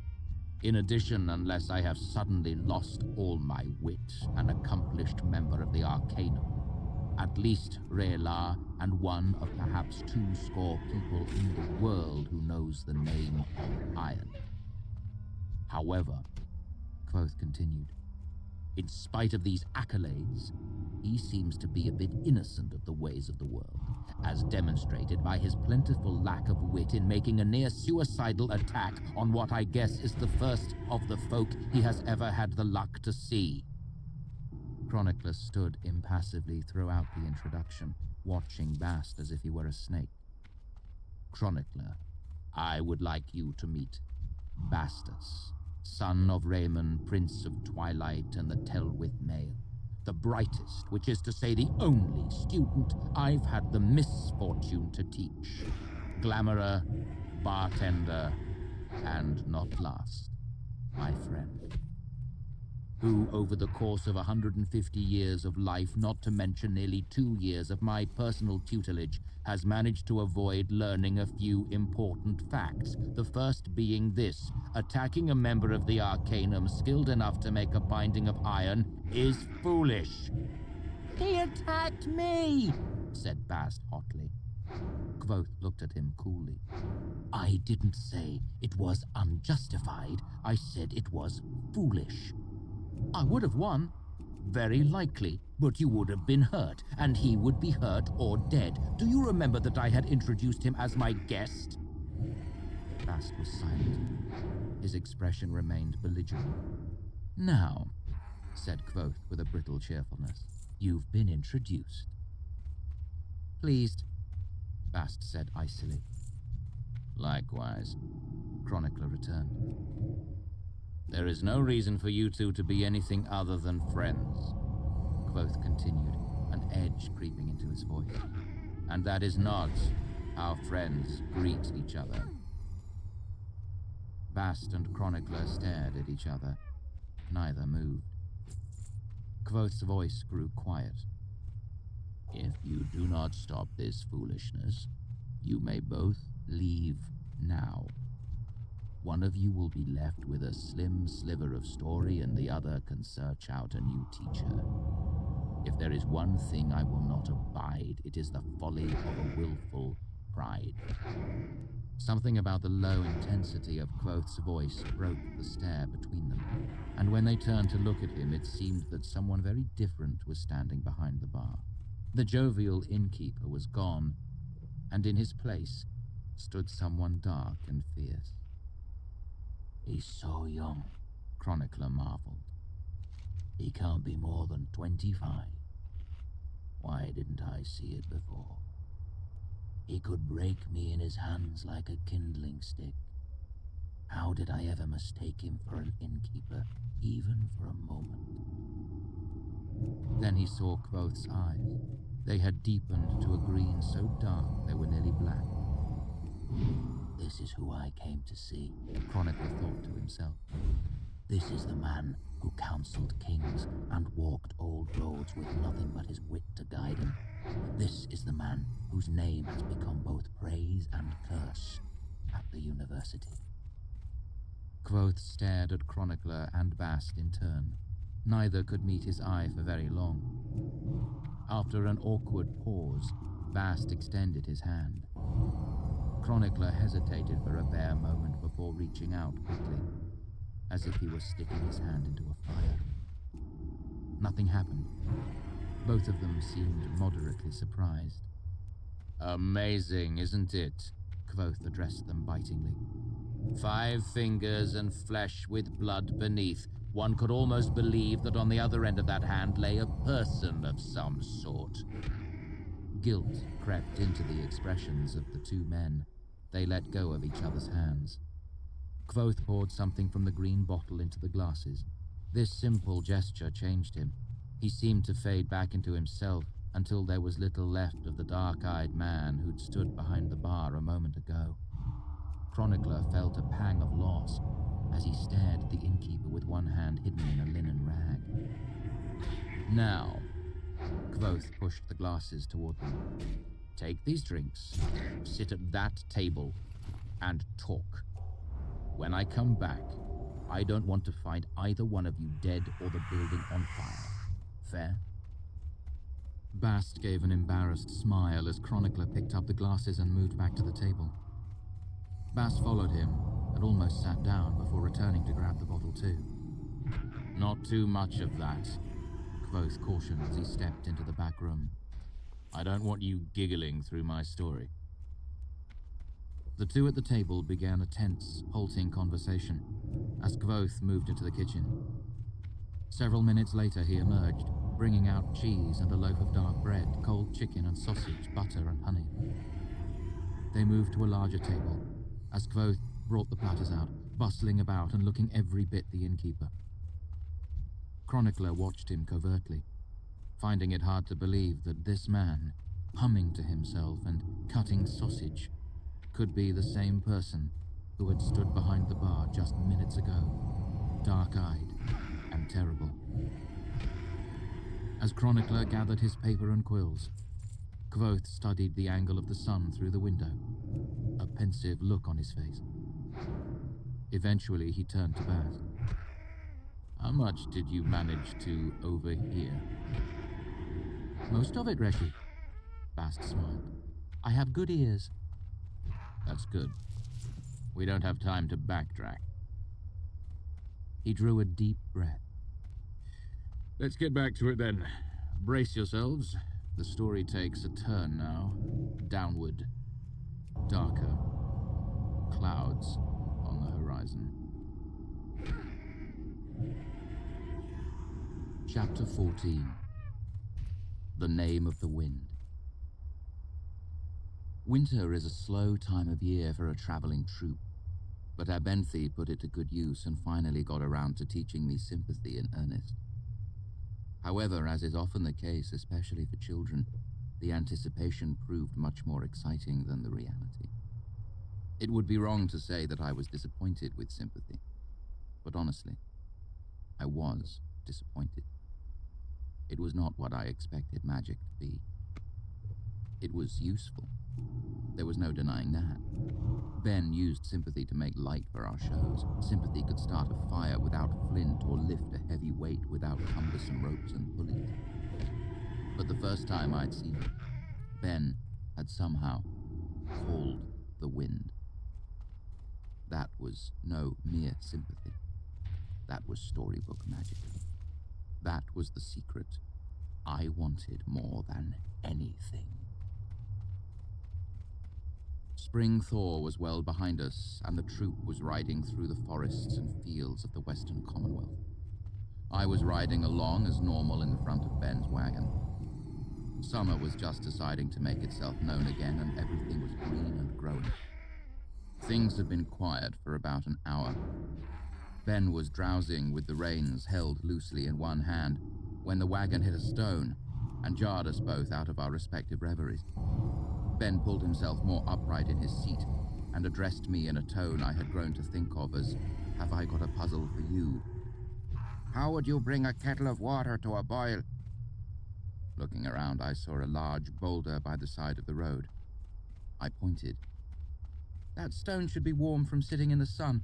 I'd bind it to the water in the kettle and use the heat in the stone to bring the water to boil." Stone to water isn't very efficient. Ben chided me. Only about 1 part in 15 would end up warming the water. It would work. I'll grant you that, but it's sloppy. You can do better, Elir. He then proceeded to shout at Alpha and Beta, a sign that he was in a genuine good mood. They took it as calmly as ever, in spite of the fact that he accused them of things I'm sure no donkey has ever willingly done, especially not Beta, who possessed impeccable moral character. Stopping mid-tirade, he asked, How would you bring down that bird? He gestured to a hawk riding the air above a wheat field to the side of the road. "I probably wouldn't, it's done nothing to me." Hypothetically. "I'm saying that, hypothetically, I wouldn't do it." Ben chuckled. Point made, Elir. Precisely how wouldn't you do it? Details, please. "I'd get Terran to shoot it down." He nodded thoughtfully. Good, good. However, it is a matter between you and the birds. That hawk, he gestured indignantly, has said something uncouth about your mother. "Ah, then my honor demands I defend her good name myself." Indeed it does. "Do I have a feather?" No. "Telu hold and..." I bit off the rest of what I was going to say at his disapproving look. "You never make it easy, do you?" It's an annoying habit I picked up from a student who was too clever for his own good. He smiled. What could you do even if you had a feather? "I'd bind it to the bird and lather it with lye soap." Ben furrowed his brow, such as it was. What kind of binding? "Chemical, probably second catalytic." A thoughtful pause. Second catalytic? He scratched at his chin. To dissolve the oil that makes the feather smooth? I nodded. He looked up at the bird. I've never thought of that. He said with a kind of quiet admiration. I took it as a compliment. Nevertheless, He looked back to me. you have no feather. How do you bring it down? I thought for several minutes, but couldn't think of anything. I decided to try and turn this into a different sort of lesson. I would, I said casually, simply call the wind and make it strike the bird from the sky. Ben gave me a calculating look that told me he knew exactly what I was up to. And how would you do that, Elia? I sensed he might be ready to finally tell me the secret he had been keeping all through the winter months. At the same time, I was struck with an idea. I drew in a deep breath and spoke the words to bind the air in my lungs to the air outside. I fixed the Allah firmly in my mind, put my thumb and forefinger in front of my pursed lips, and blew between them. There was a light puff of wind at my back that tousled my hair and caused the tarpaulin covering the wagon to pull taut for a moment. It might have been nothing more than a coincidence, but nevertheless, I felt an exultant smile overflow my face. For a second, I did nothing but grin like a maniac at Ben, his face dull with disbelief. Then I felt something squeeze my chest as if I was deep underwater. I tried to draw a breath but couldn't. Mildly confused, I kept trying. It felt as if I'd just fallen flat on my back and had the air driven from me. All in a rush, I realized what I had done. My body exploded into a cold sweat, and I grabbed frantically at Ben's shirt, pointing at my chest, my neck, my open mouth. Ben's face turned from shock to ashen as he looked at me. I realized how still everything was. Not a blade of grass was stirring. Even the sound of the wagon seemed muted, as if far off in the distance. Terror screamed through my mind, drowning out any thought. I began to claw at my throat, ripping my shirt open. My heart thundered through the ringing in my ears. Pain stabbed through my straining chest as I gasped for air. Moving more quickly than I had ever seen before, Ben grabbed me by the tatters of my shirt and sprang from the seat of the wagon. Landing in the grass by the side of the road, he dashed me to the ground with such a force that if I'd had any air in my lungs, it would have been driven out of me. Tears streaked my face as I thrashed blindly. I knew that I was going to die. My eyes felt hot and red. I raked madly at the earth with hands that were numb and cold as ice. I was aware of someone shouting, but it seemed very far away. Ben kneeled above me, but the sky was getting dim behind him. He seemed almost distracted, as if he were listening to something I couldn't hear. Then he looked at me. All I remember were his eyes. They seemed far away and filled with a terrible power, dispassionate and cold. He looked at me. His mouth moved. He called the wind. A leaf in lightning, I shook, and the thunderclap was black. The next thing I remember was Ben helping me to my feet. I was dimly aware of the other wagon stopping and curious faces peering at us. My mother came away from our wagon, and Ben met her halfway, chuckling and saying something reassuring. I couldn't make out the words as I was focused on breathing deep in and out. The other wagons trundled on, and I followed Ben mutely back to his wagon. He made a show of puttering around, checking the cords that held the tarpaulin tight. I collected my wits and was helping as best I could when the final wagon in the troop passed us. When I looked up, Ben's eyes were furious. What were you thinking? He hissed. Well, what were you thinking? I'd never seen him like this before, his whole body drawn up into a tight knot of anger. He was shaking with it. He drew back his arm to strike me, then stopped. After a moment, his hand fell to his side. Moving methodically, he checked the last couple of ropes and climbed back onto the wagon. Not knowing what else to do, I followed him. Ben twitched the reins and Alpha and Beta tugged the wagon into motion. We were last in line now. Ben stared straight ahead. I fingered the torn front of my shirt. It was tensely silent. In hindsight, what I had done was glaringly stupid. When I bound my breath to the air outside, it made it impossible for me to breathe. My lungs weren't strong enough to move that much air. I would have needed a chest like an iron bellows. I would have had as much luck trying to drink a river or lift a mountain. We rode for about 2 hours in an uncomfortable silence. The sun was brushing the tops of the trees when Ben finally drew in a deep breath and let it out in an explosive sigh. He handed me the reins. When I looked back at him, I realized for the first time how old he was. I had always known he was nearing his 3rd score of years, but I'd never seen him look it before. I lied to your mother back there, Kvo. She saw the end of what happened and was worried about you. His eyes didn't move from the wagon ahead of ours as he spoke. I told her we were working on something for a performance. She's a good woman. She deserves better than lies. We rode on in an endless agony of silence, but it was still a few hours before sunset when I heard voices calling, "Greystone!" down the line. The bump of our wagon turning onto the grass jostled Ben from his brooding.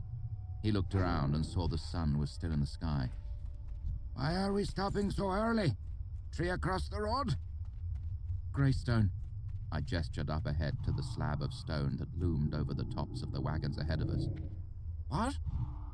Every once in a while we run across one by the road. I gestured again to the greystone, peering over the tops of smaller trees by the roadside. Like most greystones, it was a crudely hewn rectangle about a dozen feet tall. The wagons gathering around it seemed rather insubstantial compared to the stone's solid presence.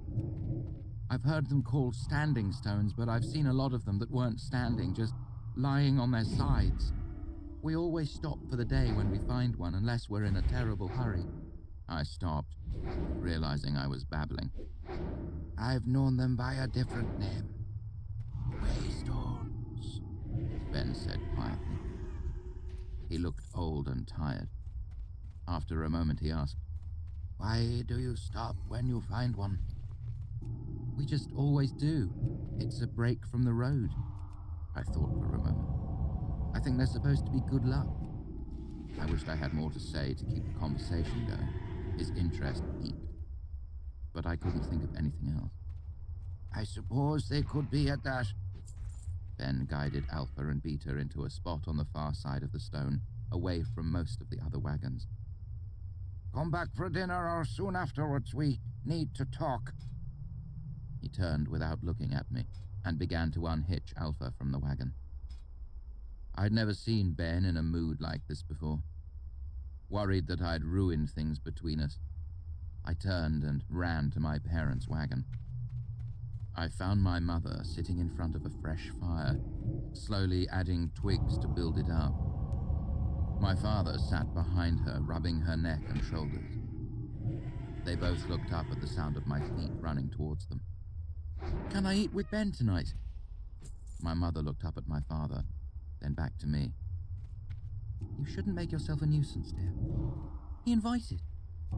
If I go now, I can help him set up for the night." She wiggled her shoulders, and my father started rubbing them again.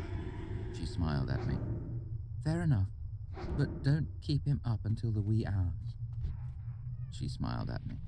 "Give me a kiss." She held out her arms, and I gave her a hug and a kiss. My father gave me a kiss too. "Let me have your shirt. Give me something to do while your mother fixes dinner." He skinned me out of it and fingered the torn edges.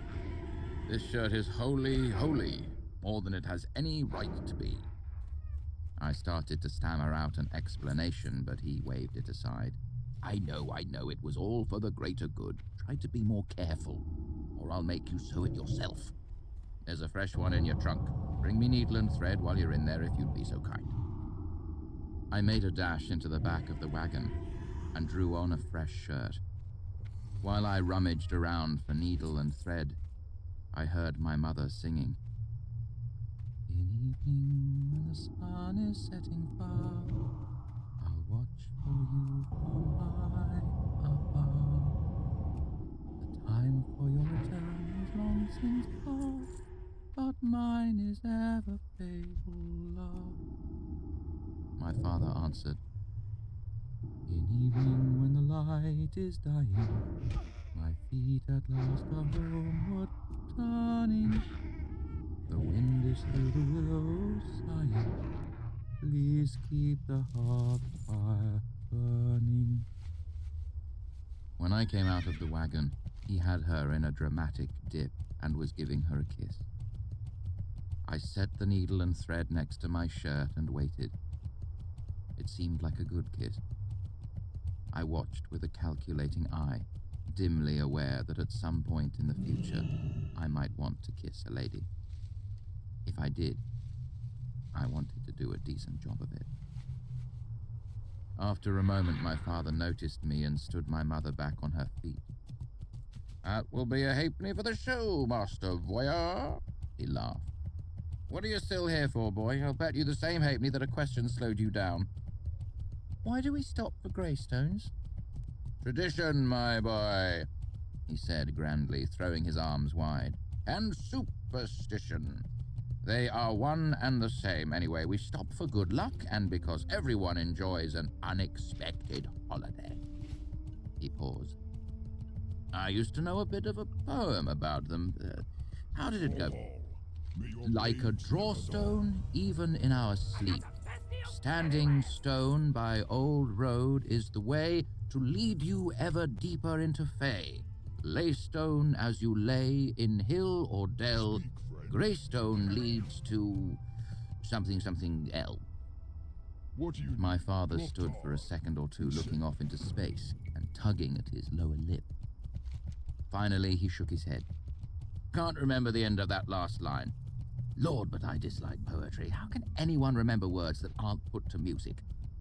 His forehead creased with concentration as he mouthed the words silently to himself.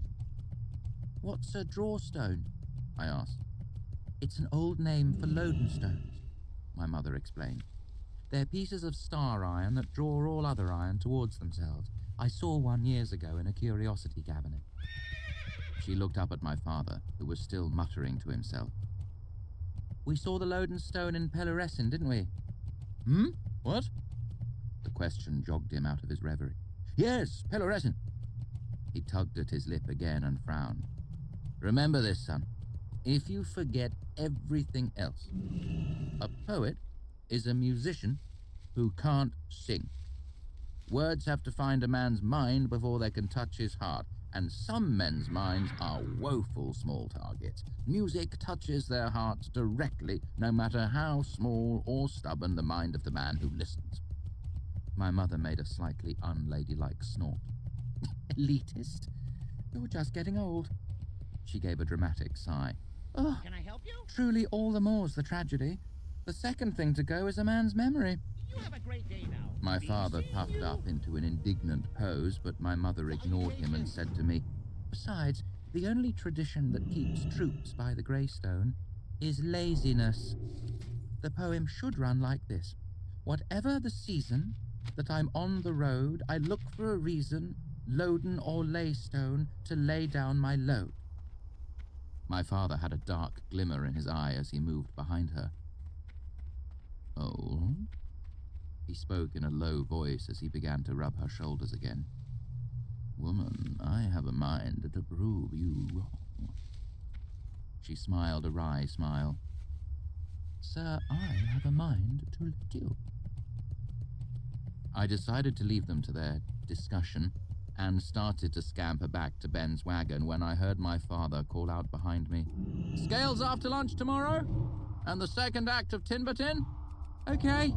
I burst into a jog. When I got back to Ben's wagon, he had already unhitched Alpha and Beta and was rubbing them down. I started to set up the fire, surrounding dry leaves with a pyramid of progressively larger twigs and branches. When I was finished, I turned to where Ben sat. More silence. I could almost see him picking out his words as he spoke. How much do you know about your father's new song? The one about Lanray? I asked. Not much. You know what he's like. No one hears it until it's finished, not even me. I'm not talking about the song itself, Ben said. the story behind it. Lanray's story. I thought about the dozens of stories I'd heard my father collect over the last year, trying to pick out the common threads. Lanray was a prince, I said. Or a king, someone important. He wanted to be more powerful than anyone else in the world. He sold his soul for power, but then something went wrong, and afterwards, I think he went crazy, or he couldn't ever sleep again, or... I stopped when I saw Ben shaking his head. He didn't sell his soul, Ben said. That's just nonsense. He gave a great sigh that seemed to leave him deflated. I'm doing this all wrong. Never mind your father's song. We'll talk about it after he finishes it. Knowing Lanray's story might give you some perspective. Ben took a deep breath and tried again. Suppose you have a thoughtless 6-year-old. What harm can he do? I paused, unsure what sort of answer he wanted. Straightforward would probably be best. Not much. Suppose he's 20 and still thoughtless. How dangerous is he? I decided to stick with the obvious answer. Still not much, but more than before. What if you give him a sword? Realization started to dawn on me, and I closed my eyes. More. Much more. I understand, Ben, really, I do. Power is okay, and stupidity is usually harmless. Power and stupidity together are dangerous. I never said stupid. Ben corrected me. You're clever. We both know that. But you can be thoughtless. A clever, thoughtless person is one of the most terrifying things there is. Worse, I've been teaching you some dangerous things. Ben looked at the fire I'd laid out, then picked up a leaf, mumbled a few words, and watched a small flame flicker into life in the center of the twigs and tinder. He turned to look at me. You could kill yourself doing something as simple as that. He gave a sickly grin. Or looking for the name of the wind. He started to say something else, then stopped and rubbed his face with his hands. He gave a great sigh that seemed to deflate him. When he took his hands away, his face was tired. How old are you again? 12 next month. He shook his head. It's so easy to forget that. You don't act your age. He poked at the fire with a stick. I was 18 when I began at the university, he said. I was 20 before I knew as much as you do now.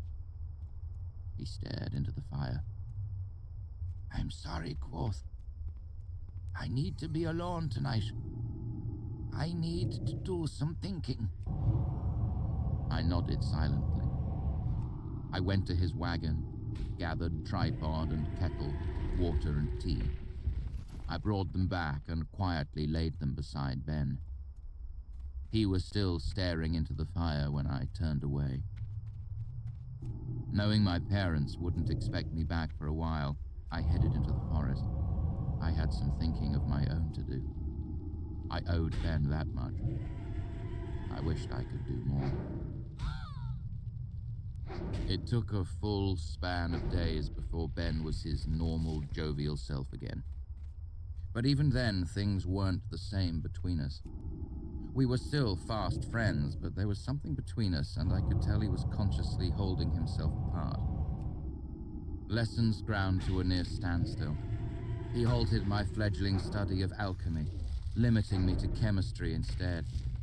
He refused to teach me any sigildry at all, and on top of everything else, He began to ration what little sympathy he thought safe for me. I chafed at the delays, but held my peace, trusting that if I showed myself to be responsible and meticulously careful, he would eventually relax, and things would return to normal. We were family, and I knew that any trouble between us would eventually be smoothed over. All I needed was time. Little did I know, our time was quickly drawing to an end. Chapter 15. Distractions and Farewells. The town was called Hallowfell. We stopped for a handful of days because there was a good Wainwright there, and nearly all our wagons needed tending or mending of some sort. While we were waiting, Ben got the offer he couldn't refuse. She was a widow, fairly wealthy, fairly young, and to my inexperienced eyes, fairly attractive. The official story was that she needed someone to tutor her young son. However, anyone who saw the two of them walking together knew the truth behind that story. She had been the brewer's wife, but he had drowned 2 years ago. She was trying to run the brewery as best she could, but she didn't really have the know-how to do a good job of it. As you can see, I don't think anyone could have built a better snare for Ben if they had tried. Plans were changed, and the troupe stayed on at Hallowfell for a few extra days. My 12th birthday was moved up and combined with Ben's going-away party. To truly understand what it was like, you must realize that nothing is so grand as a troupe showing off for one another. Good entertainers try to make each performance seem special, but you need to remember that the show they're putting on for you is the same one they've put on for hundreds of other audiences. Even the most dedicated troupes have an occasional lackluster performance, especially when they know they can get away with it. Small towns, rural inns, those places didn't know good entertainment from bad. Your fellow performers did. Think then, how do you entertain the people who have seen your act 1,000 times? You dust off the old tricks, you try out some new ones, you hope for the best, and of course, the grand failures are as entertaining as the great successes.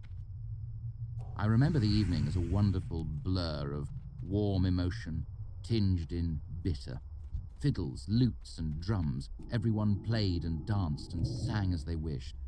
I dare say we rivaled any fairy revel you can bring to mind. I got presents. Trip gave me a belt knife with a leather grip, claiming that all boys should have something they can hurt themselves with. Shandy gave me a lovely cloak she had made, scattered with little pockets for a boy's treasures. My parents gave me a lute, a beautiful thing of smooth, dark wood. I had to play a song, of course, and Ben sang with me.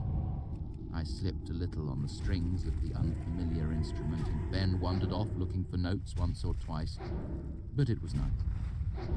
Ben opened up a small keg of mead he had been saving for just such an occasion. I remember it tasting the way I felt, sweet and bitter and sullen. Several people had collaborated to write the Ballad of Ben, Brewer Supreme. My father recited it as gravely as if it were the Madigan royal lineage while accompanying himself on a half harp. Everyone laughed until they hurt, and Ben twice as much as everyone else. At some point in the night, my mother swept me up and danced around in a great spinning circle. Her laughter sang out like music trailing in the wind. Her hair and skirt spun around me as she twirled. She smelled comforting, the way only mothers do. That smell, and the quick, laughing kiss she gave me did more to ease the dull ache of Ben's leaving than all the entertainments combined. Shandy offered to do a special dance for Ben, but only if he came into her tent to see it. I'd never seen Ben blush before, but he did it well. He hesitated, and when he refused, it was obviously about as easy for him as tearing out his own soul. Shandy protested and pouted prettily, saying she'd been practicing it for a long time. Finally, she dragged him into the tent, their disappearance encouraged by a cheer from the entire troop. Trip and Terran staged a mock sword fight that was one part breathtaking swordplay, one part dramatic soliloquy provided by Terran, and one part buffoonery that I'm sure Trip must have invented on the spot. It ranged all over the camp. In the course of the fight, Trip managed to break his sword, hide under a lady's dress, fence with a sausage, and perform such fantastical acrobatics that it's a miracle he didn't seriously injure himself. Although, he did split his trousers up the back. Dax set himself alight while attempting a spectacular bit of fire breathing and had to be doused. All he suffered was a bit of singed beard and a slightly bruised pride. He recovered quickly under Ben's tender ministrations, a mug of mead, and a reminder that not everyone was cut out to have eyebrows. My parents sang the Lay of Sasavian Tralliard. Like most of the great songs, Sasavian was written by Ilian and generally considered to be his crowning work. It's a beautiful song, made more so by the fact that I'd only heard my father perform the whole thing a handful of times before. It's hellishly complex, and my father was probably the only one in the troupe who could do it justice. Though he didn't particularly show it, I knew it was taxing even for him. My mother sang the counter harmony, her voice soft and lilting. Even the fire seemed subdued when they took a breath. I felt my heart lift and dive. I wept as much for the glory of two voices so perfectly enmeshed as for the tragedy of the song. Yes, I cried at the end of it. I did then, and I have every time since. Even a reading of the story aloud will bring tears to my eyes. In my opinion, anyone who isn't moved by it is less than human inside.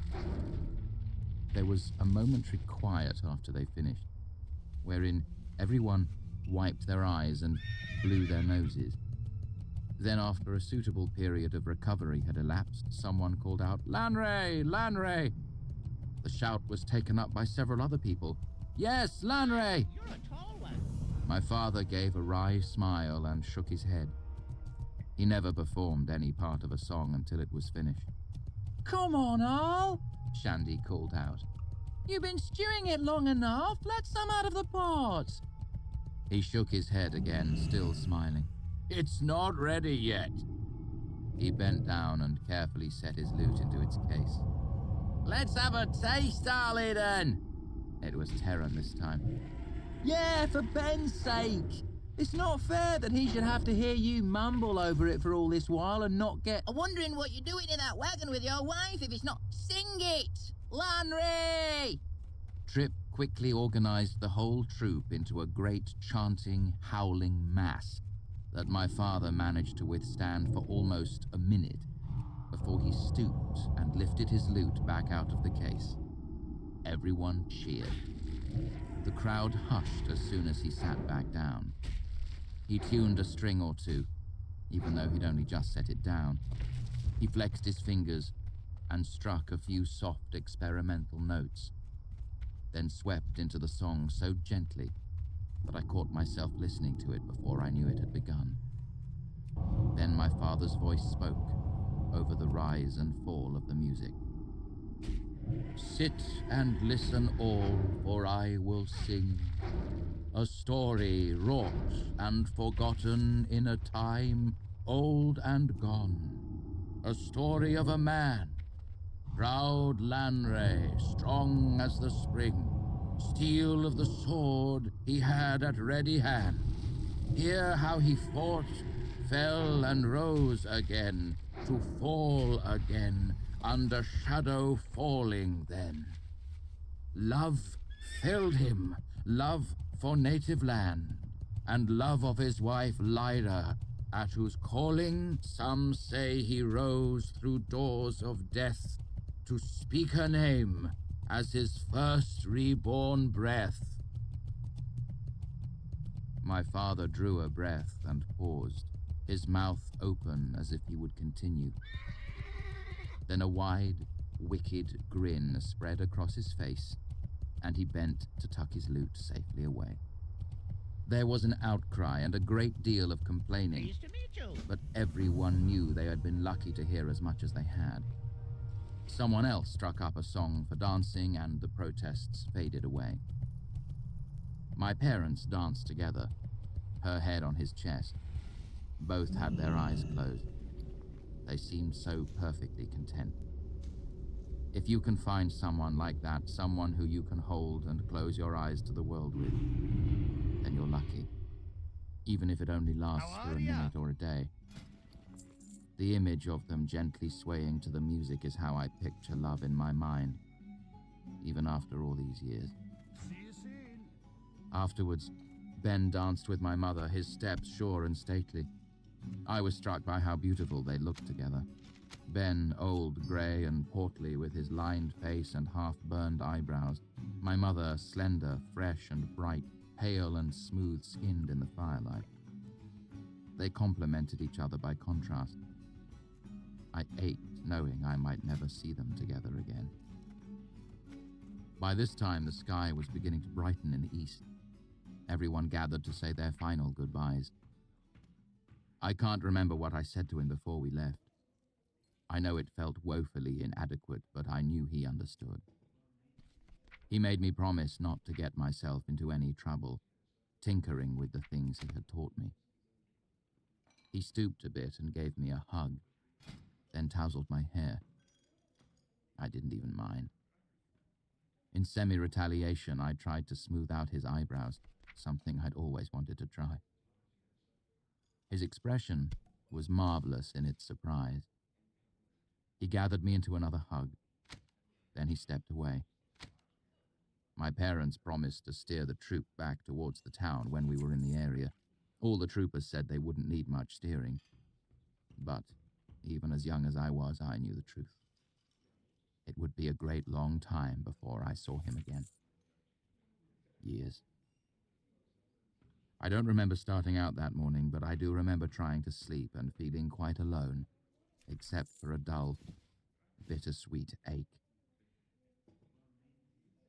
When I awoke later in the afternoon, I found a package resting next to me. Wrapped in sackcloth and tied with twine, there was a bright piece of paper with my name fixed to the top, waving in the wind like a little flag.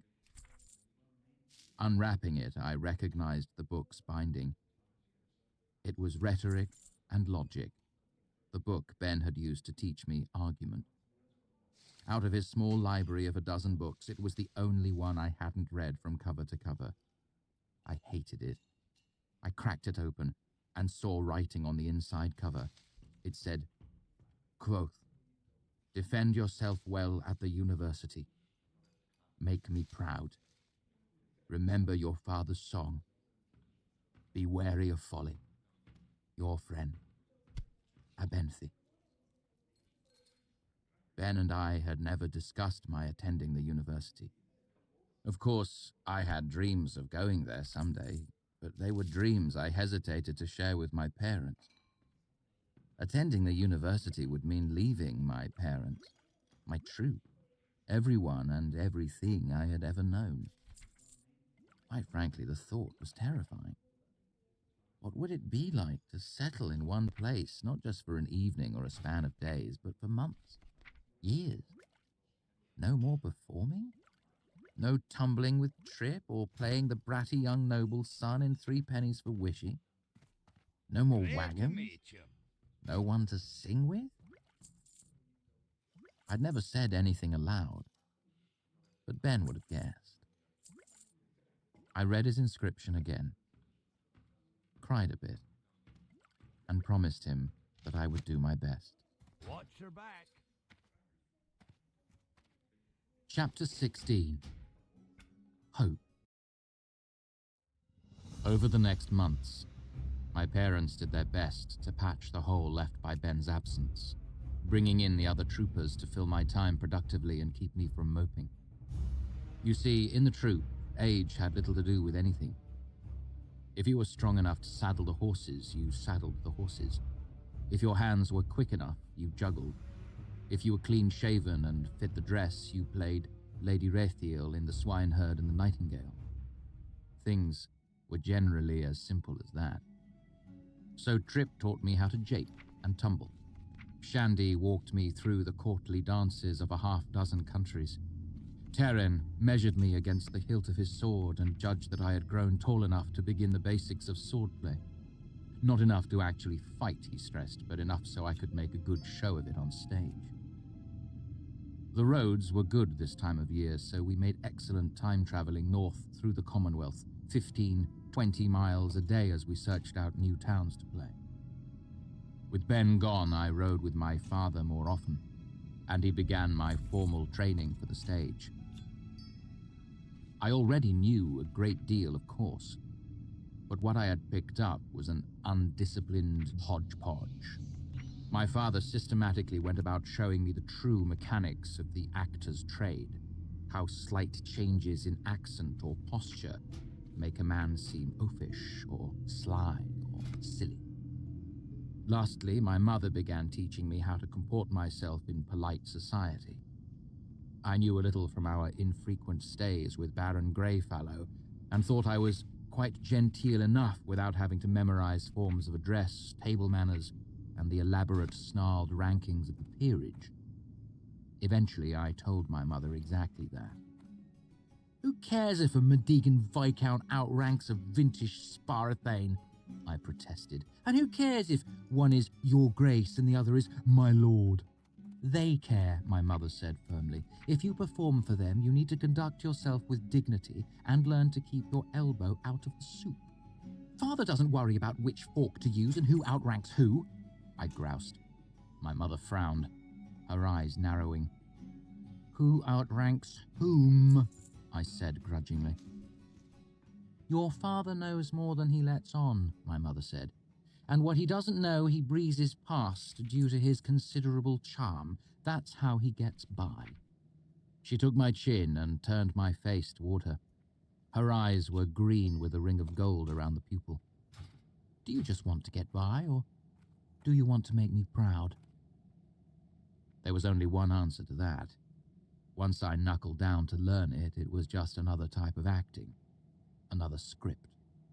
My mother made rhymes to help me remember the more nonsensical elements of etiquette. And together we wrote a dirty little song called "The Pontifex Always Ranks Under a Queen." We laughed over it for a solid month, and she strictly forbade me to sing it to my father, lest he play it in front of the wrong people someday and get us all into serious trouble. "Trey!" The shout came faintly down the line. "Three-way talk!" My father stopped in the middle of the monologue he had been reciting for me and gave an irritated sigh. "Oh, that'll be as far as we get today, then," he grumbled, looking up at the sky. "Are we stopping?" my mother called from inside the wagon. "Another tree across the road," I explained. "I swear," my father said, steering the wagon to a clear space at the side of the road. "Is this the King's Road or isn't it? You think we were the only people on it? How long ago was that storm? 2 span?" "Not quite," I said. 16 days. "And trees still blocking the road? I have a mind to send the consulate a bill for every tree we've had to cut and drag out of the way. This will put us another 3 hours behind schedule." He hopped from the wagon as it rolled to a halt. "I think it's nice," my mother said, walking around from the back of the wagon. "Gives us the chance for something hot." She gave my father a significant look. "To eat. It gets frustrating making do with whatever you can grab at the end of the day. A body wants more." My father's mood seemed to temper considerably. "There is that," he said. "Sweet," my mother called to me. "Do you think you could find me some wild sage?" "I don't know if it grows around here," I said with the proper amount of uncertainty in my voice. "No harm in looking," she said sensibly.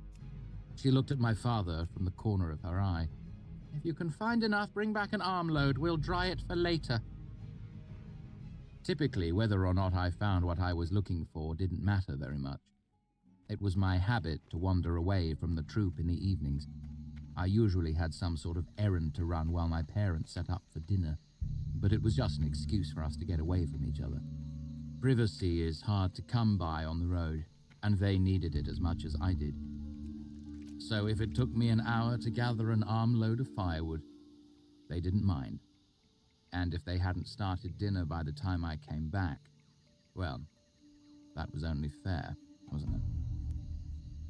I hope they spent those last few hours well. I hope they didn't waste them on mindless tasks, kindling the evening fire and cutting vegetables for dinner. I hope they sang together, as they so often did. I hope they retired to our wagon and spent time in each other's arms. I hope they lay near each other afterward and spoke softly of small things. I hope they were together, busy with loving each other until the end came. It is a small hope and pointless, really. They're just as dead either way. Still, I hope. Let us pass over the time I spent alone in the woods that evening, playing games that children invent to amuse themselves. The last carefree hours of my life, the last moments of my childhood. Let us pass over my return to the camp just as the sun was beginning to set. The sight of bodies strewn about like broken dolls. The smell of blood and burning hair. How I wandered aimlessly about, too disoriented for proper panic, numb with shock and dread. I would pass over the whole of that evening, in fact. I would spare you the burden of any of it, if one piece were not necessary to the story. It is vital. It is the hinge upon which the story pivots like an opening door. In some ways, this is where the story begins. So let's have done with it. Scattered patches of smoke hung in the still evening air. It was quiet, as if everyone in the troop was listening to something, as if they were all holding their breath. An idle wind tussled the leaves in the trees and wafted a patch of smoke like a low cloud towards me. I stepped out of the forest and through the smoke, heading into the camp. I left the cloud of smoke and rubbed some of the sting from my eyes. As I looked around, I saw Trip's tent lying half collapsed and smouldering in his fire. The treated canvas burned fitfully, and the acrid grey smoke hung close to the ground in the quiet evening air. I saw Terren's body lying by his wagon, his sword broken in his hand. The green and grey he normally wore was wet and red with blood. One of his legs was twisted unnaturally, and the splintered bone showing through the skin was very, very white. I stood unable to look away from Terran. The grey shirt, the red blood, the white bone. I stared as if it were a diagram in a book I was trying to understand. My body grew numb. I felt as if I was trying to think through syrup. Some small rational part of me realized I was in deep shock. It repeated the fact to me again and again. I used all Ben's training to ignore it. I did not want to think about what I saw. I did not want to know what had happened here. I did not want to know what any of this meant. After I don't know how long, a wisp of smoke broke my line of vision. I sat down next to the nearest fire in a daze. It was Shandy's fire, and a small pot hung simmering, boiling potatoes, strangely familiar among the chaos. I focused on the kettle, something normal. I used a stick to poke at the contents and saw that they were finished cooking. Normal. I lifted the kettle from the fire and set it on the ground next to Shandy's body. Her clothes hung in tatters about her. I tried to brush her hair away from her face, and my hand came back sticky with blood. The firelight reflected in her flat, empty eyes. I stood and looked about aimlessly. Trip's tent was entirely aflame by now, and Shandy's wagon was standing with one wheel in Marion's campfire. All the flames were tinged with blue, making the scene dreamlike and surreal. I heard voices. Peering around the corner of Shandy's wagon, I saw several unfamiliar men and women sitting around a fire. My parents' fire. A dizziness swept over me, and I reached out a hand to steady myself against the wagon's wheel. When I gripped it, the iron bands that reinforced the wheel crumbled in my hand, flaking away in gritty sheets of brown rust. When I pulled my hand away, the wheel creaked and began to crack. I stepped back as it gave way, the wagon splintering as if its wood were rotten as an old stump. I now stood in full view of the fire. One of the men tumbled backward and came to his feet with his sword out. His motion reminded me of quicksilver rolling from a jar onto a tabletop, effortless and supple. His expression was intent, but his body was relaxed, as if he had just stood and stretched. His sword was pale and elegant. When it moved, it cut the air with a brittle sound. It reminded me of the quiet that settles on the coldest days in winter when it hurts to breathe and everything is still. He was 24 feet from me, but I could see him perfectly in the fading light of sunset. I remember him as clearly as I remember my own mother, sometimes better. His face was narrow and sharp, with the perfect beauty of porcelain. His hair was shoulder-length, framing his face in loose curls the color of frost. He was a creature of winter's pale. Everything about him was cold and sharp and white, except his eyes. They were black, like a goat's, but with no iris. His eyes were like his sword, and neither one reflected the light of the fire or the setting sun. He relaxed when he saw me. He dropped the tip of his sword and smiled with perfect ivory teeth. It was the expression a nightmare wore. I felt a stab of feeling penetrate the confusion I clutched around me like a thick protective blanket. Something put both its hands deep into my chest and clutched. It may have been the first time in my life I was ever truly afraid. Back by the fire, a bald man with a grey beard chuckled. Looks like we missed a little rabbit. Careful, Cinder. His teeth may be sharp.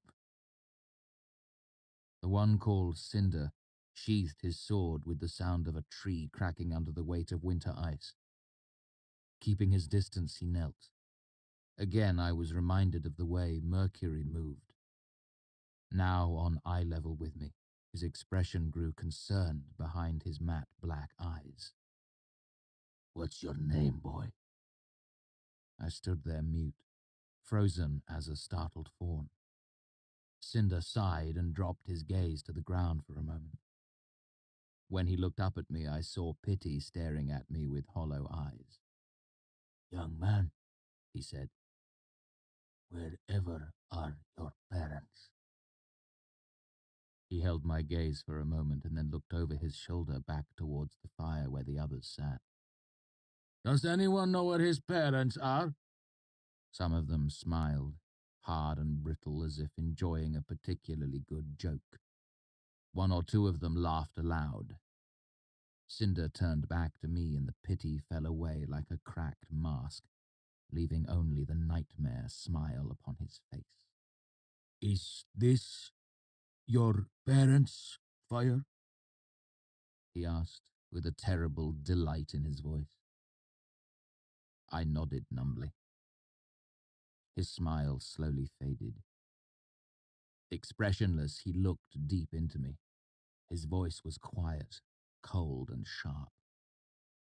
Someone's parents, he said, have been singing entirely the wrong sort of songs. Cinder. A cool voice came from the direction of the fire. His black eyes narrowed in irritation.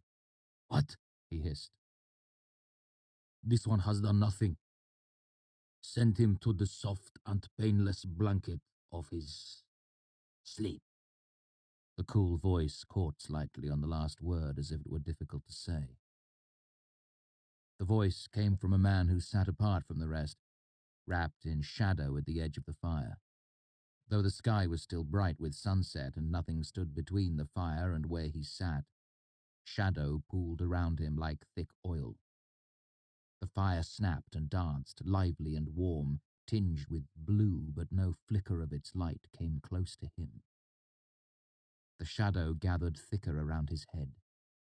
I could catch a glimpse of a deep cowl like some priests wear, but underneath the shadows were so deep, it was like looking down a well at midnight. Cinder glanced briefly at the shadowed man, then turned away. You are as good as a watcher, Heliax, he snapped. And you seem to forget our purpose, The dark man said, his cool voice sharpening.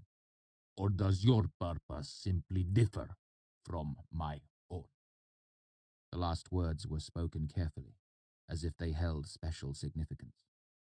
Cinder's arrogance left him in a second, like water poured from a bucket. No? He said, turning back toward the fire. No, certainly not. That is good. I hate to think of our long acquaintance coming to an end. As do I. Refresh me again as to our relationship, Cinder, the shadowed man said, a deep sliver of anger running through his patient tone. I am in your service. Cinder made a placating gesture. You are a tool in my hand, the shadowed man interrupted gently. Nothing more. A hint of defiance touched Cinder's expression. He paused. The soft voice went as hard as a rod of Ramston steel. Ferula! Cinder's quicksilver grace disappeared. He staggered, his body suddenly rigid with pain.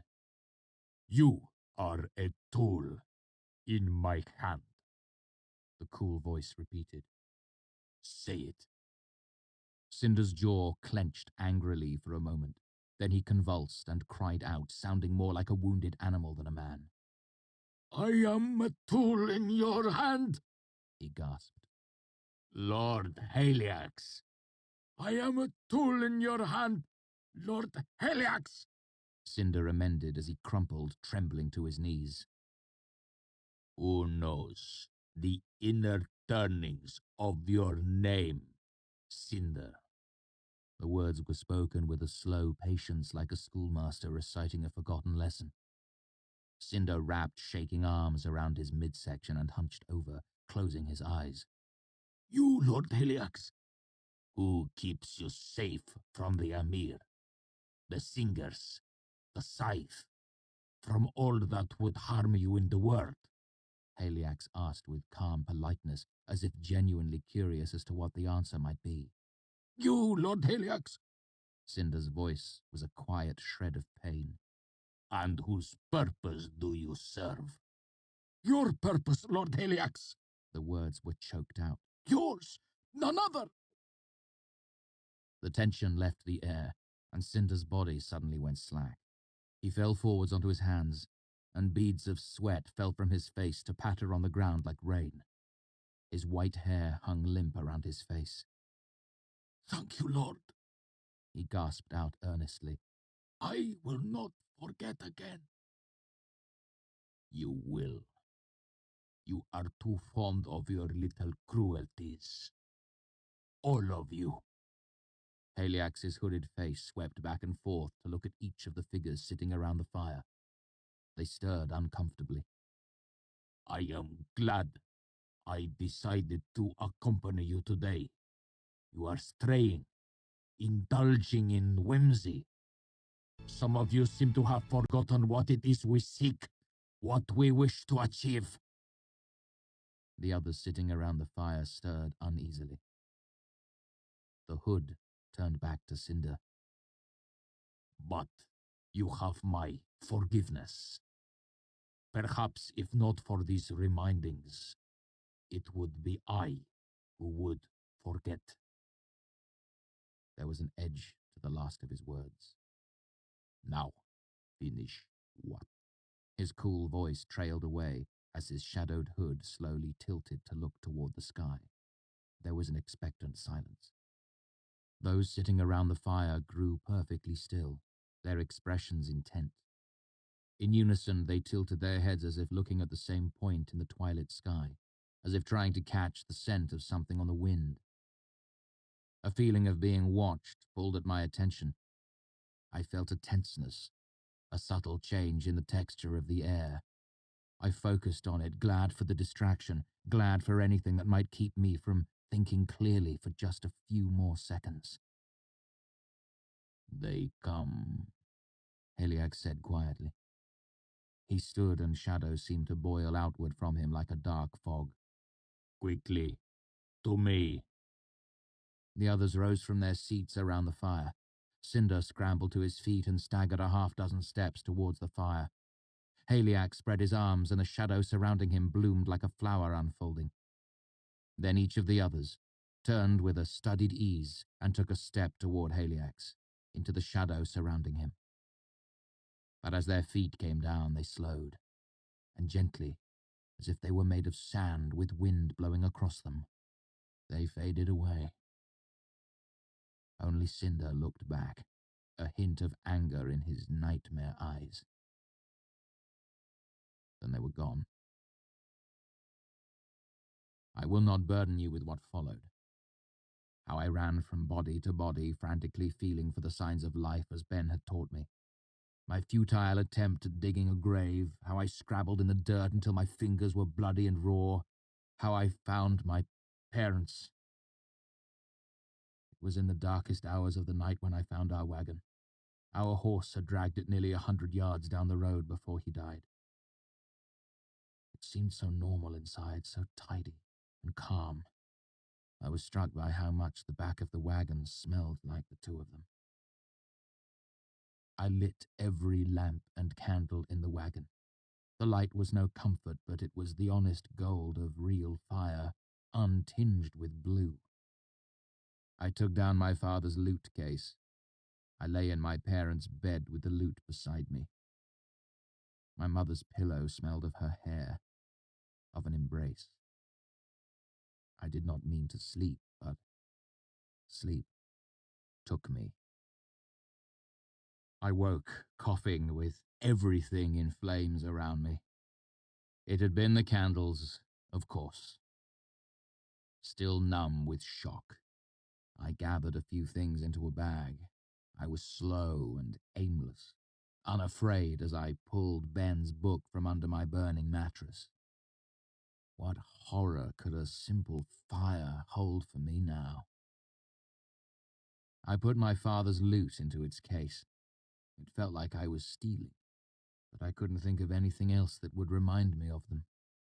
Both their hands had brushed its wood 1,000 times. Then I left. I walked into the forest and kept going until dawn began to brighten the eastern edges of the sky. As the birds began to sing, I stopped and set down my bag. I brought out my father's lute and clutched it to my body. Then I began to play. My fingers hurt, but I played anyway. I played until my fingers bled on the strings. I played until the sun shone through the trees. I played until my arms ached. I played, trying not to remember, until I fell asleep.